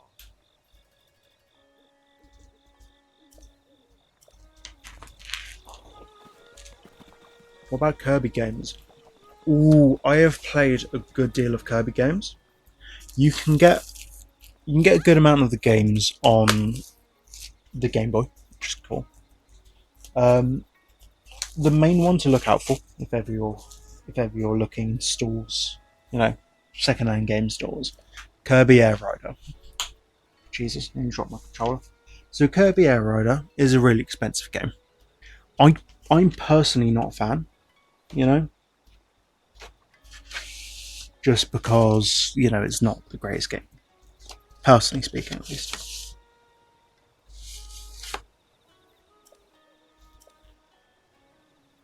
But it was still fun. I bought the Switch 2 version when it came out on Switch, but the new one, I didn't like it. But the original one is so iconic. Have you read the Legend of Zelda book, like manga? I do own the manga. I have a complete set. Oh my god, D-side is actually just blank. What the fuck? Okay. Sorry, I was just checking that vinyl because I mentioned earlier it's got 3 sides, not 4. But anyway. So I own a complete set of the normal Legend of Zelda manga, the ones where it was like a book per game type thing. And on top of that, I then own a full collection of the Twilight Princess manga. Yes. The Twilight Princess manga is so damn good. They made the manga a lot darker than they made the game, because they're like, yeah, a lot of kids are going to play the game, but I don't think the kids are going to buy the manga. But my god, I think it's all been uploaded online. The cover art is beautiful. The artwork inside is beautiful. When they did the Midna reveal at the end of the book, my god, the artwork was beautiful.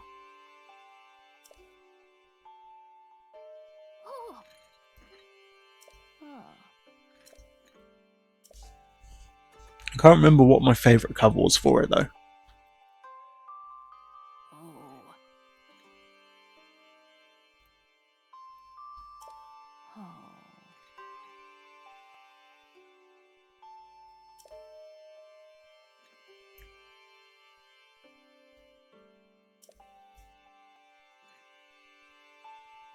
Okay.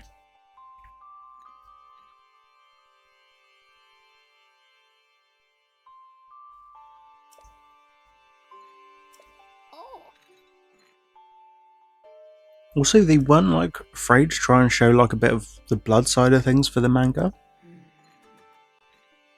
That was definitely an even darker way of like doing it.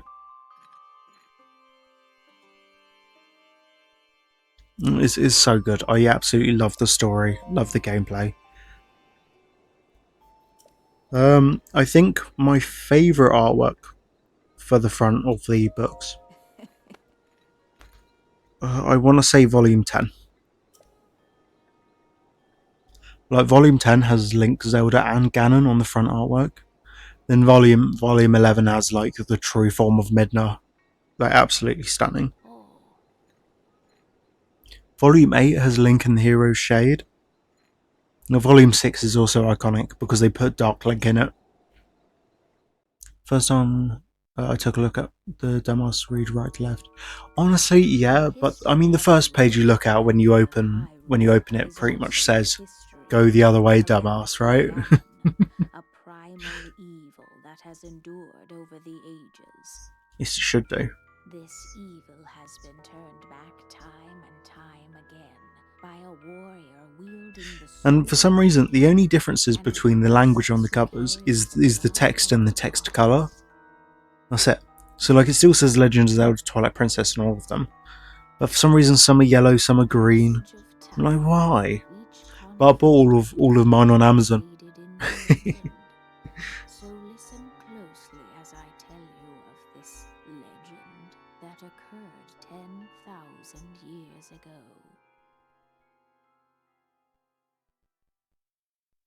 Hyrule was then blossoming as a highly advanced civilization. Even the most powerful monsters posed little threat to the denizens of the realm. The people I've just seen the Clash panels before linking, like with the Link and Ganon. Well, they've got one. There was one section. I mean, spoilers if you've not finished it, right? I actually completely forgot about this. There's one section where the hero's shade of all people stands up against Ganondorf. So that shit's actually awesome. Oh yeah, and the Beast Ganon artwork as well. Beautiful. There's a reason why Twilight Princess is my favourite. Things they did in the Ocarina of Time, but like going about the deck trip's really confusing. I mean, it doesn't follow the exact same story as the games. It almost like takes inspiration from the games, you know.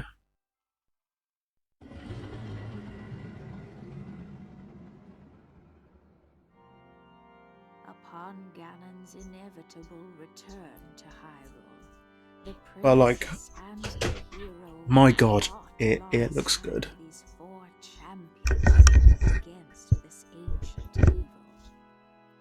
Because yeah, although it's like it's more so they take inspiration from it, I personally thought they did a really good job with it.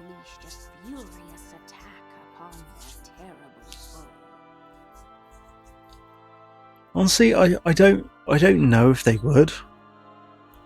I mean, they've made like the concept art and stuff like that, the books for Breath of the Wild and Tears of the Kingdom. They've done quite a few now. And of course, the special edition of Tears of the Kingdom also comes with an art book, if I remember correctly. I've got the special edition, but it's sat behind me. But the artwork they use for them is amazing. It is definitely weird seeing the concept art of what it could have been.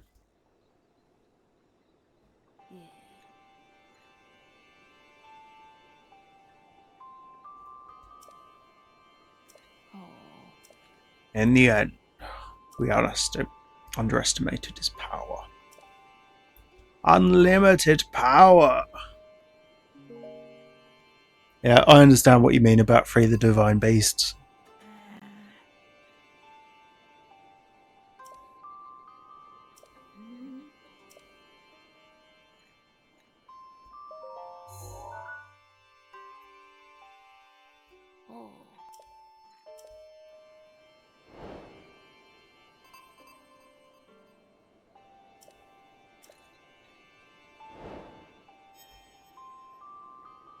So I don't know how much longer I'm going to be streaming for today.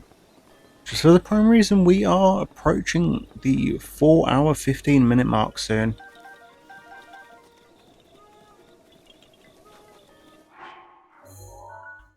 So I guess we should start heading towards the Locked Mementos quest.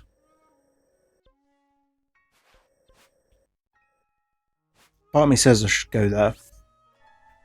just to get the first piece of the memories.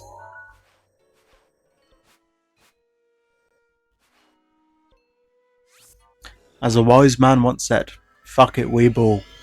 And yeah, I've played every Zelda game, but Minish Cap was really good fun. I found the final boss was bullshit. I hate when they give you like time limits to do things.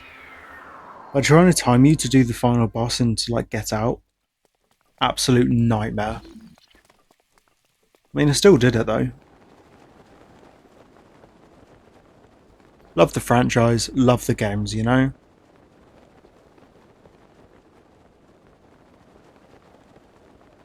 But my god, I hope they never time you to do another boss fight.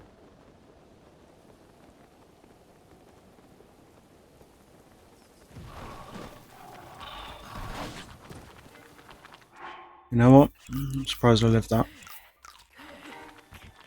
So I really play a mix of games. Been playing quite a bit of Minecraft recently, modded Minecraft. Just because my work schedule was a bit fecked up last week. Well, I'll say last week, this week, due to installation training stuff. I played all of Pokemon Let's Go Eevee. Finished that on stream. Caught a shiny within the first hour. What are the other games that I've played? I finished Portal 2 in 3 hours 15 minutes. So I play a good mix of games. Played a bit of Lego Star Wars Complete Saga. My current plan is I will eventually get around to playing BDSP, so Pokemon Brilliant Diamond Shining Pearl. But I need time to play other stuff. I might, or at least say I might, I'm tempted to start it in 2 days, not 2 days time, Monday. Yeah, so I started playing Twilight Princess. And then I had like a mad mental health break. And then I lost the save file because it was a 2-year gap. But what I'm tempted to do is I'm tempted to restart the save file because I do need to play it this year.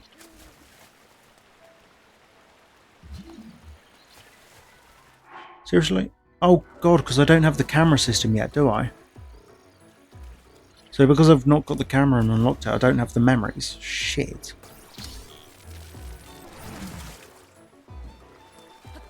But at least we can get this. But yeah, I do need to go through and finish Twilight Princess. I want to finish Breath of the Wild first though. Just because they kind of just both go hand in hand together, you know? Because, you know, both being Zelda games. But like, it feels weird trying to stream 2 Zelda games at the same time, you know? But I've gotten my Wii U hooked up for the primary reason I can play Wind Waker HD and Twilight Princess.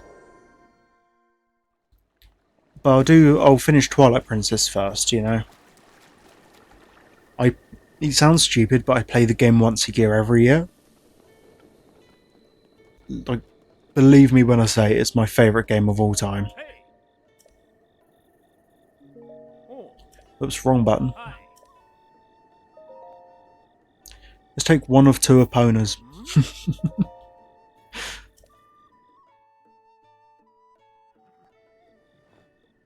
Oh. Hey. Oh shit, big news, apparently they're making Grown Ups 3. Anyway. Here's my beloved horse.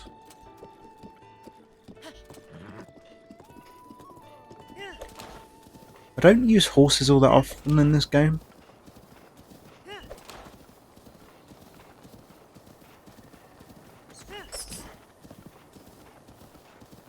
Going back to games you've completed does not feel the same anymore. I mean, a lot of the times with games, I agree. You know? No, it's not going to let me walk through there. Cool. There we go.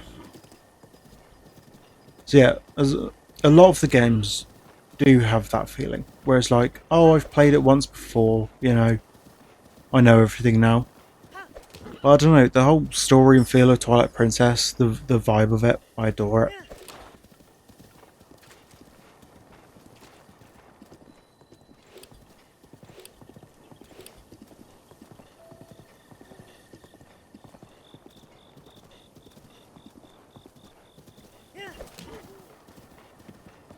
But yeah, although you're right, it doesn't feel the same. it still feels really good to play.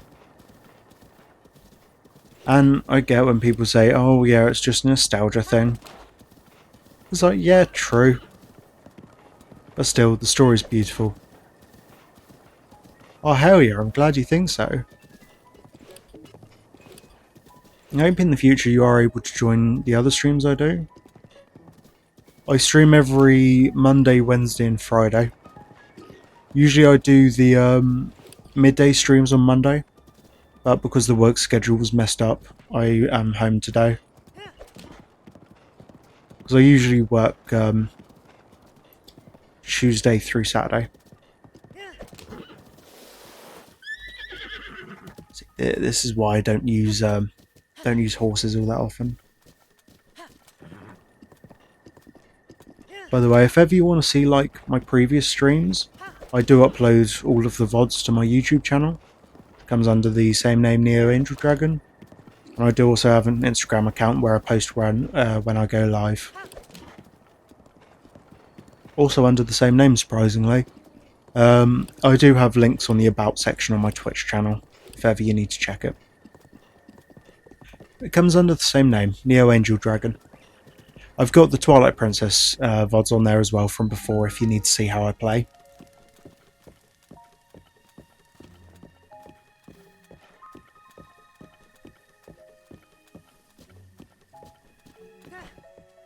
Hateno Village.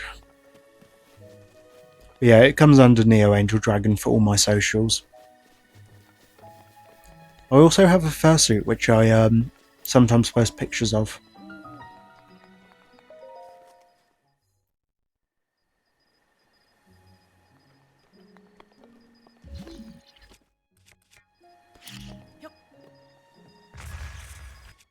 Because I started climbing, it didn't let me throw it.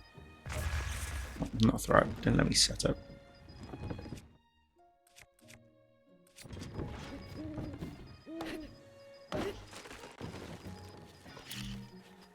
It's because I need to get wood up and running just so I could buy the house.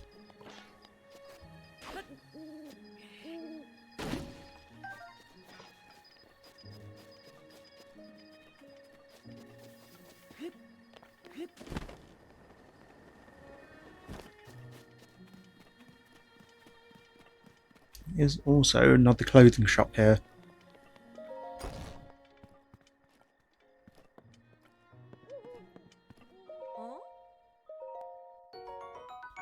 Damn, I do not have a lot of money. 450. Cool, 630. Hi. Oh. So the good thing is I now have some warm clothing, so I can survive the cold areas much better now.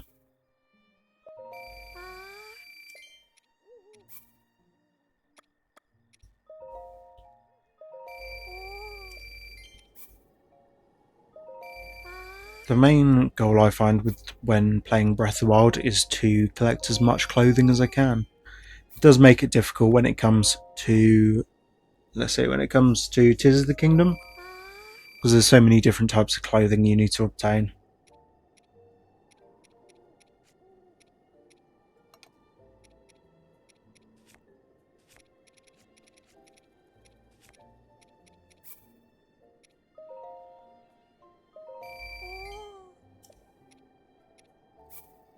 Yeah, we can get 60 quid for that.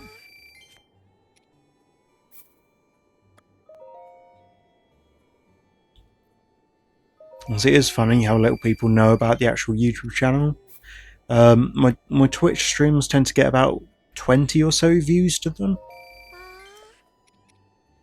But every stream I aim to mention like, oh, here's the YouTube channel. But then the YouTube videos just get, well, no views, so. The thing is, I don't know how to edit videos, so I do just upload the VODs and go from there. Which, realistically, isn't the end of the world. It's better than uploading nothing, right? I do need to pop my my schedule in the on Instagram to say here's when I'm going to be streaming. Honestly, wouldn't surprise me if people don't look at that either.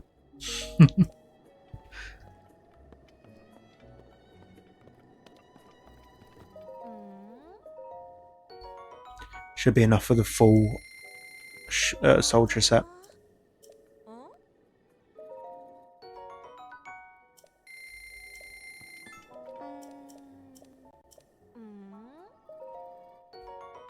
There we go. So we have all the armor up until this point. Cool. Get us all by set, including a couple of the amiibo armors.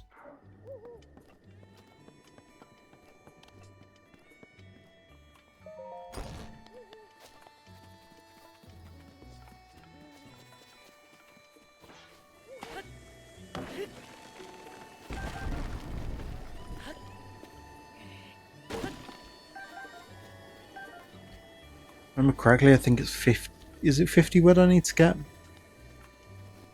Should be.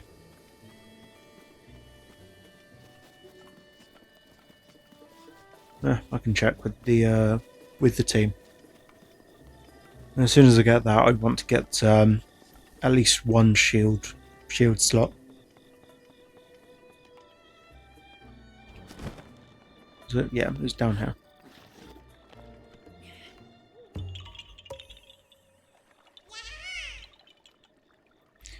10 for 20, the flower man. I was actually thinking about streaming Deltarune, but I had the thought after I already started replaying it on PlayStation. Although it's still a fun game to go through, so I may wait and then do it when the next chapter's out.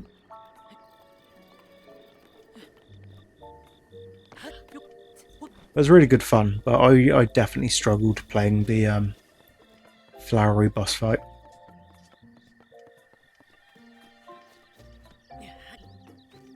One, blow up this boulder.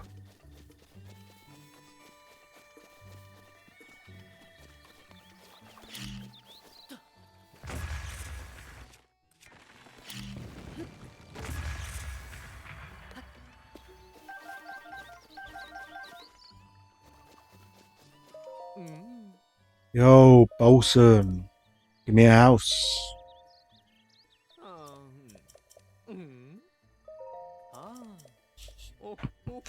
Oh, hell yeah. Thank you, Infinite. You say 3,200. God fucking damn. It's literally 3,030 bundles of wood. Just spent $1,000.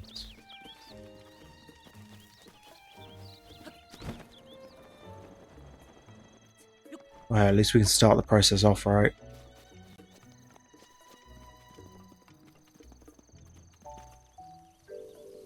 So I don't think I can get notifications from YouTube anymore.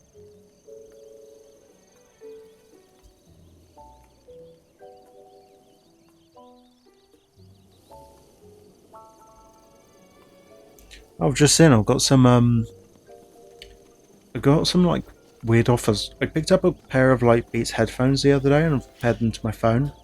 And I've started receiving pop-ups saying we can give you discounts. I'm like, what? Why? I don't want discounts, I just want to listen to my music. I don't want my music to be picked up by the stream, right?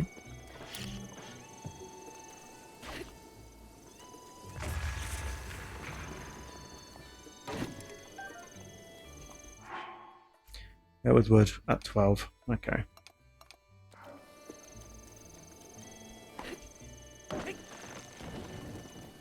Wish you could sell weapons as well. That would be useful.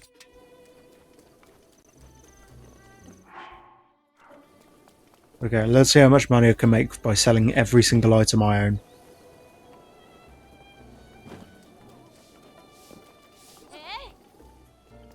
Get out of my way! Though that is partially my fault.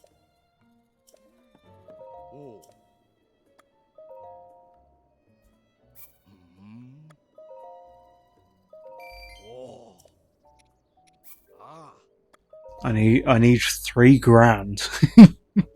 I don't think I can make it using out of like what little stuff I have.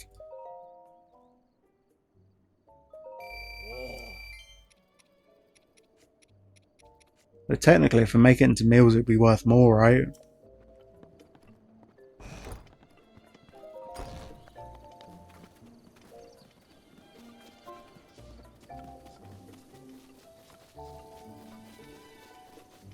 Sure, 100% master mode. Honestly, I, I've, I don't know. I've done like near enough 100% on master mode before. It was horrible. The only thing I didn't do for master mode was I didn't do didn't do all the core rocks. I did all the side quests, did a majority of the core rocks, but I didn't end up getting all of them.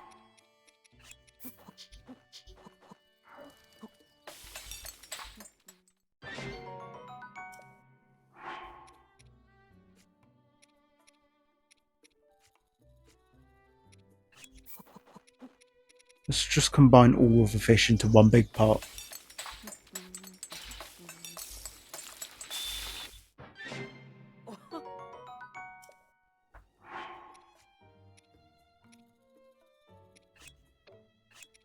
Let's put salt with fish. Fuck it.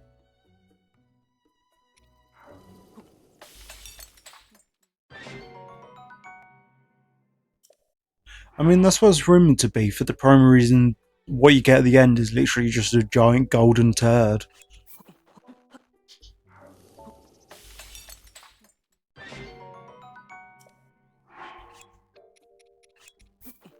Yeah, let's just cook a fistful of herbs.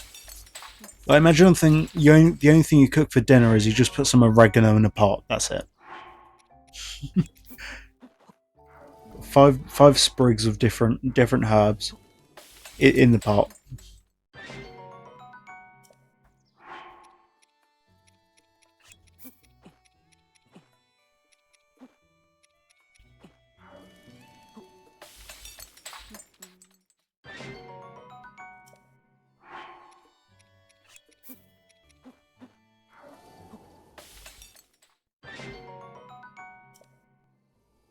Alright, let's see how much money I can get from this stuff.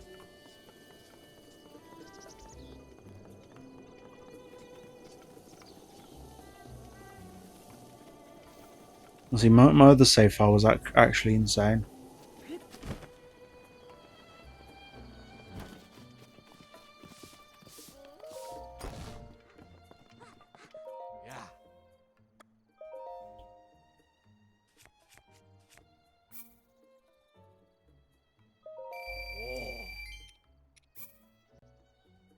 This is fun. I'm gonna be like nowhere close to actually getting what I need to.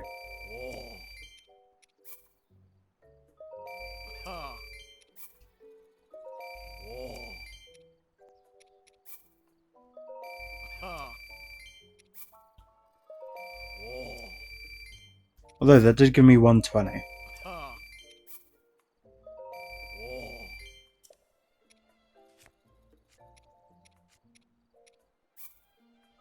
Enoch's tooth, because I've already killed one. I guess technically the best way to get money is literally just scan amiibo, right?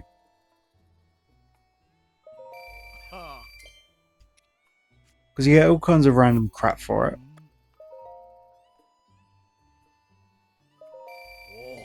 How bad for the monster because we ripped out the guts and the revived to kill them again. I mean, yeah, true. But then again, that Stelnox did try and fight me first. You know? Like, you can only feel so bad for a motherfucker when they're the ones that start throwing fists. Like, you know, I think the crossing point is when you throw a rib at someone. You know? Hey, I just stood there. Motherfucker came to life and was like, yeah, you know what? Rib. Imagine just ripping out your own rib.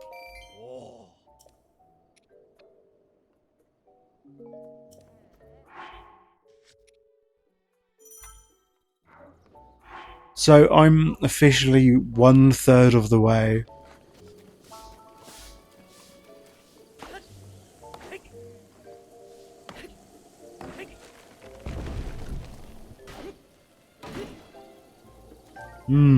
Rusted weapons, my favourite.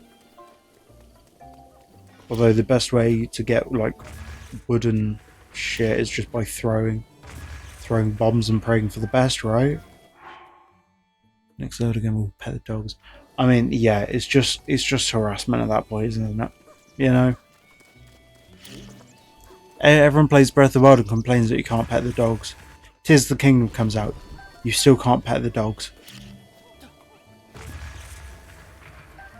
Like Destiny can wait, right? Surely you can spare a minute to pet a dog. Hell yeah, the dogs of Zelda deserve love.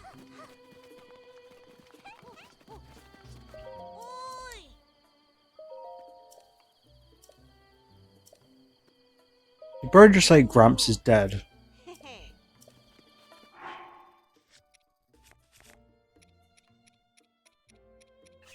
Too busy with my tree branch.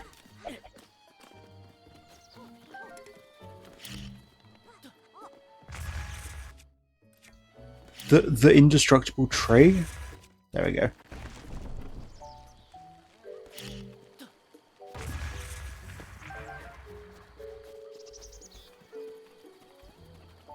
Oh yeah, the dye shop. That's what I'm after.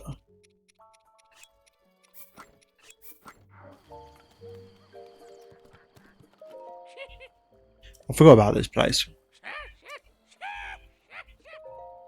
I love him. He's so ugly, he's just like, we live to die.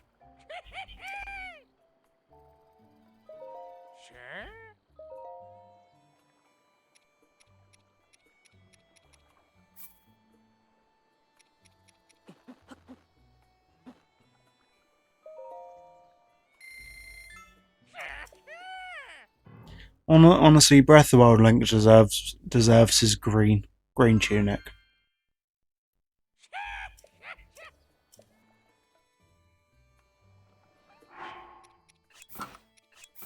The one addition I do love for Tears of the Kingdom is they made it so you can put your hood down.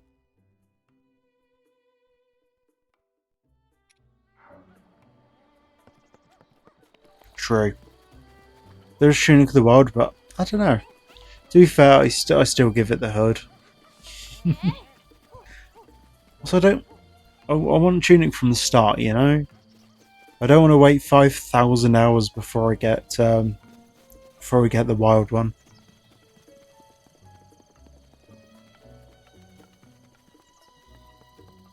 And it's only 20 quid to die.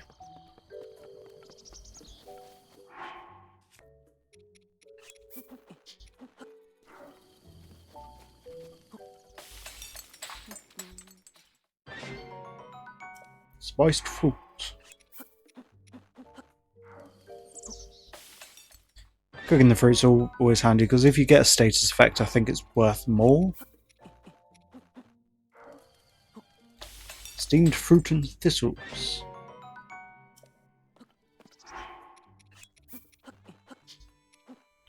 Go on, let's put an acorn in there. Oh, it just dyes your skin green. That's all it does.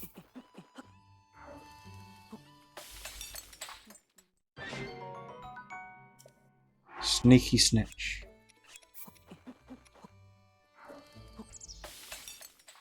Right, this is all I can sell so far. Meat skewer, cool. And I've got exactly 20 wood. So I'm not going to get anywhere near the $3 grand required for it, right? It's a good damn start.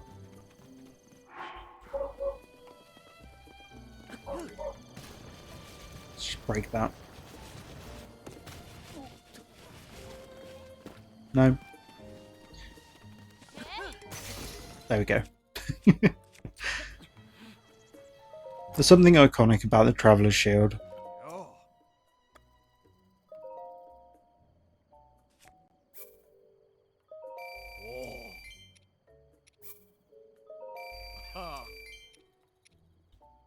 In actual fact, That one's worth less for some reason.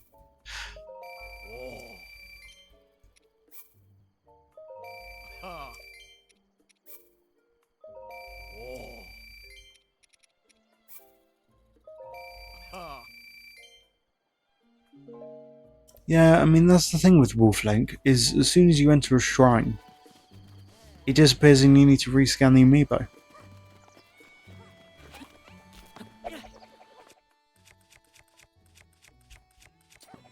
Let's get rid of you. So, we need to do a thing. Before I can even go and speak to Pura, I need to do a thing.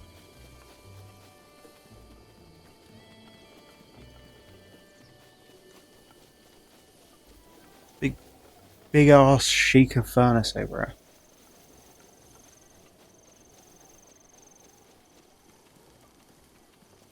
I thought there was a torch here they let you use.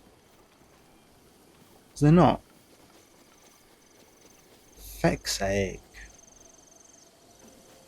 Okay, that's fine.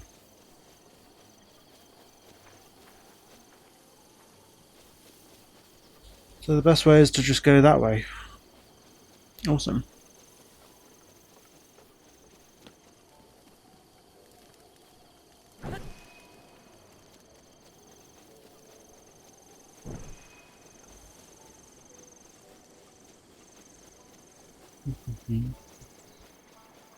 Magnus helmet bracelet. It is.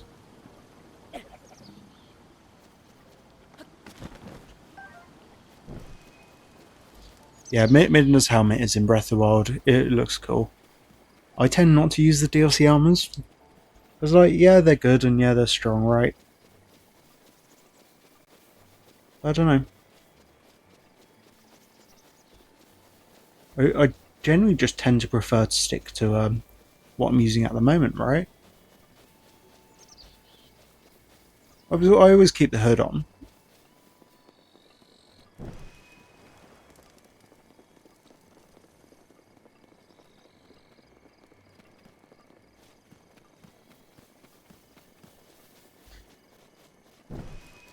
Honestly, yeah, I've used the Majora's Mask on a couple of times.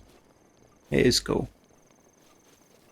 I like the little detail that it glows, like the eyes glow in the dark.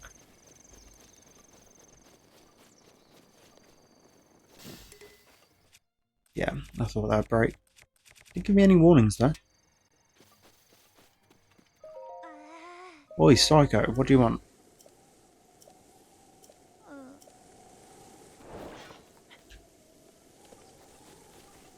It's a bloody pitchfork, that.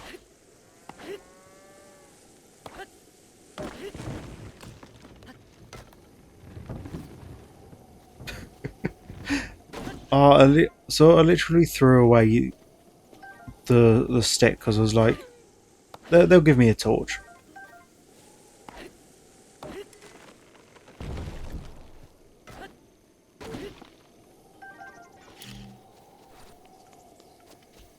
Actually thinking about it, because I mentioned about potentially streaming like Deltarune.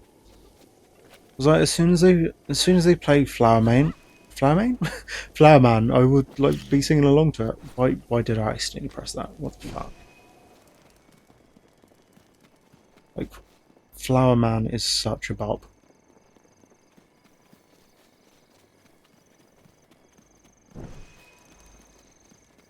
This is like the scuffed way of doing this.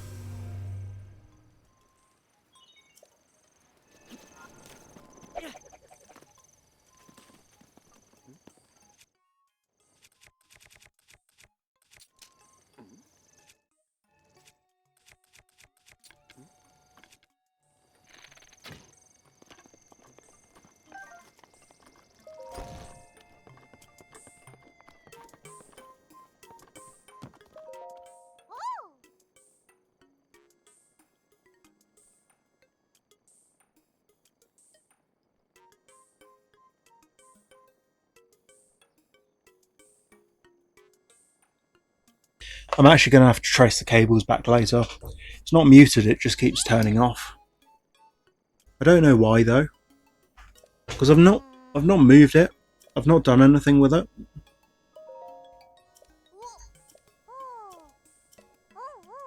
Honestly, I think I've probably pulled like the cable slightly out of the back,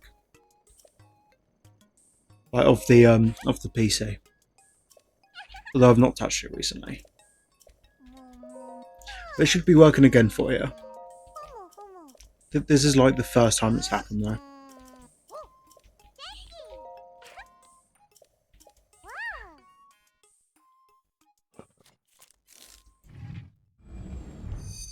Okay, so once we get these, let's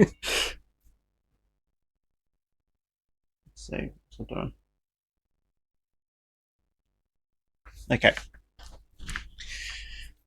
so hopefully you can hear me now. Let me know if still can't or whatever. But we can see Neil's moving again, so it's picking up.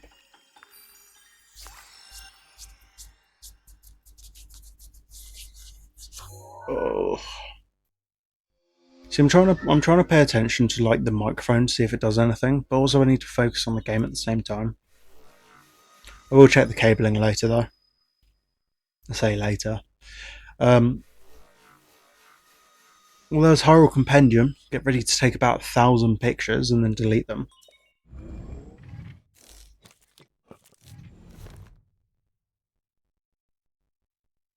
Okay.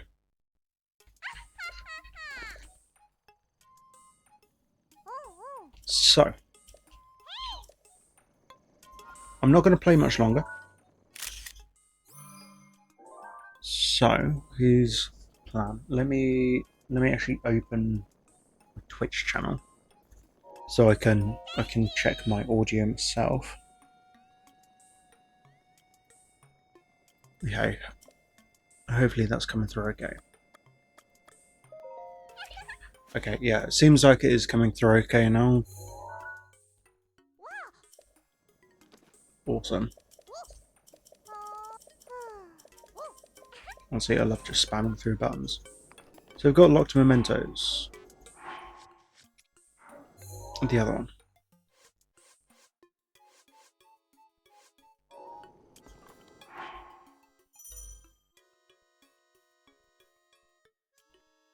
Okay, so next steps is I can upgrade the stuff later down the line. It's fine, I've sold everything, so we can't do it yet.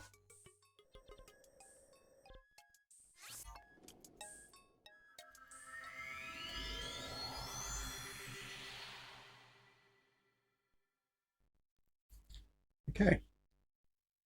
Well, honestly, for a first stream, I had a couple of microphone hiccups, but that's fine. Outside of that though, we've been doing okay.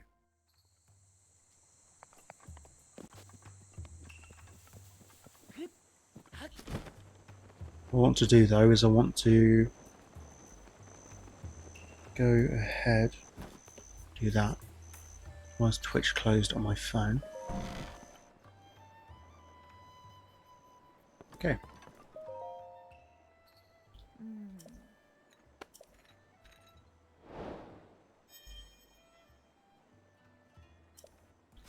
Because we've done locked mementos.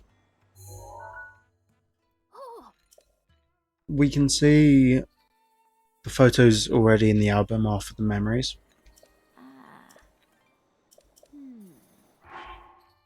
So, now that we can do this, let's actually return back.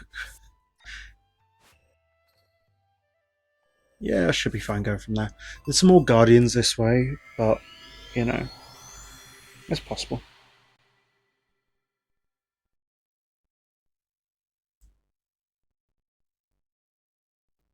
Okay. So what we're going to do, we're going to get this memory, going to go and grab the tunic, and then I think there's a good point to end the stream. Right? I'll be doing a raid, and I'll be seeing if there's anyone about playing Breath of the Wild today.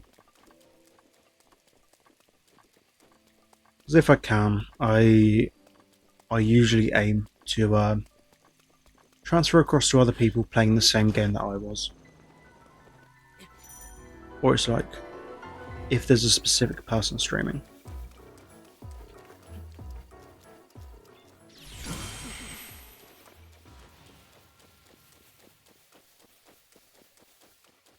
Okay.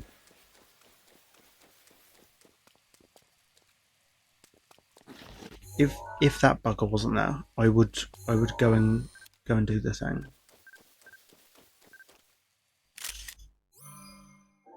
Okay.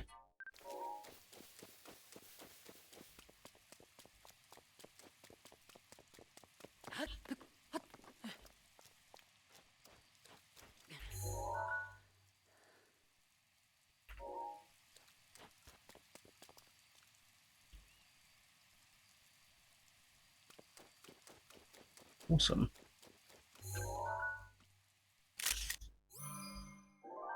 Very cool fox picture.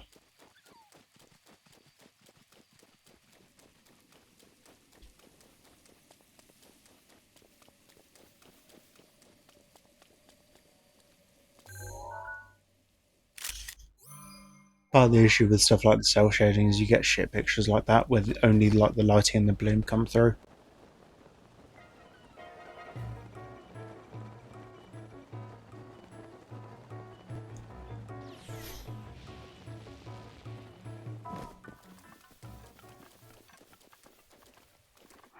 To be honest, I always sucked at wind bombs.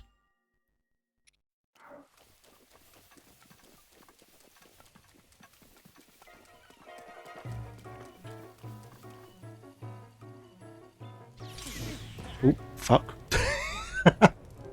Wrong timing. That's what I say. The reason why I'm focusing on killing those, like the small ones, is because they're slightly easier to time the parries. Like when I say slightly easier, I mean slightly easier.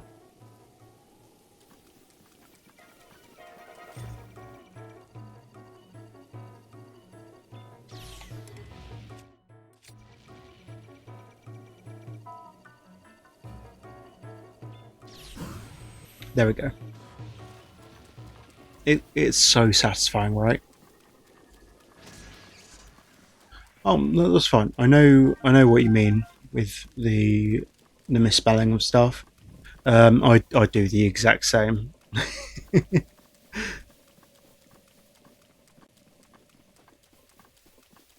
I also find whenever I'm sending text, I put like aha or lamau at the end of a lot of messages because I want it to come across, I guess, as almost like less threatening, you know?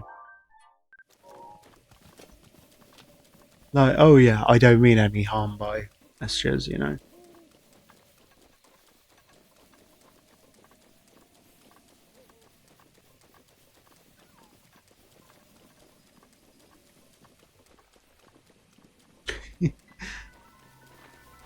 See, I always find it's less about less about being stupid, more about just being like fat fingered with a keyboard.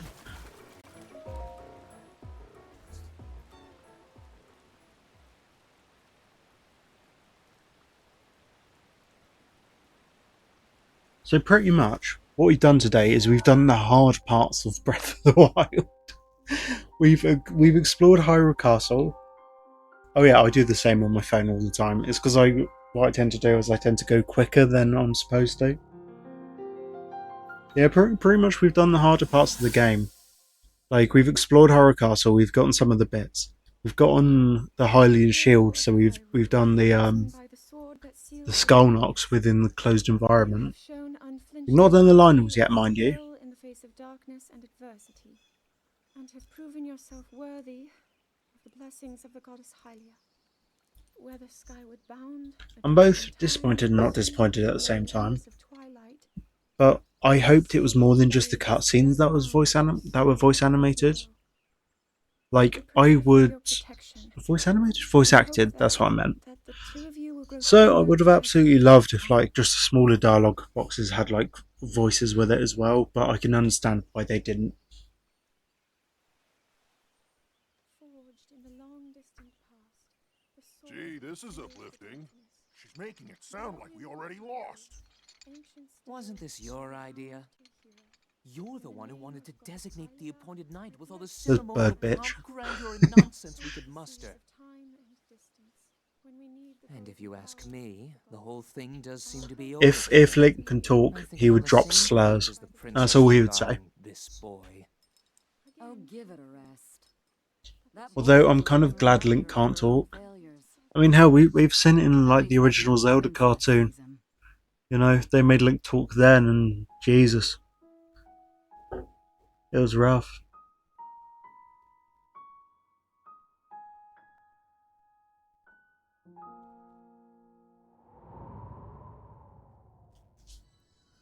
Now that we've done that, and there's a guardian dead ahead, we're gonna immediately teleport out.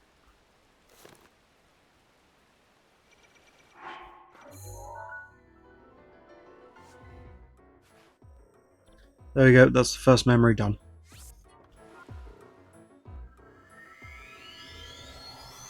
I've got it on DVD. I'm cursed with holding a copy of the Zelda cartoon.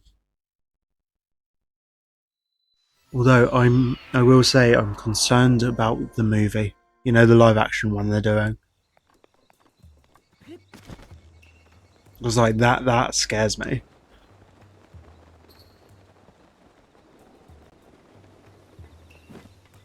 Wait, have you not seen? Okay, so they're doing a live action movie and they've announced the cast. They did it through Nintendo Today app as well.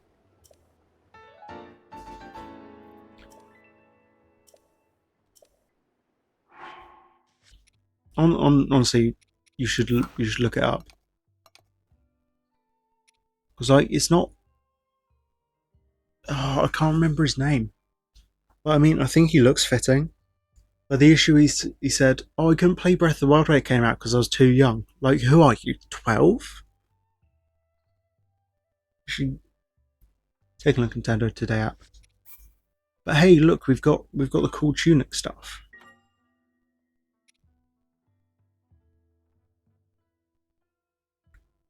I'm taking a look currently to see if there's any news of it on Nintendo Today.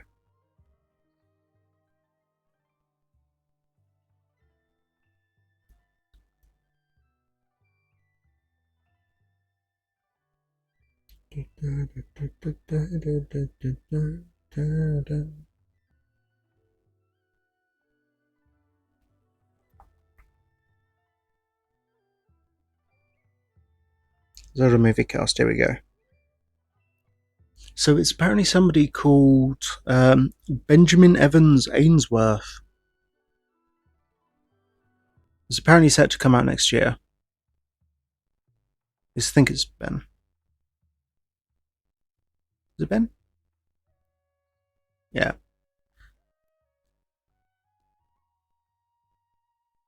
They've got Bo Bruggerson as Princess Zelda. But yeah, 100% they're gonna make Link talk.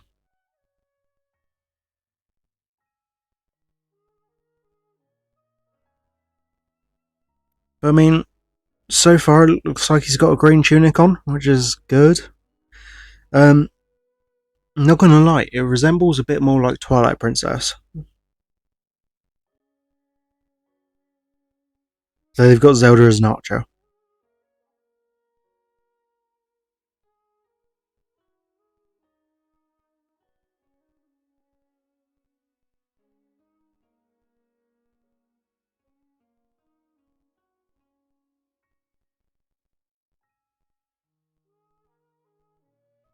Vanessa Gan's role as well, but don't want to pronounce the name just in case I mess it up.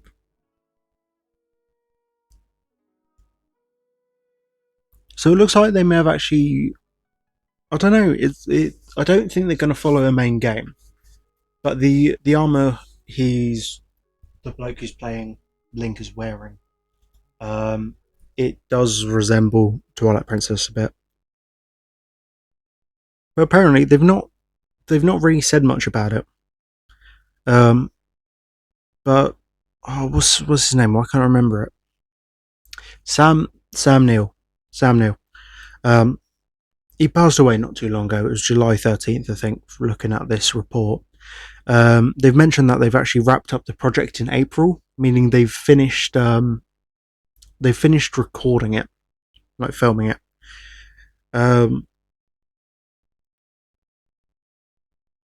But yeah, they mentioned that it will mark Sam Neill's final screen performance,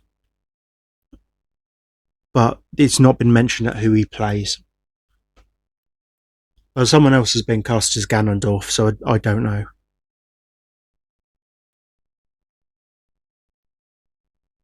Impa's in the game though, so I don't think they'll be following Twilight Princess's plot. But you know, I don't know. It's going to be mixed. I hope it's good. So we're just about to breach the 5-hour mark. So this is a good point to end stream. I'll find someone on Raid browser who is playing the same game.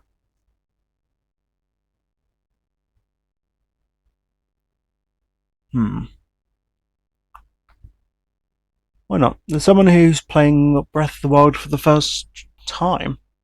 So what I'm going to do is I'll get you transferred across to this person called Alex's stream. They've only just started, mind you. Looks like they're in the Grand Plateau. But yeah, I hope you enjoy today's stream. Next stream will be Monday. But yeah, I shall hopefully speak to you then. I'll either be playing Minecraft or Breath of the Wild. Depends. Hope you have a good day, okay? See you later, mate.